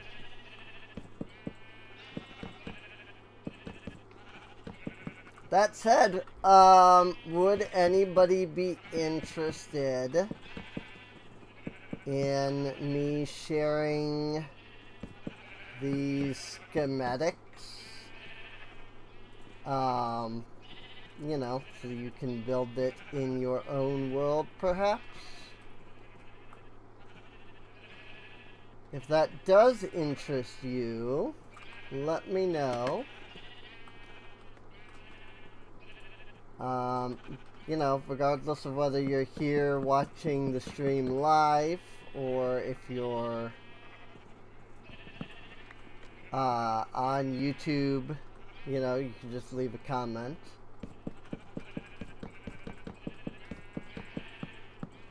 And let me know if you would be interested in little, like, PNG files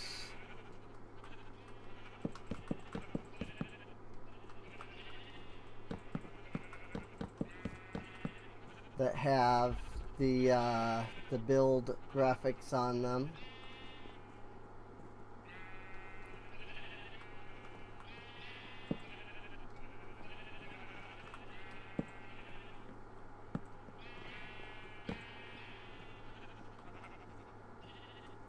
I mean, I wanted them down here anyway.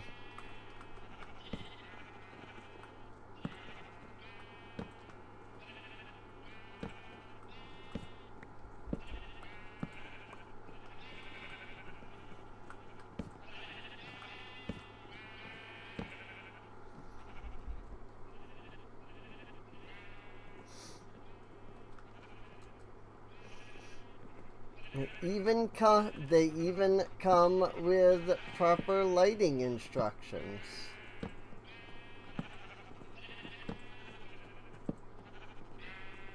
So that you know, like, where to place torches or lights or whatever it is that I'm using to light things up. Now, those instructions are only good for the finished product.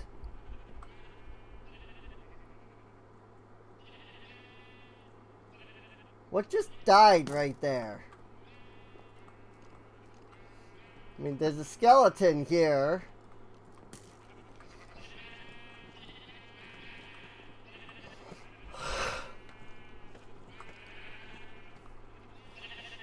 But, like, I'm pretty sure that skeleton just killed something.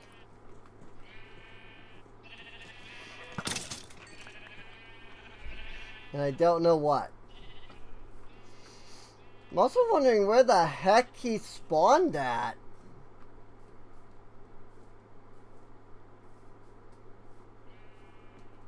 Maybe he spawned over here? And then he traveled all that way? I mean, there is enough darkness over here that he could have spawned over here.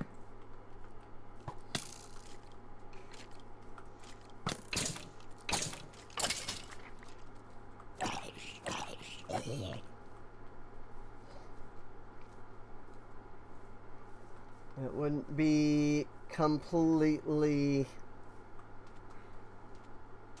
like, out of reason to assume that maybe he, like, tried to attack me while I was up there building. And he chased me around. I just didn't notice him.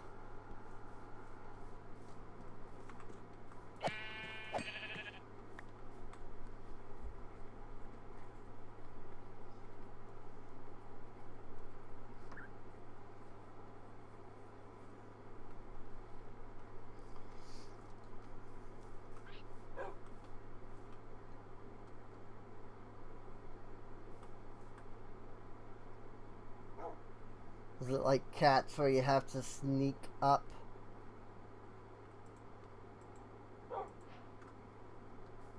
Best friends forever.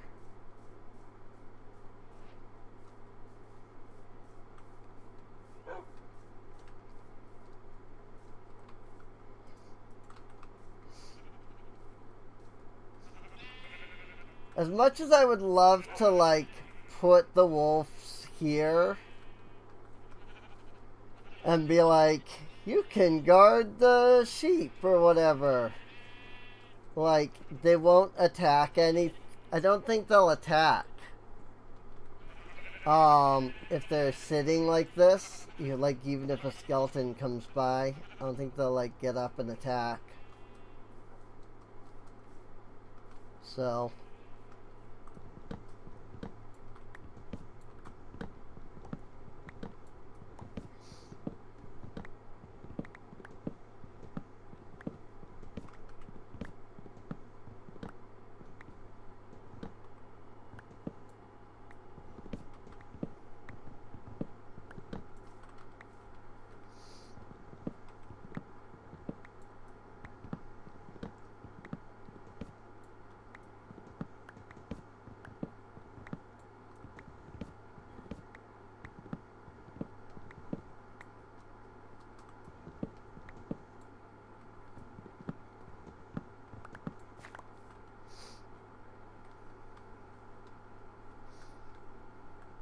I'm still sad that these pale oak are just a retextured dark oak. I was hoping that maybe once, like, they had tested everything with, like, the creaking and, like, the resin and stuff, that maybe they would then turn around and, like, give them a unique appearance. But they never did.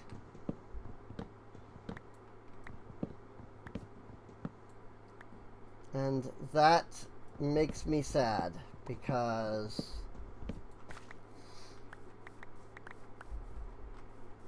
it's literally just the dark oak trees.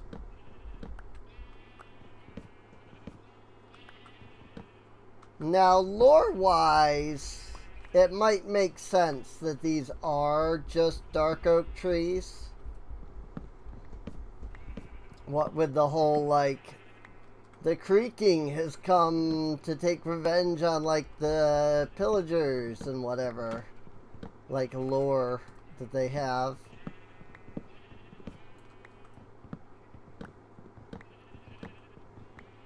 And I mean, that's perfectly fine and all.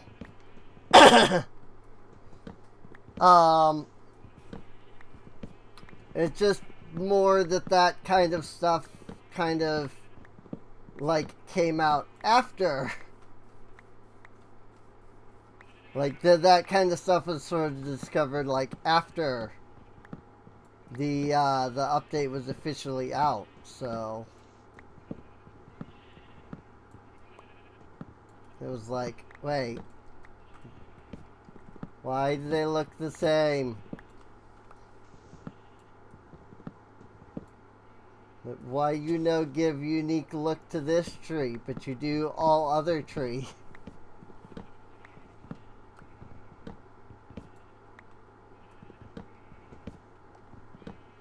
But I mean, that is kind of the idea, right? Is that these are just dark oak trees. But, like, the freaking pillagers have been you know, sapping the resin.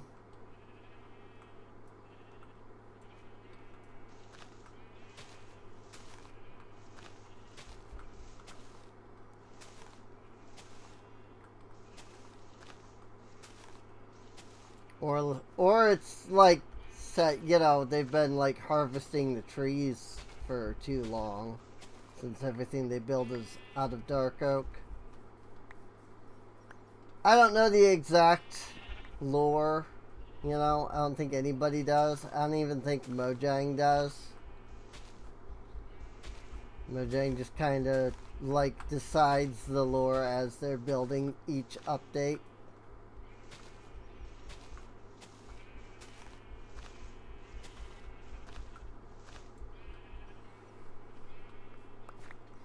Like the dry gas, for example.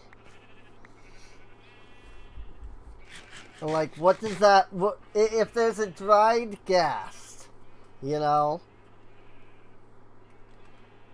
Like, what does that mean for all of the other gas? Like, where do the gas get their moisture from? You know? How do some dry out and some don't?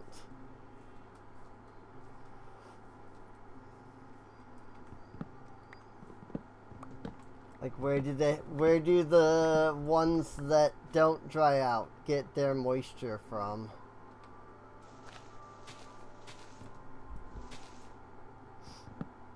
Or have they evolved to, like, be able to exist without moisture?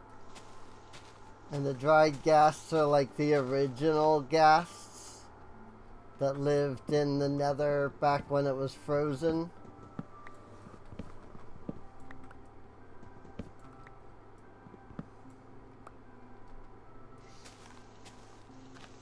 We know that the nether was frozen, or at least parts of it were frozen at one point, because basalt is created from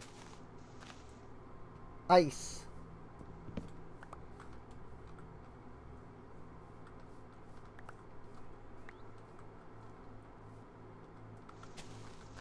So if there was no ice, then there would be no basalt. Now, it doesn't mean that everything was frozen. Just like, you know, the basalt delta area, really.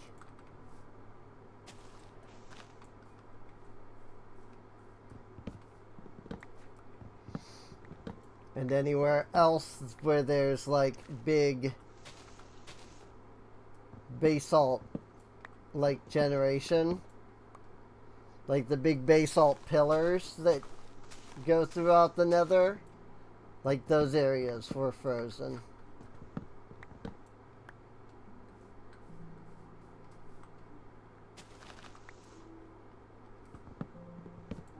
Because that's how basalt works.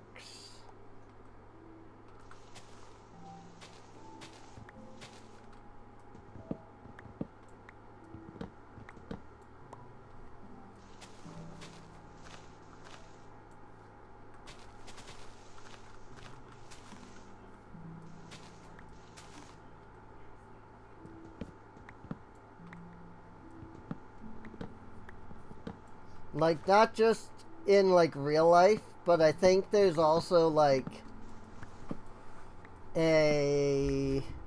not crafting recipe, but, like, generation recipe. Kind of like cobblestone and, like, obsidian. I think if lava comes in contact with, I think it's blue ice. I think it creates basalt.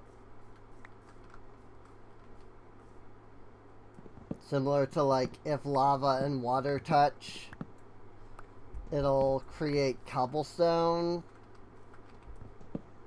Or if the water touches the actual source block, it'll create obsidian.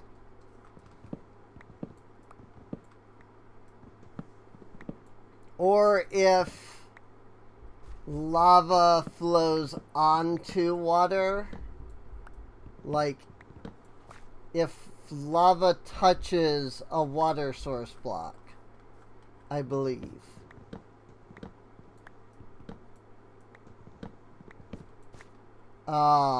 It'll like turn into regular stone. If it touches flowing water, it'll be cobblestone. And if the lava touches a source block of lava, it'll be obsidian.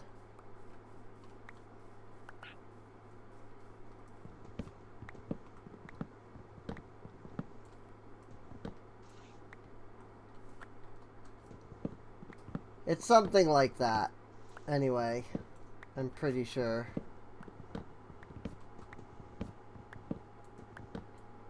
I think similar to that if it's lava and blue ice.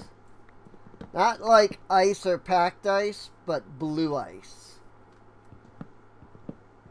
I think that creates a block of basalt in the middle.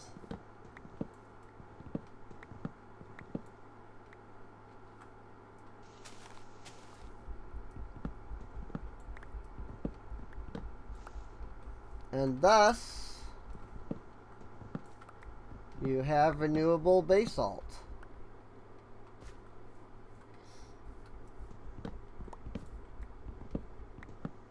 I don't think it has to be the source block. I think it can just be like flowing lava.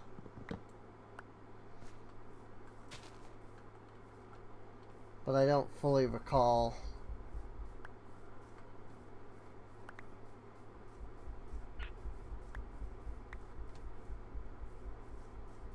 It's one of those recipes that's like, yeah, if you know it, you know it, but like, who's actually gonna know that that's a recipe? You know? Like, your average Minecrafter probably doesn't even know. Most YouTubers probably don't even know. It's only like the people that know, that like dig deep into what Minecraft can really do, that know.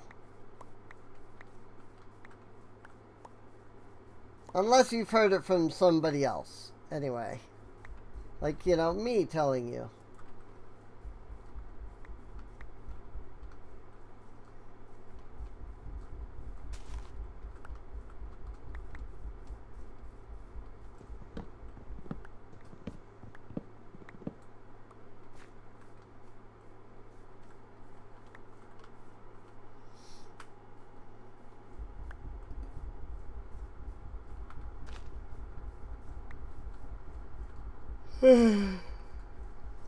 Goodness. Just the amount of yawns today surprises me. Is all. I kind of just assumed that like I wouldn't be too tired today, considering how much sleep I got for the first time in a long while.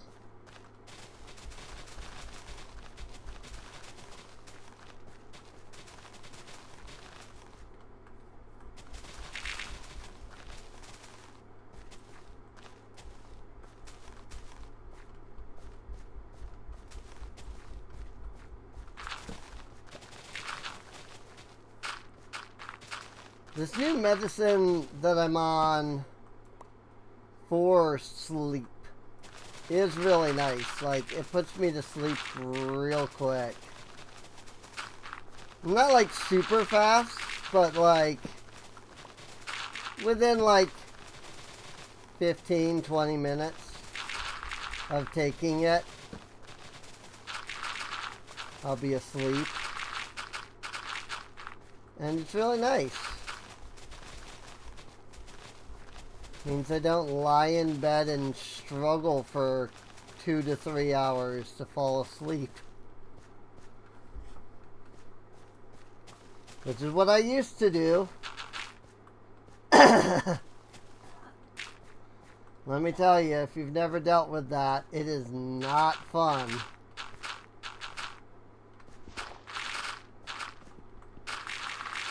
Like, if you already have good sleep habits, like, be happy about that.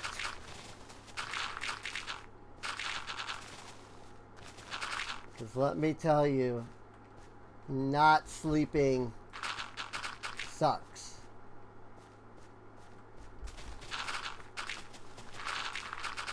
Like, a lot of people would just be like, well, you know, when you don't sleep, like, your brain gets tired.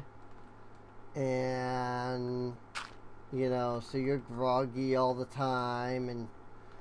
But, like, it's so much more than that, you know? Like, not getting proper sleep, it's so much more than that. Like, it is that, don't get me wrong, but it's so much more than that.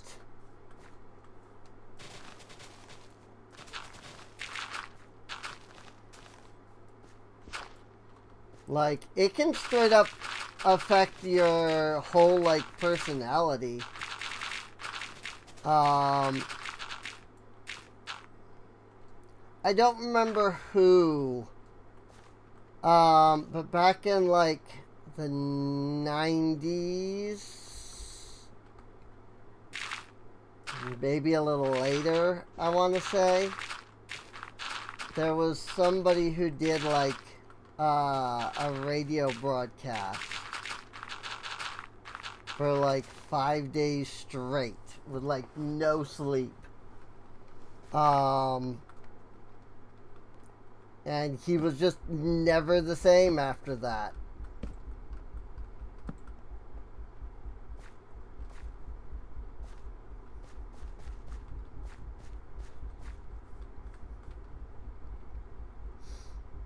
Because sleep is so important to all of your, like, bodily processes and, like, living.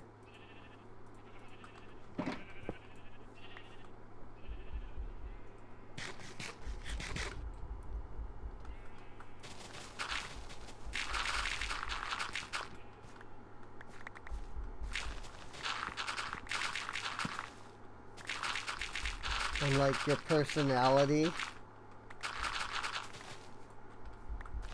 There's a lot of people even that would kind of point to it and be like, look, you know, like, this is good evidence for the fact that, you know, we maybe don't have as much free will or even possibly any actual free will. You know, we might all be slaves, if you will, to the hormones and chemicals in our brains, because those can drastically and completely alter your personality. Like, it doesn't, like, there are some chemicals that if you just don't have those in, like, the proper quantities in your brain, like, it doesn't matter how much you know, like, right from wrong or good from evil and things like that. Like, not having those, the right amount of, like, that chemical in your brain will just make you do horrible things.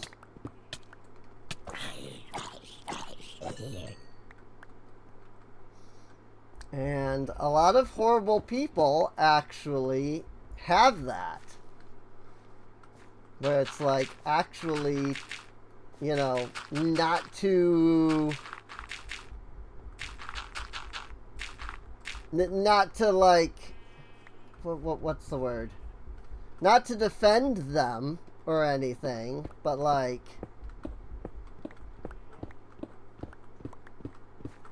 they legitimately had, like, bad chemicals or not enough chemicals or, you know, things like that, like, in their brain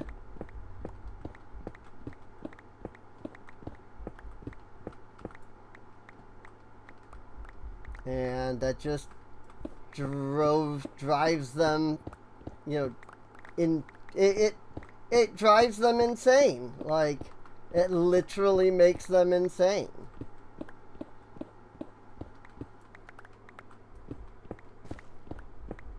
Like, legitimately insane. Like, medically insane kind of thing, you know?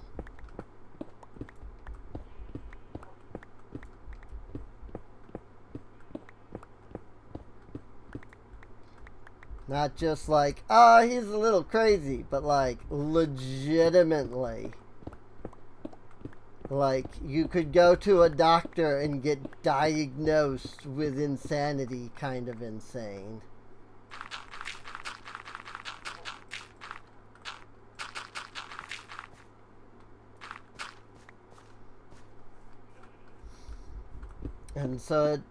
And so like, it really does sometimes beg the question, like,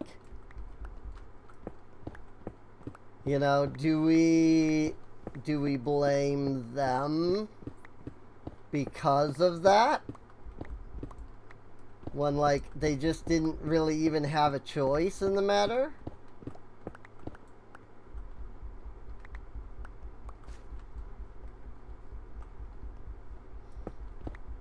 Like, we like to think that we're all responsible for our own actions, and that what we do is entirely our own choice.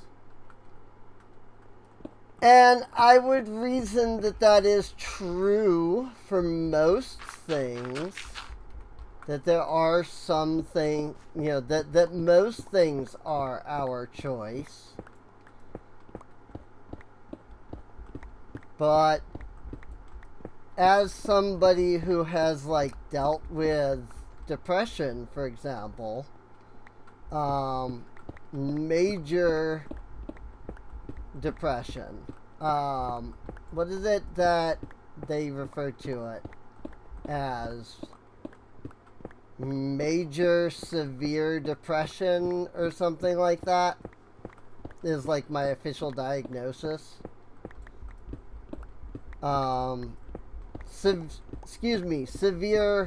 Severe major depression, because there's like minor depression and major depression. And my official diagnosis is severe major impression or depression. You know, something about I score like a 27.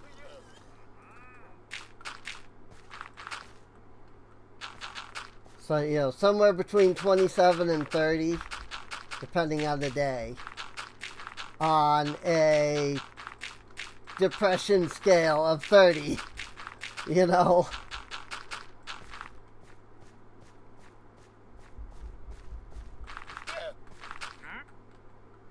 On a scale from 1 to 30, I'm scoring a freaking 27, you know, on average.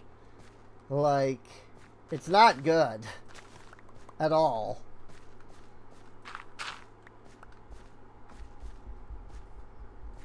And I wish that people could see that and see that, you know, see how their actions cause this to happen.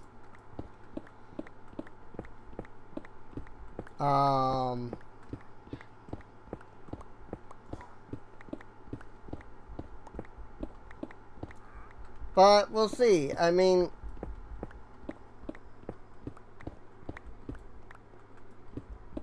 this whole, like, once I've gotten this, like, sinus problem taken care of,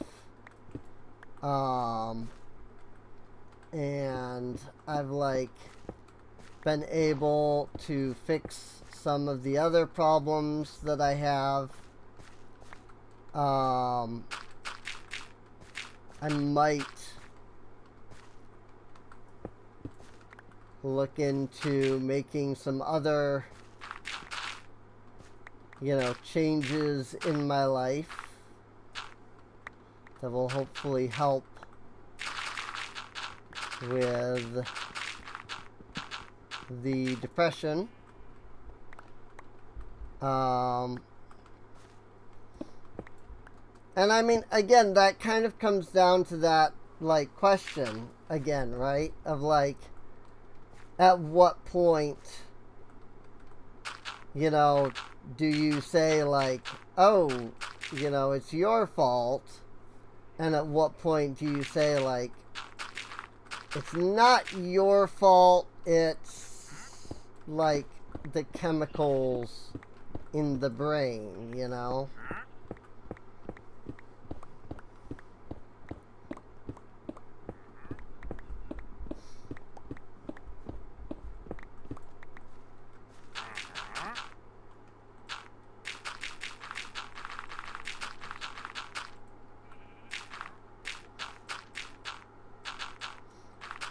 If you're born with a disorder that makes it difficult to express emotion or feel emotion, which I'm pretty sure is a real thing. I hope it is, because I've written a few characters like that. That while, I'm not writing non-fiction, if that can't be a thing, then I need to not have characters like that, but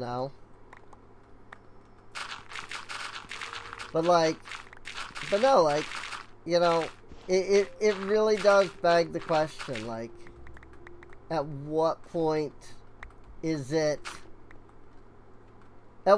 do you say that it is the person's fault, and at what point do you say it's not the person's fault?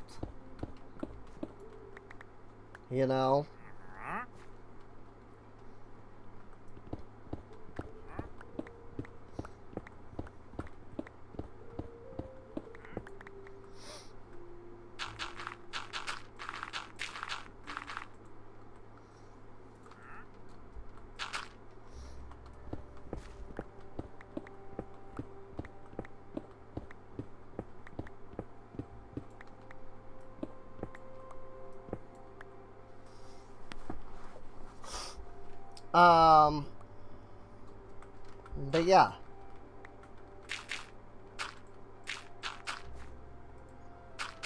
Minecraft always ends up being these, weirdly, deep streams. Or recordings, depending on which one I'm doing, I think it's just the tedium,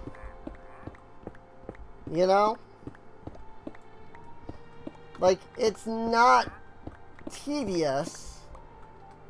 This is fun, right? I am enjoying myself, and I'm having fun playing,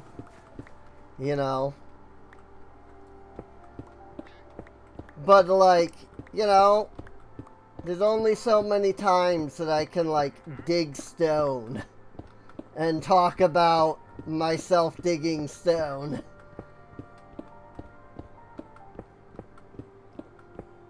And so then my brain is just alright, instead of talking about, the digging stone that we're doing, why don't we talk about, I don't know, this weird thing.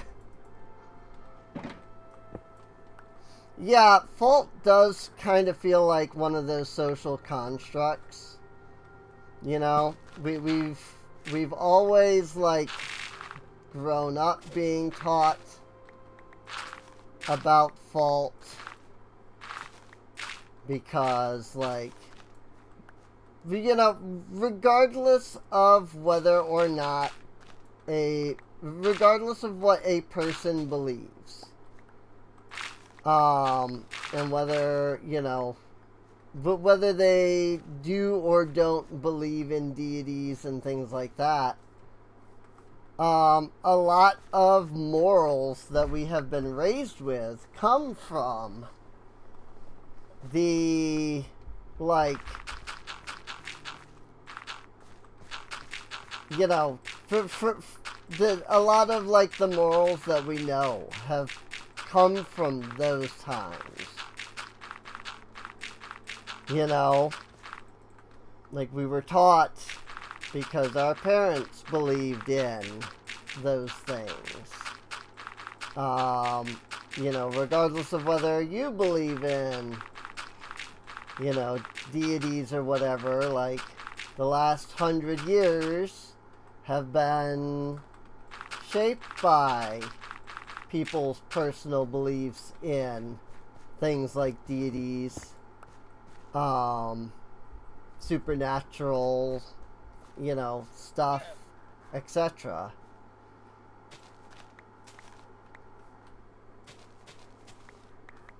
You know, but we are only just in the last 100 years starting to, like, understand some of the things that people thought were completely supernatural.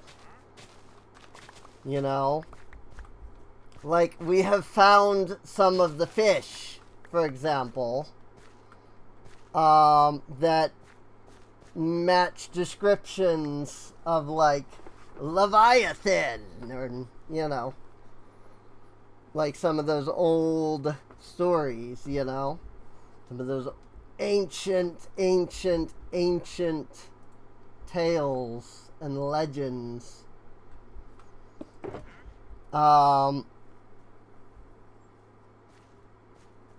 And so you know, we're still kind of trying to learn, you know, about, yeah, we're even today we're still kind of trying to learn, like, these things don't need a supernatural thing, you know.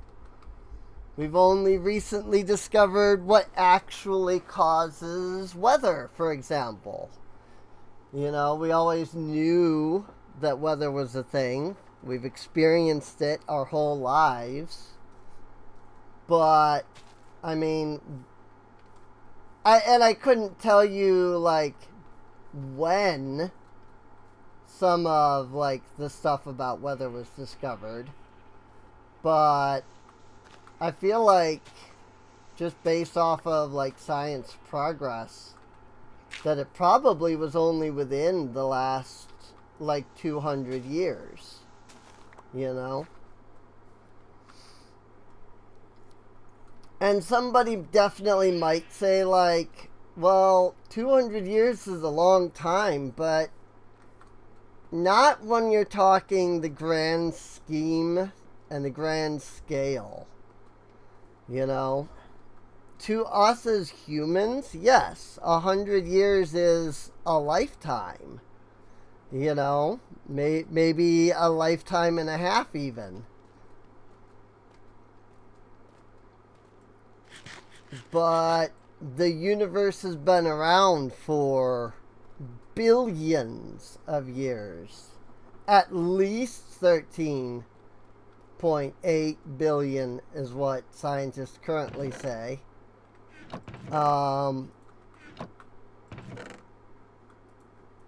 And, I mean, JWST is doing its part in, you know, looking out there and figuring out what the truth is.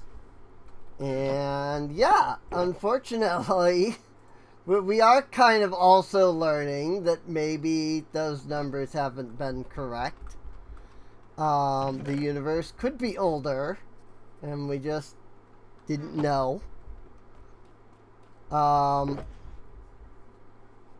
There's been you know, it for those that maybe aren't aware, like there's been a lot lately of like JWST discovering galaxies and stars and things so far out on the edge of what we can see that are far more like alive, not alive, but like that far more developed than what we expect. And if they are, that very well could mean that things have been around longer, you know?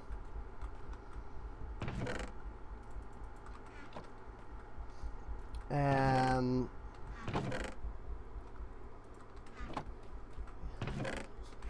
you know, we're working. We're trying to learn, you know? We want to find out these things. Whoa.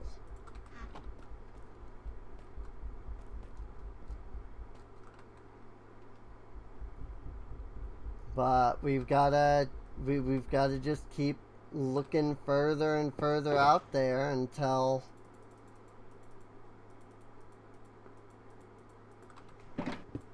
we find the truth, I guess.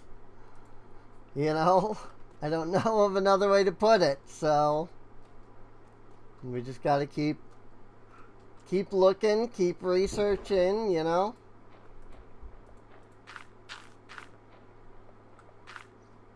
And there's a lot of people out there that when they hear like, oh, science is changing again, they're like, see, science has been wrong. And it's like, that doesn't make you right.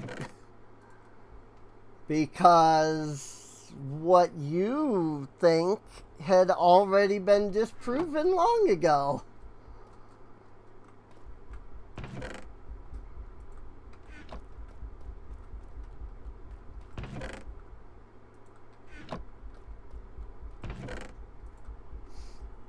You know, just just the wacky people that believe the Earth is only like 6,000 years old. So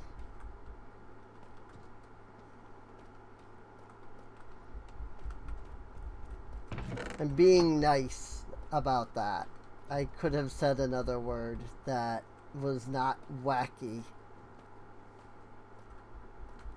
But I'm being nice to those people.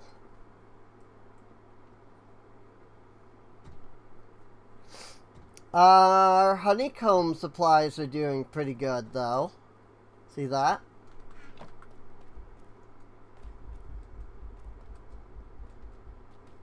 How about our flint supply?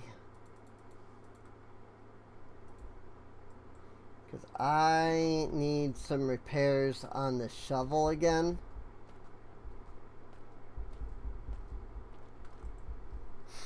And I don't know if I can get enough repairs out of what I've got.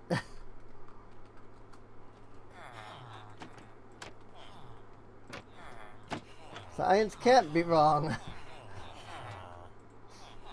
I mean, that is the thing, like, it's not, you know, it's not that, you know, oh, science is wrong. It's that we as humans figured this because that's what the numbers told us, you know. And then that wasn't the case when we discovered that there's so much more, right? So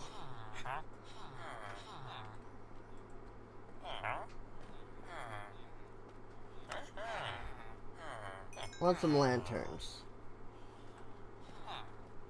God, that barely is giving me anything in the way of freaking experience.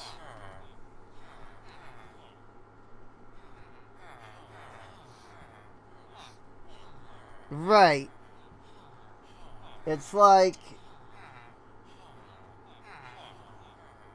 It is funny how many people like try to ignore what science actually says.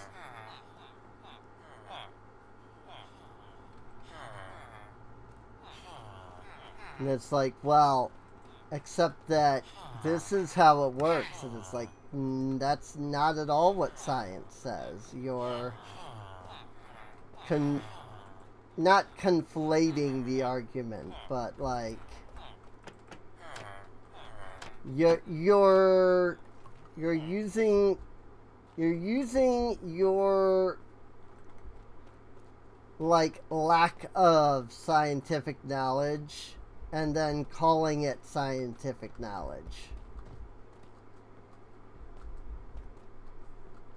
Like you read an article somewhere that said like such and such, but that was only like part of the story, and then you didn't read the rest, where it actually tells you that there's a lot more to it than that kind of thing.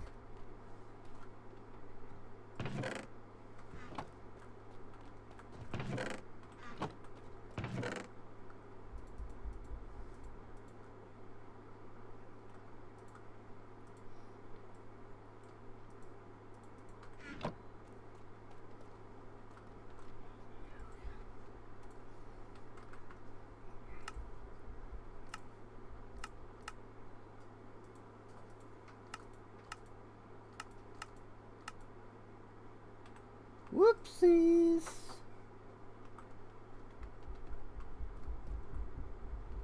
I didn't realize it would make that much.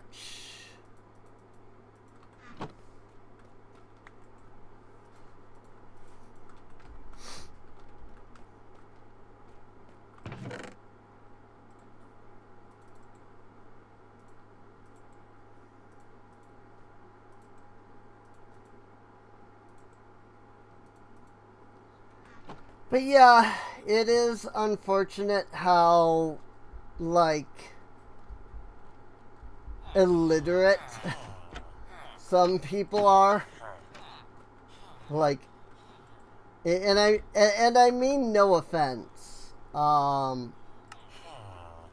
you know, to people in general, but like, it is kind of surprising how like science illiterate some people are, and like not only, you know, science illiterate that they are, but then like refusing to become refusing to like learn if that makes sense.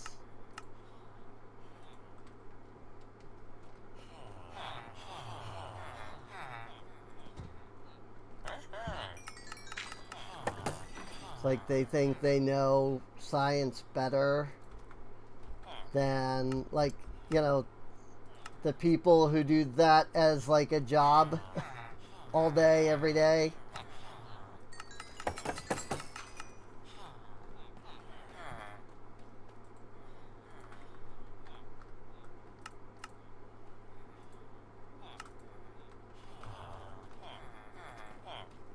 It's just sad, is what I'm saying.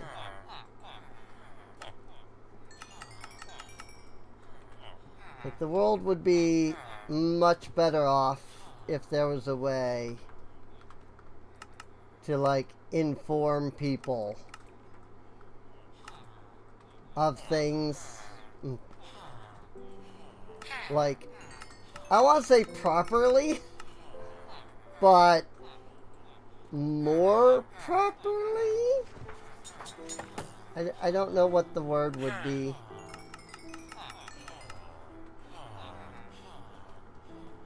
You know?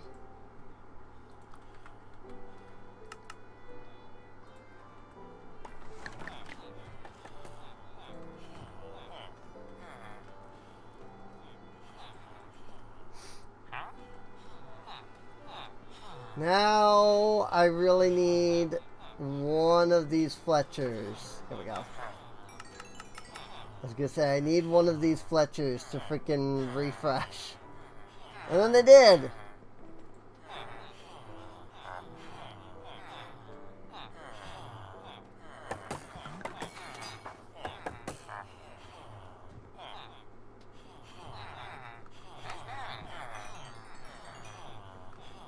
Lots of experience. Cool. Okay, that helps a lot. Freaking villager trades, man. Villager trades are kind of stupidly OP when it comes to like some of the really easy ones to get a lot of.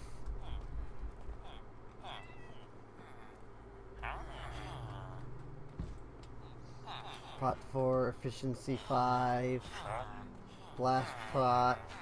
I do need to get somebody with fire prot, because that would be really good. I do have Depth Strider, okay. I was like, Depth Strider? Do I have that? Yes, I do. Unbreaking, Impaling. Oh my gosh, they're flooding me. Mending, Channeling, Fire Aspect.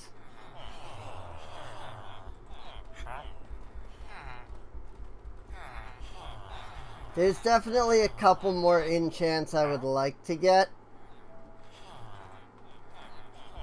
But I'm kind of okay with what I've got right now, just in general.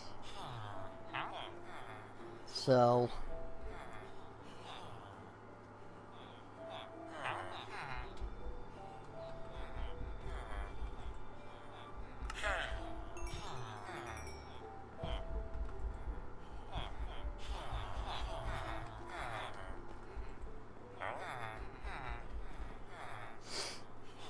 the Toolsmith is leveled all the way up, by the way. Diamond Axe with Efficiency 2, Diamond Shovel with Fortune, Efficiency 2, and Unbreaking 2, and then a Diamond Pickaxe with Efficiency 2. Which would all be great if we hadn't gotten freaking Fortune. And just, you know, have freaking like 1,000 diamonds now. Like, let me show you how many diamonds we have. I don't know that I've, like, actually shown this off. Look at this. 3 full stacks. And then, like, all of this. Like, and that is legitimately mined. Like, that's just Fortune 3. Fortune 3, along with going down into the depths and just mining tough. Constantly. Because when you're down in the tough layer, you're also in the diamond layer. And you just find diamonds and iron and everything down there. I wouldn't recommend it as a way to search for the diamonds. Unless you're going to do something with that tough. Because you're absolutely going to get freaking millions of tough doing it. But if you're looking to get a lot of diamonds. And you're also looking to get a lot of tough. Like... that seems to legitimately be the best way.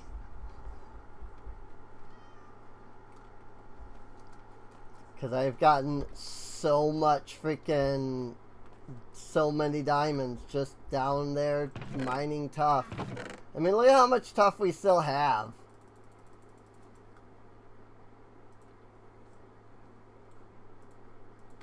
Like, we still have an entire chest here. Or I guess I should say an entire, like, double chest here.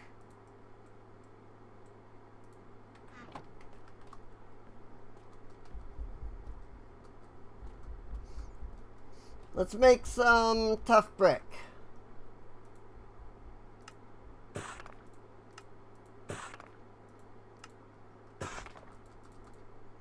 If only there was a quick way to do that.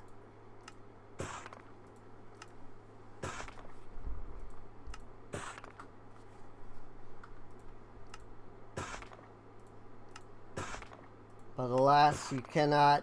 Unlike everything else where you can, like, repeat a recipe, you can't do that in the stone cutter here.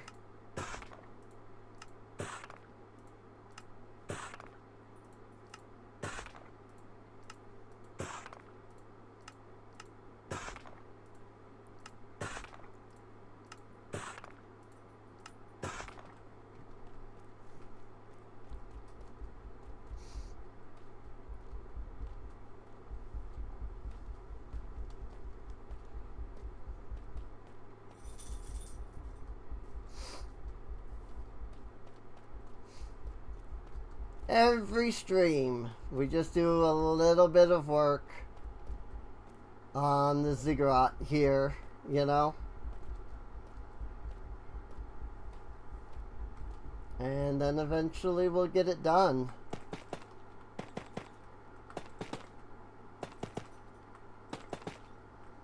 I mean, it's looking pretty good so far, I'm not gonna lie. Like, we've gotten pretty far into this construction.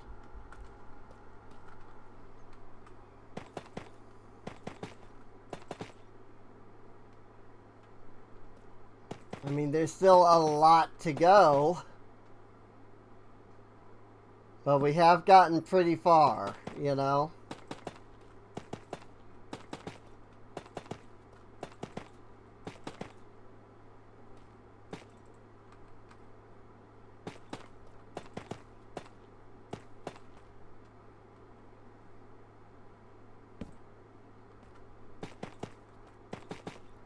Like, we are legitimately almost done with the first floor here.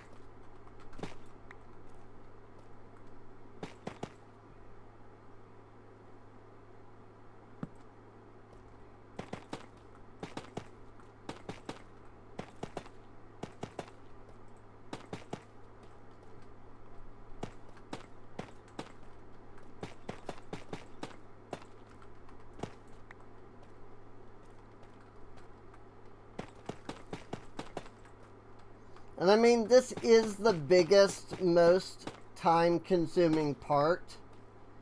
The bottom floor here.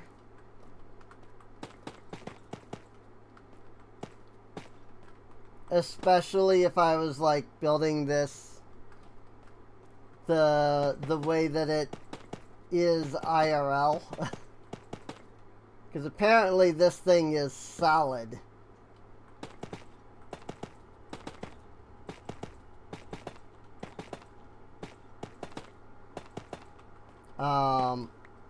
Because, like, when I decided to build this, I, like, found the image of it, and I was like, cool.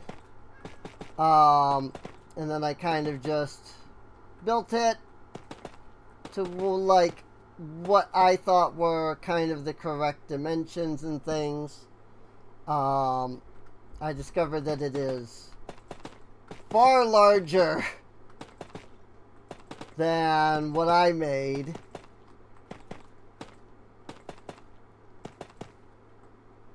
The real structure is like 20 meters or something like that, and I only did like 11 meters. I don't remember the exact.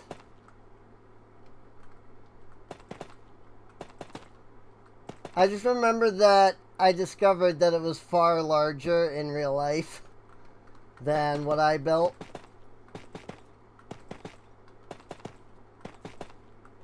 So I was like, oh, I didn't realize that it was so big.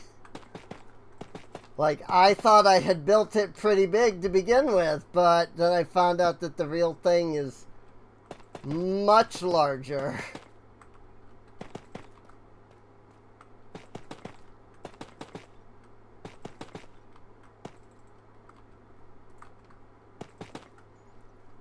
It's the what is it? Temple of the Sun or something like that.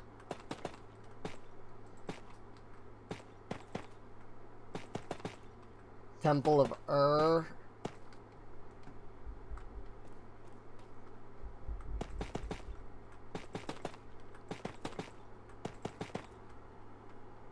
It's something like that. I don't remember the exact name of it.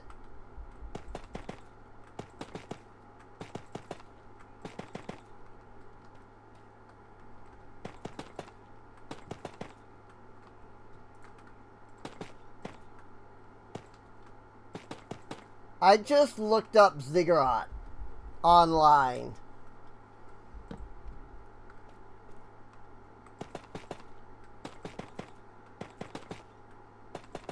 Found I looked up Ziggurat. I found an image. I built it. And then later I discovered, like, that there was more to it than it's a Ziggurat. Like, it's actually like a whole thing. Like, I just kind of thought Ziggurats were just like a certain like style of like build. But apparently they're like much more important than I had assumed.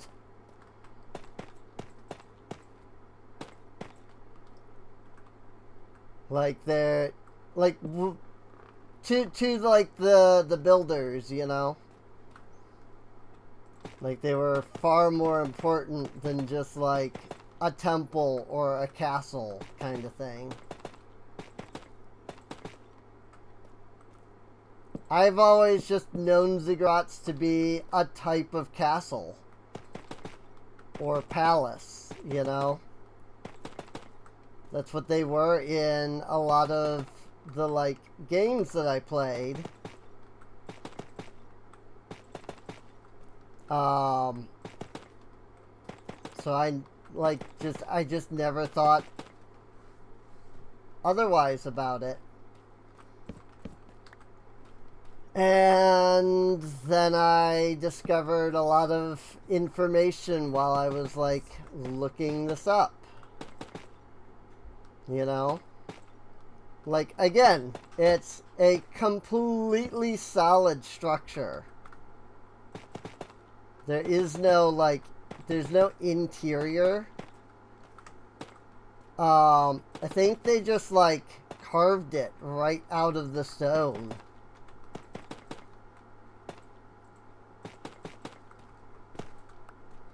Kind of like the Sphinx.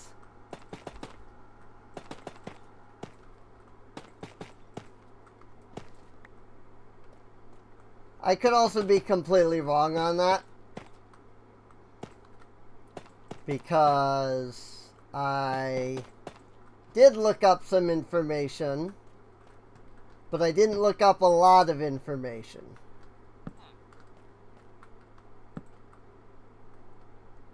I was in, like, you know, inspire a build mode, not in learn some science and history mode.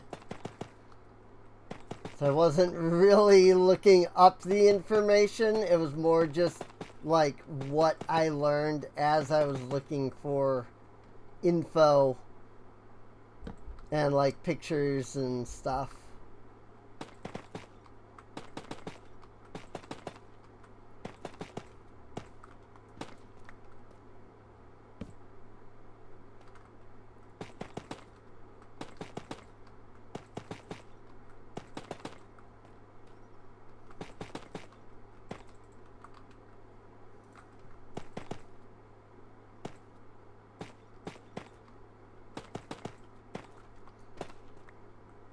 Ziggurats, though, have always fascinated me. Just the idea of these, like, gigantic freaking structures, man.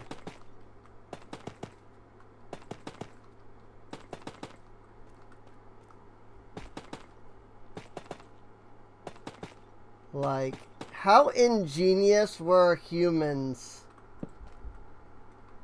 even back in the day, you know?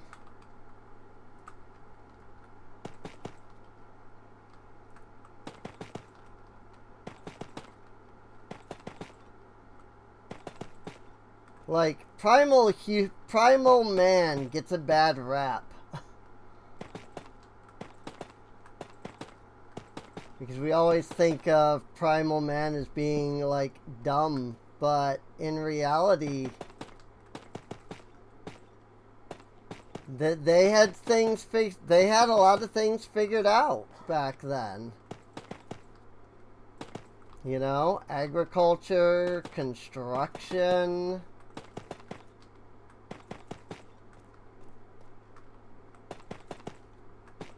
They understood the basic concepts of geometry. Whether they viewed it in the same way that we do is another matter, but they understood geometry.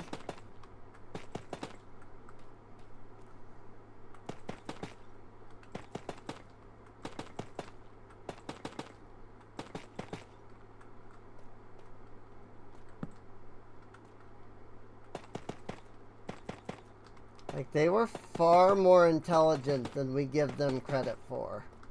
Just because they didn't have machines and robots, like, it doesn't make them stupid.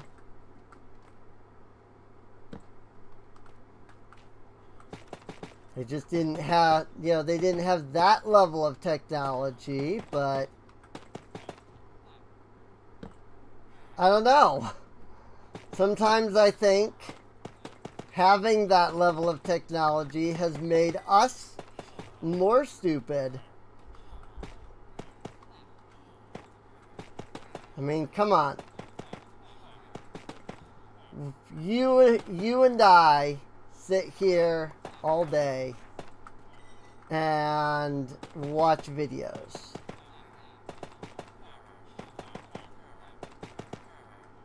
Like, back in those days, like, they'd be working. They'd work all day long.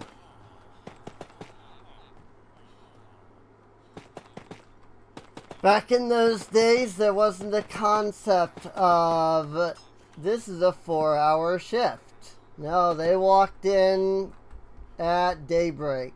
They left at dusk. You know? And maybe not that extreme, but still. Like, they walked in at the beginning of the day. They left at the end of the day. And they were happy for it, you know?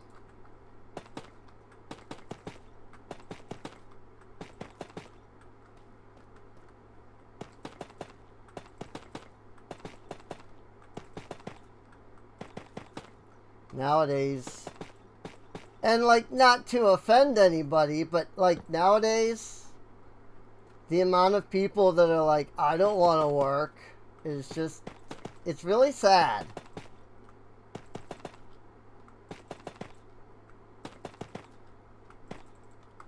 Like, I would love to work if I could. You know? Like, all of those people out there that just don't want to work. Like, I always feel bad.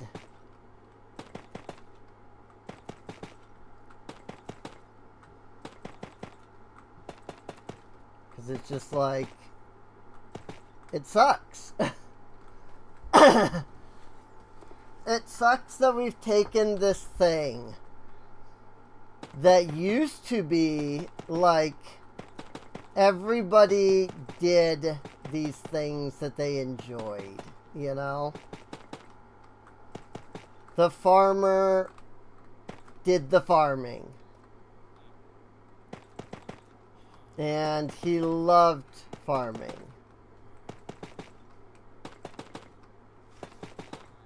The baker baked because he loved baking. And we've just turned it into like, well, somebody's gotta bake. Why not hire the person that wants to do the baking then? And don't get me wrong, I do understand that in the past there was still a lot of that. You know, you're the son of a baker, so therefore you were expected to become a baker. But maybe you didn't want to be a baker, you wanted to be a tailor, but men don't do tailoring, that's a woman's job, you know. But like, it's still the idea that generally people were able to do the things that they enjoyed. You know, the work that they did satisfied them.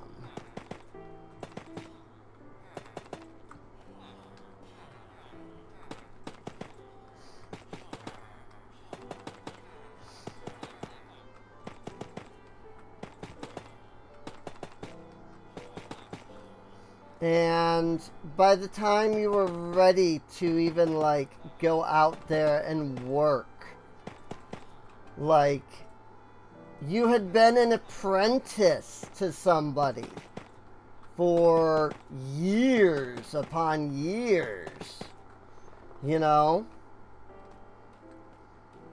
None of this, you know, college where you kind of get half of a lecture from your teachers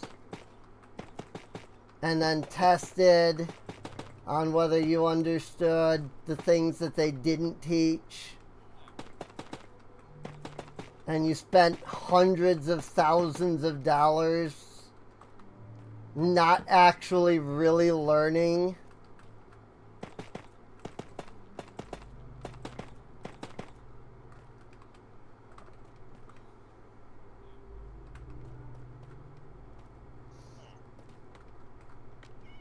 Like, you went to a guy and you not only like proved that you wanted to do the job, like before that guy would even take you on as an apprentice, you know? Like you went to the guy that could give you the job and were like, I'm going to show you, I want this. And you've already spent years of your life like studying, you know, and then you get under an apprentice, or you get under a master. You become an apprentice under a master. And they like take you under their wing and directly teach you. Not 30,000 people a day, but you. Yes, it was probably, you know, 4 or 5 people.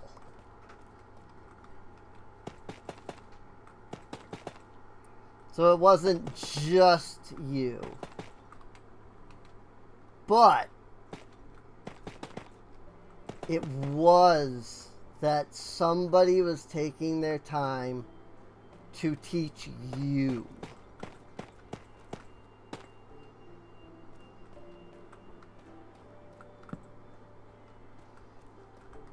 And it wasn't just so that you could get a job. It was so that you could do the thing you want to do. You know? Blacksmiths who were just masters of crafting like exceptional armor and weaponry. Not because they needed the money. Sure, because they needed the money. Because that's the way it always is. But because they wanted to craft those exceptional armors and exceptional weaponry.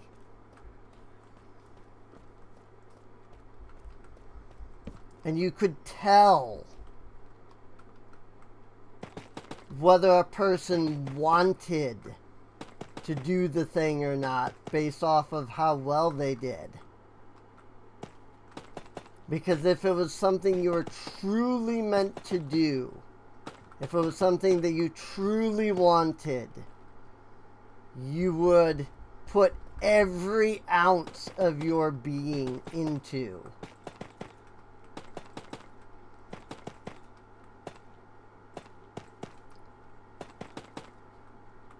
This wasn't you walk into a fast food place and you get a minimum wage job that barely works you. This was you honed your craft so that you could spend the rest of your life doing this one thing that you were so passionate about.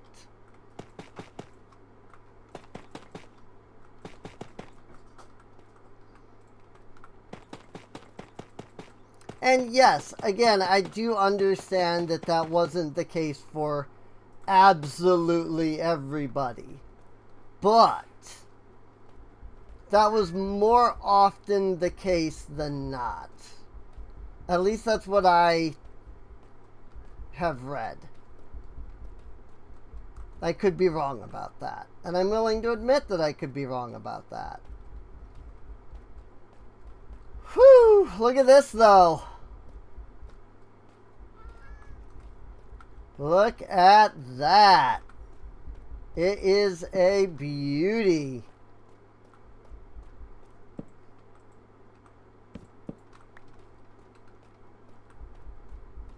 All really well lit up.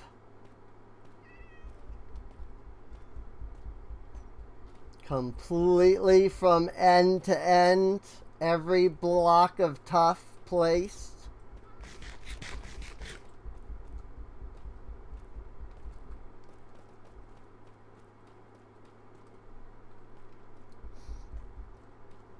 Like that is it. That is legitimately the whole like floor. There's, you know, more structure to then go on top of this. But this is all of the flooring. We have officially covered the entire first floor of the structure.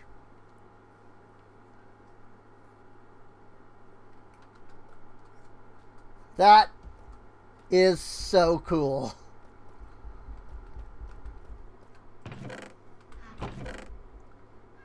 Like, I don't know about all of you, but I am super pumped for the fact that we've gotten this far into this thing's construction. Like, holy crap. I mean, yes, the interior still needs a lot of work. You know? It needs to be better lit up.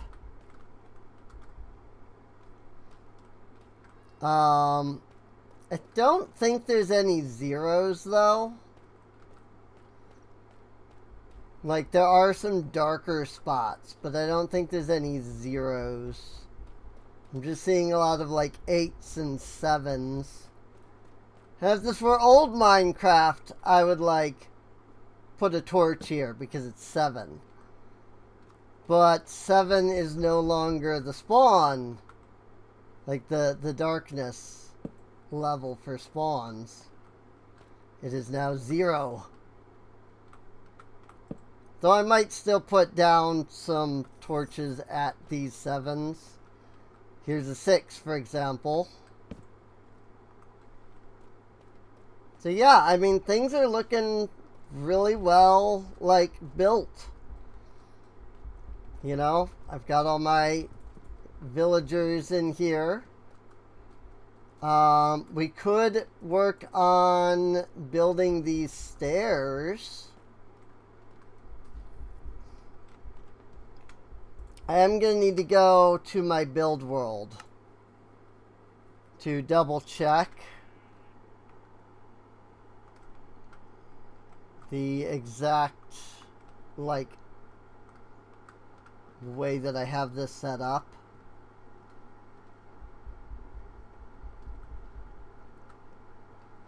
Okay. On the side,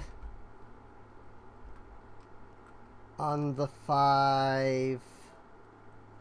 Okay. I understand.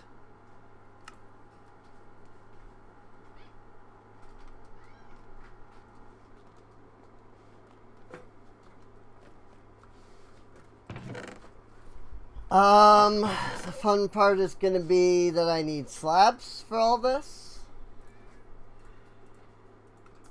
But at the same time, I'm going to need full blocks in order to, like, do some of the construction in a certain way.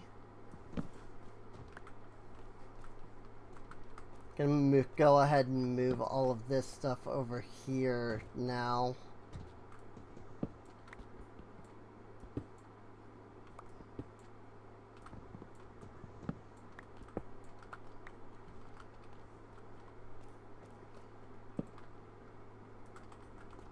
Anvil, lodestone, stone cutter.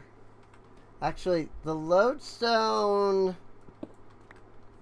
I think we'll just put that smack dab in the middle.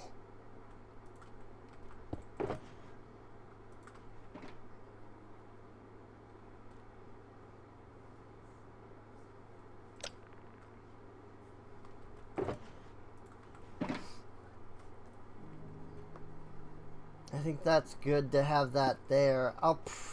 What I'm probably going to do is put the lodestone higher up when we actually, like, get to that point. So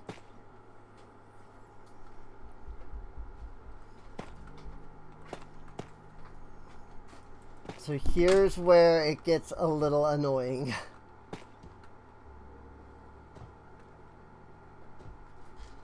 Is just figuring out the best way to, like, place these blocks down.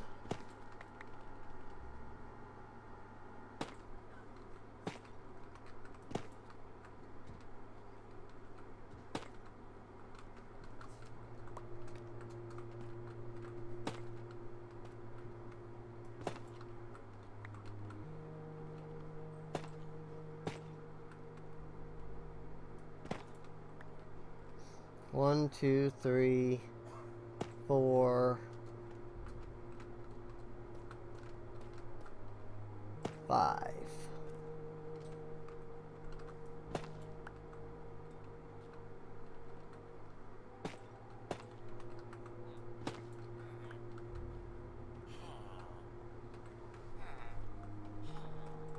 Let me go stone cutter about half of this.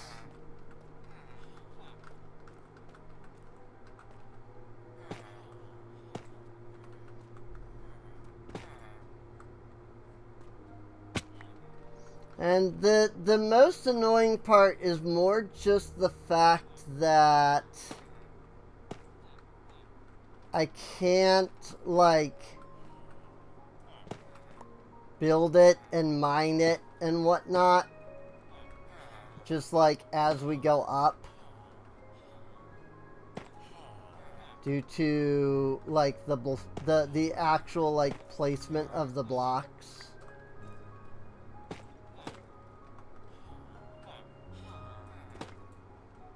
Like, I'm not picking these up. 1, 2, 3, 4. Whoop. I don't even know if I can. 4, 5.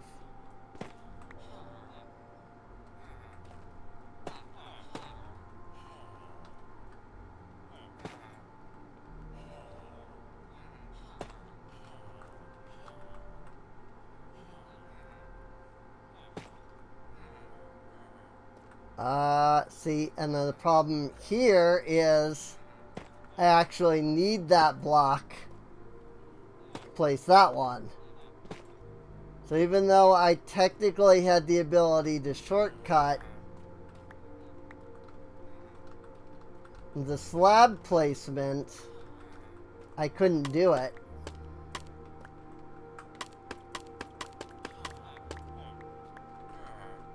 Because I couldn't shortcut the slab before it.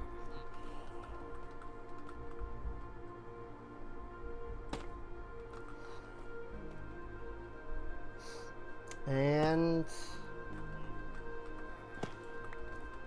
there we have it.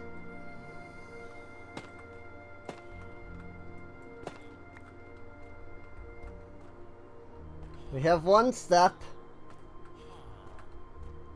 So what we do is that we then come down.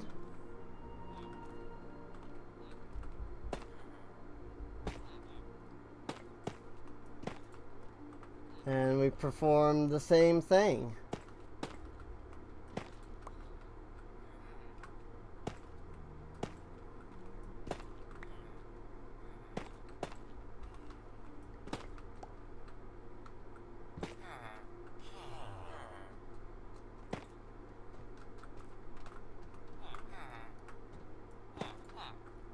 And what this does is it gives us this really neat kind of double helix staircase.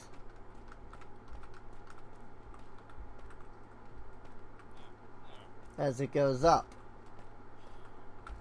Of course, I then promptly used the wrong staircase to then get up.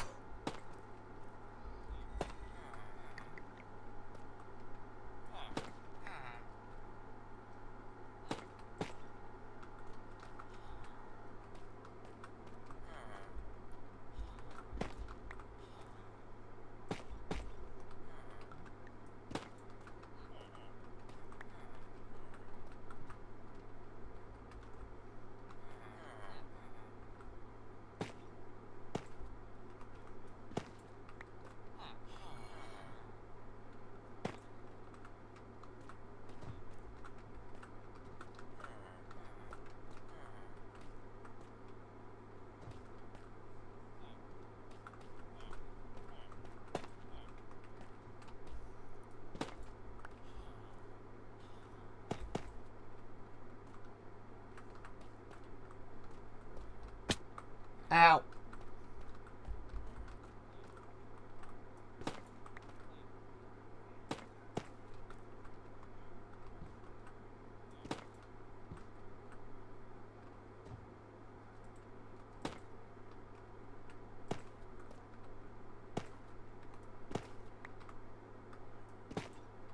Ah! Frick. I did that wrong.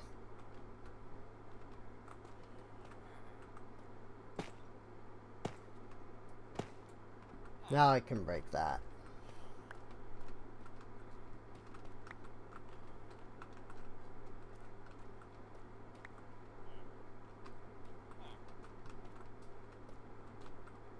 Whee!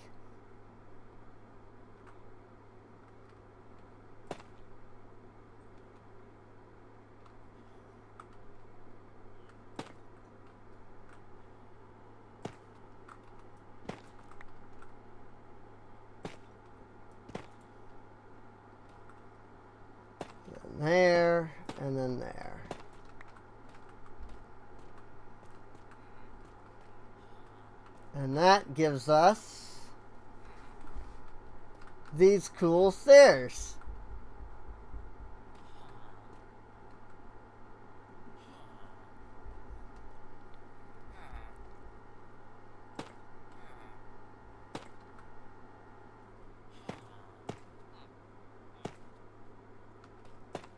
And then the most annoying part is then creating the little middle section here that connects each of these.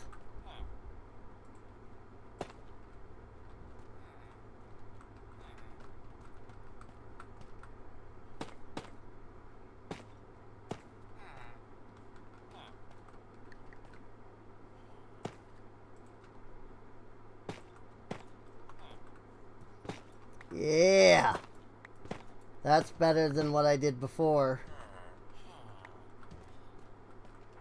Because now it's not just one way, I get this double, I get a double helix thing going on. Yeah, this is what I wanted to do before, but I couldn't figure out how to. If I come from the corners, if I go corner to corner instead of side to side, I can do it. I love it.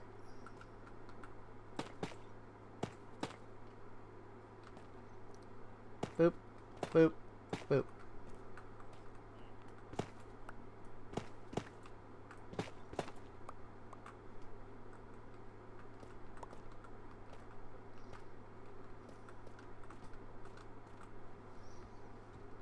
Very cool, very cool.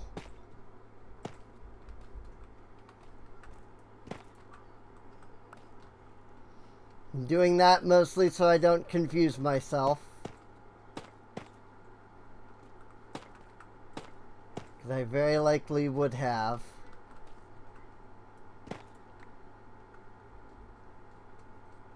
Especially since I've already confused myself to begin with.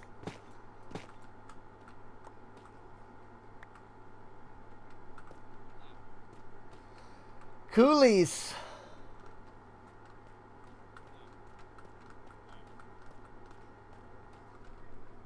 I like it. This little double helix DNA type stairway as it goes up and down.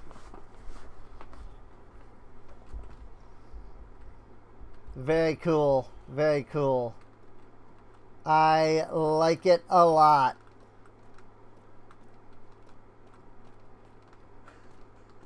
And if you stand here, you can just kind of look down and see there's basically one block on each side of this block that's open that goes straight down.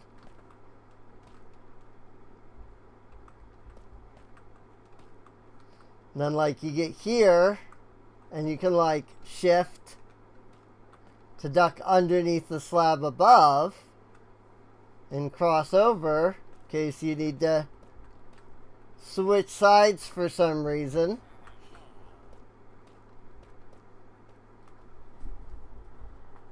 I love it. It's seriously so cool.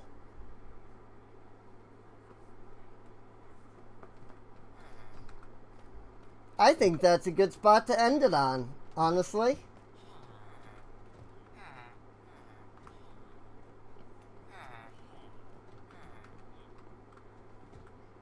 Gets down to 4. Oh, that's icy. I don't have any lanterns, so. Well, it's only 4, so it's not dark enough that anything can spawn. Yeah, even the middle here, that's the absolute darkest, is only 4. So it's fine. Mobs only spawned at 0 now. Otherwise, like, again, if this was old Minecraft, I would absolutely need to put something there. But they lowered mob spawn down to 0, not 7, which is one of my favorite changes. Things look dark before 0, and so you can usually tell if something needs to be lit up. Like already, you know, getting down into like the 4 and the 3.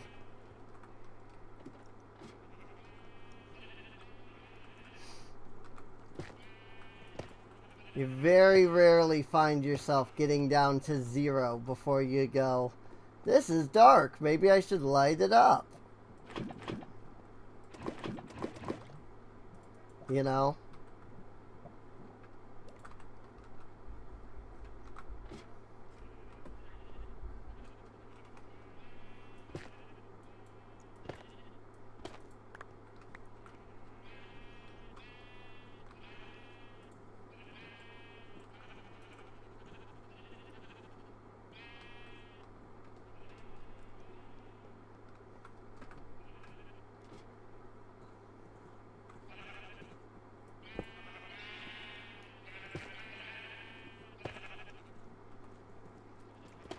I saw that.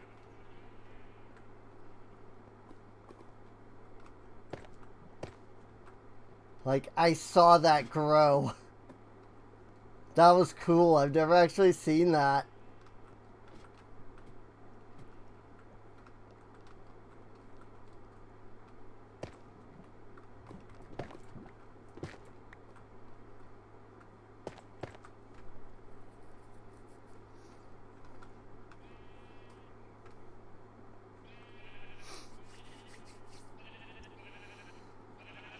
Cool. Well, we're getting more dripstone. I mean, it's slow and steady, but it do be happening. We're slowly expanding the lava as well. I mean, I could take down like 5 of these. 1, 2, 3, 4, 5. I would be left with 2, but I could take down like 5 of those to create another, but I think I'm alright with this. I don't think I need to go to that extreme, you know?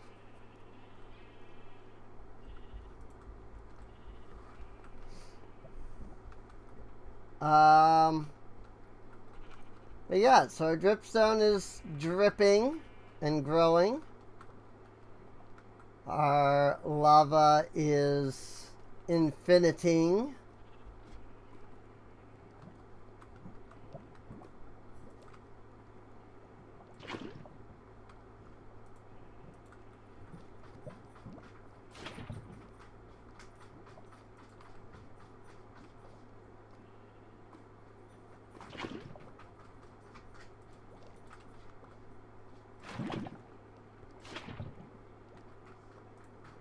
Slowly but assuredly. There we go. That's all lava sources now. Which means that now when we finally do get all of this going, all of it will be able to actually produce lava into the cauldrons, which is great.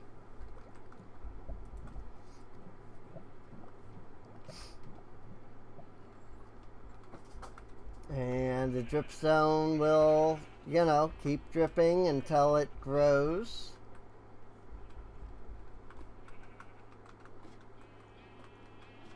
And I'll probably go back down into the mines to do more tuff gathering.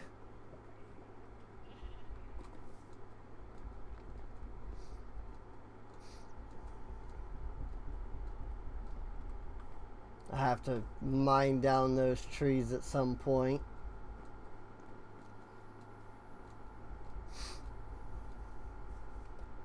But yeah, I mean, we got this entire level done. So, We even got the stairs. So that's cool. Let me check one thing. 1, 2, 3, 4, 5, 6, 7. Okay. Oh, I see. Because I just extended this out, is what it was.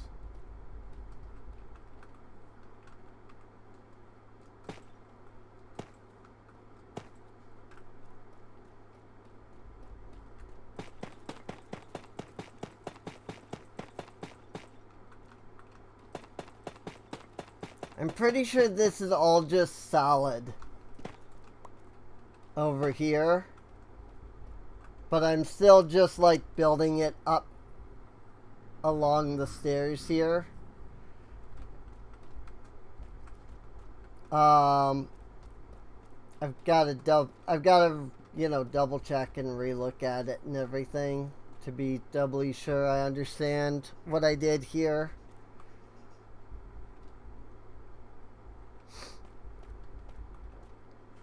And then the general idea is there will be a building, there will be a section here, and on the sides of this section there will be little like doorways that you walk into, and then they're going to have little archways that then lead into the interior of the large building.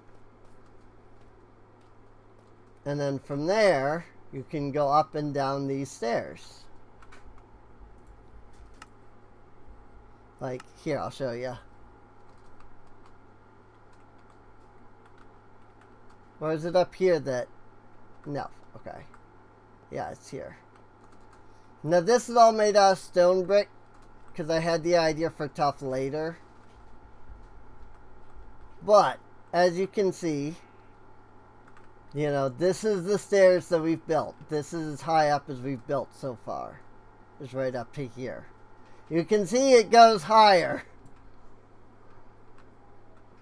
And so you just kind of go around. And like, this is part of why I've been building it like this. Because I know this is going to be here. It looks like this is 2 blocks out. So that's something for me to consider.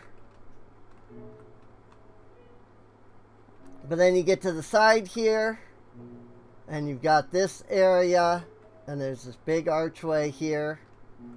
You go through that, and then there's this archway. You go through that, and then there's an entire storage section here. Then you go up the stairs like so. And then there's still an entire storage up here. One entire storage up here. There's 3 layers of storage to this thing.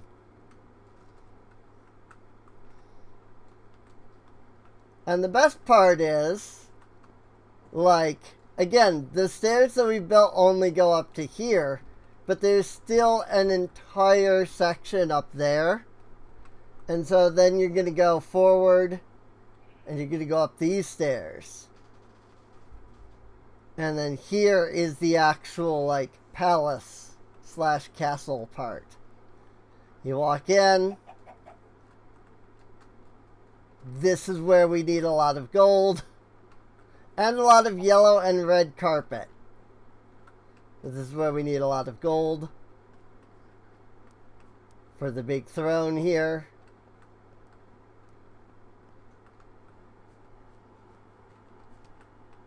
And then I'm going to have, like, armor sets like this.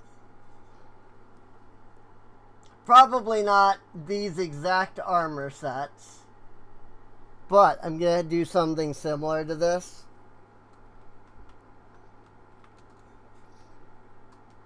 And, I mean, if you could figure out a way to climb up here, you could climb up to that layer still.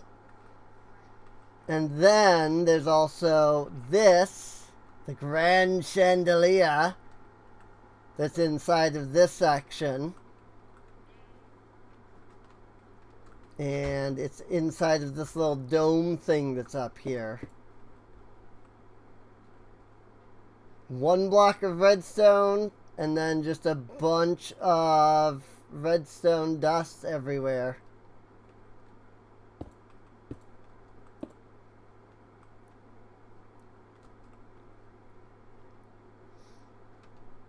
So that it lights everything up nicely.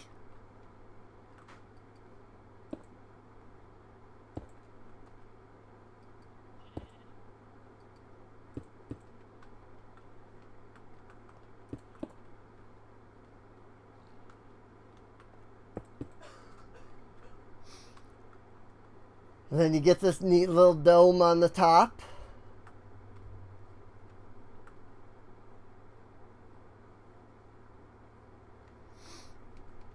But yeah, so this is the next area that we have to build, is this place. It's got to come out this far and then go all the way back to here and then all the way across and then all the way around again. Then once that's done, then we can work on the stairs here and this layer.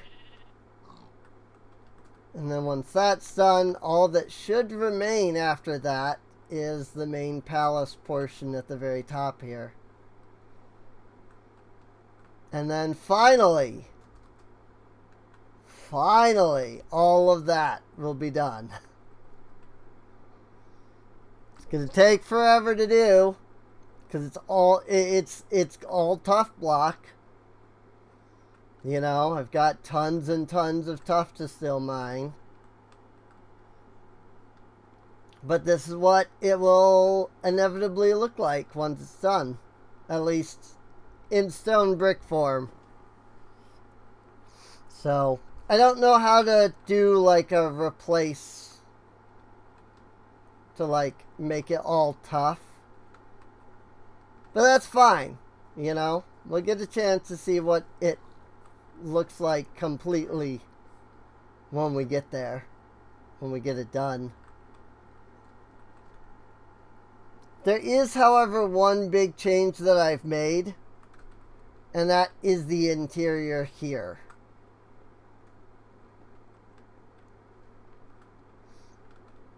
In this version, the entire stairway is all stone here. This is all solid. In the version that I have, it's just 1 layer thick. And I'm pretty sure I brought the layer out to like here even. So, it's much, much different. Along with here, this was something that I had tested doing. Just making this like corner solid. But I decided against it. I didn't think it looked right with the rest of this being solid. Or with the rest of this not being solid. So I tried to kind of clear it out, but then I only got this far on both sides, and then I stopped caring. But this is what it will actually be. It's completely open with the little windows. So. But yeah. And, you know, I was using wood here. I hadn't done the copper thing yet. So there's a lot of like beta elements, you could say, to this version. So I do like the holes, the windows. I do think I want to do that in the survival build.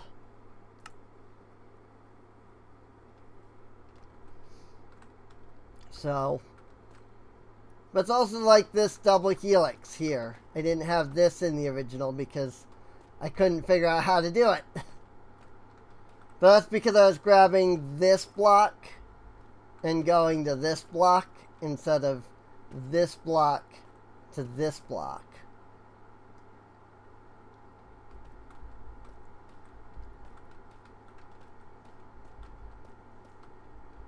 So now you get this cool double helix thing.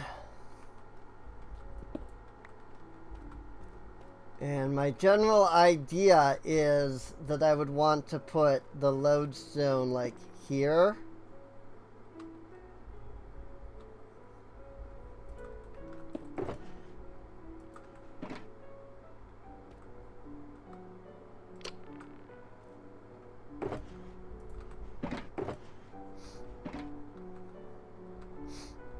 Which clearly that doesn't look great. So I will probably put it, like I'll probably put like a solid block there instead. I just don't have a solid block on me.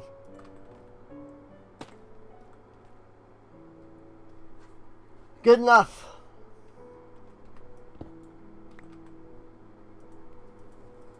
But yeah, I mean, this build do be coming along really well, I think. So, I'm excited to see it finished, you know?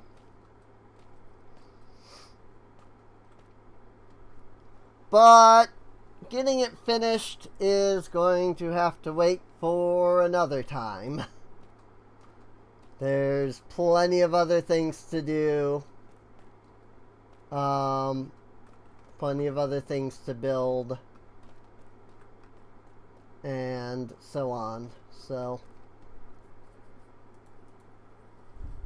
Okay. Yawning and yawning. So fun. Well, I hope that you all have enjoyed. If you're watching the VOD on YouTube, apologies that there were just 3 Minecraft in a row. I didn't realize that I had so much Minecraft planned, otherwise I would have done something else. So, but yeah, if you've enjoyed, feel free to subscribe. You can check the playlist for more of the streams.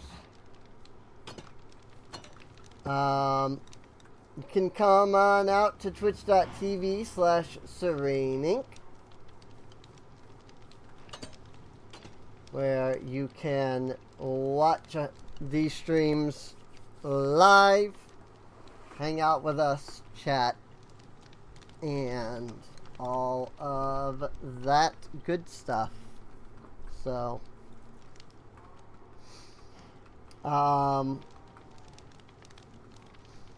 probably gonna have to make this bigger, if I could be honest.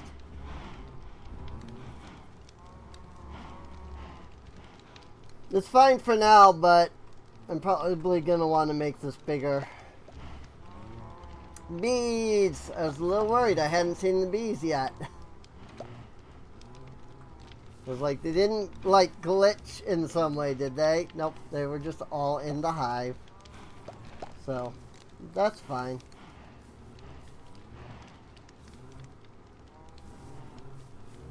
Bees! Bees, bees, bees. Got the bees.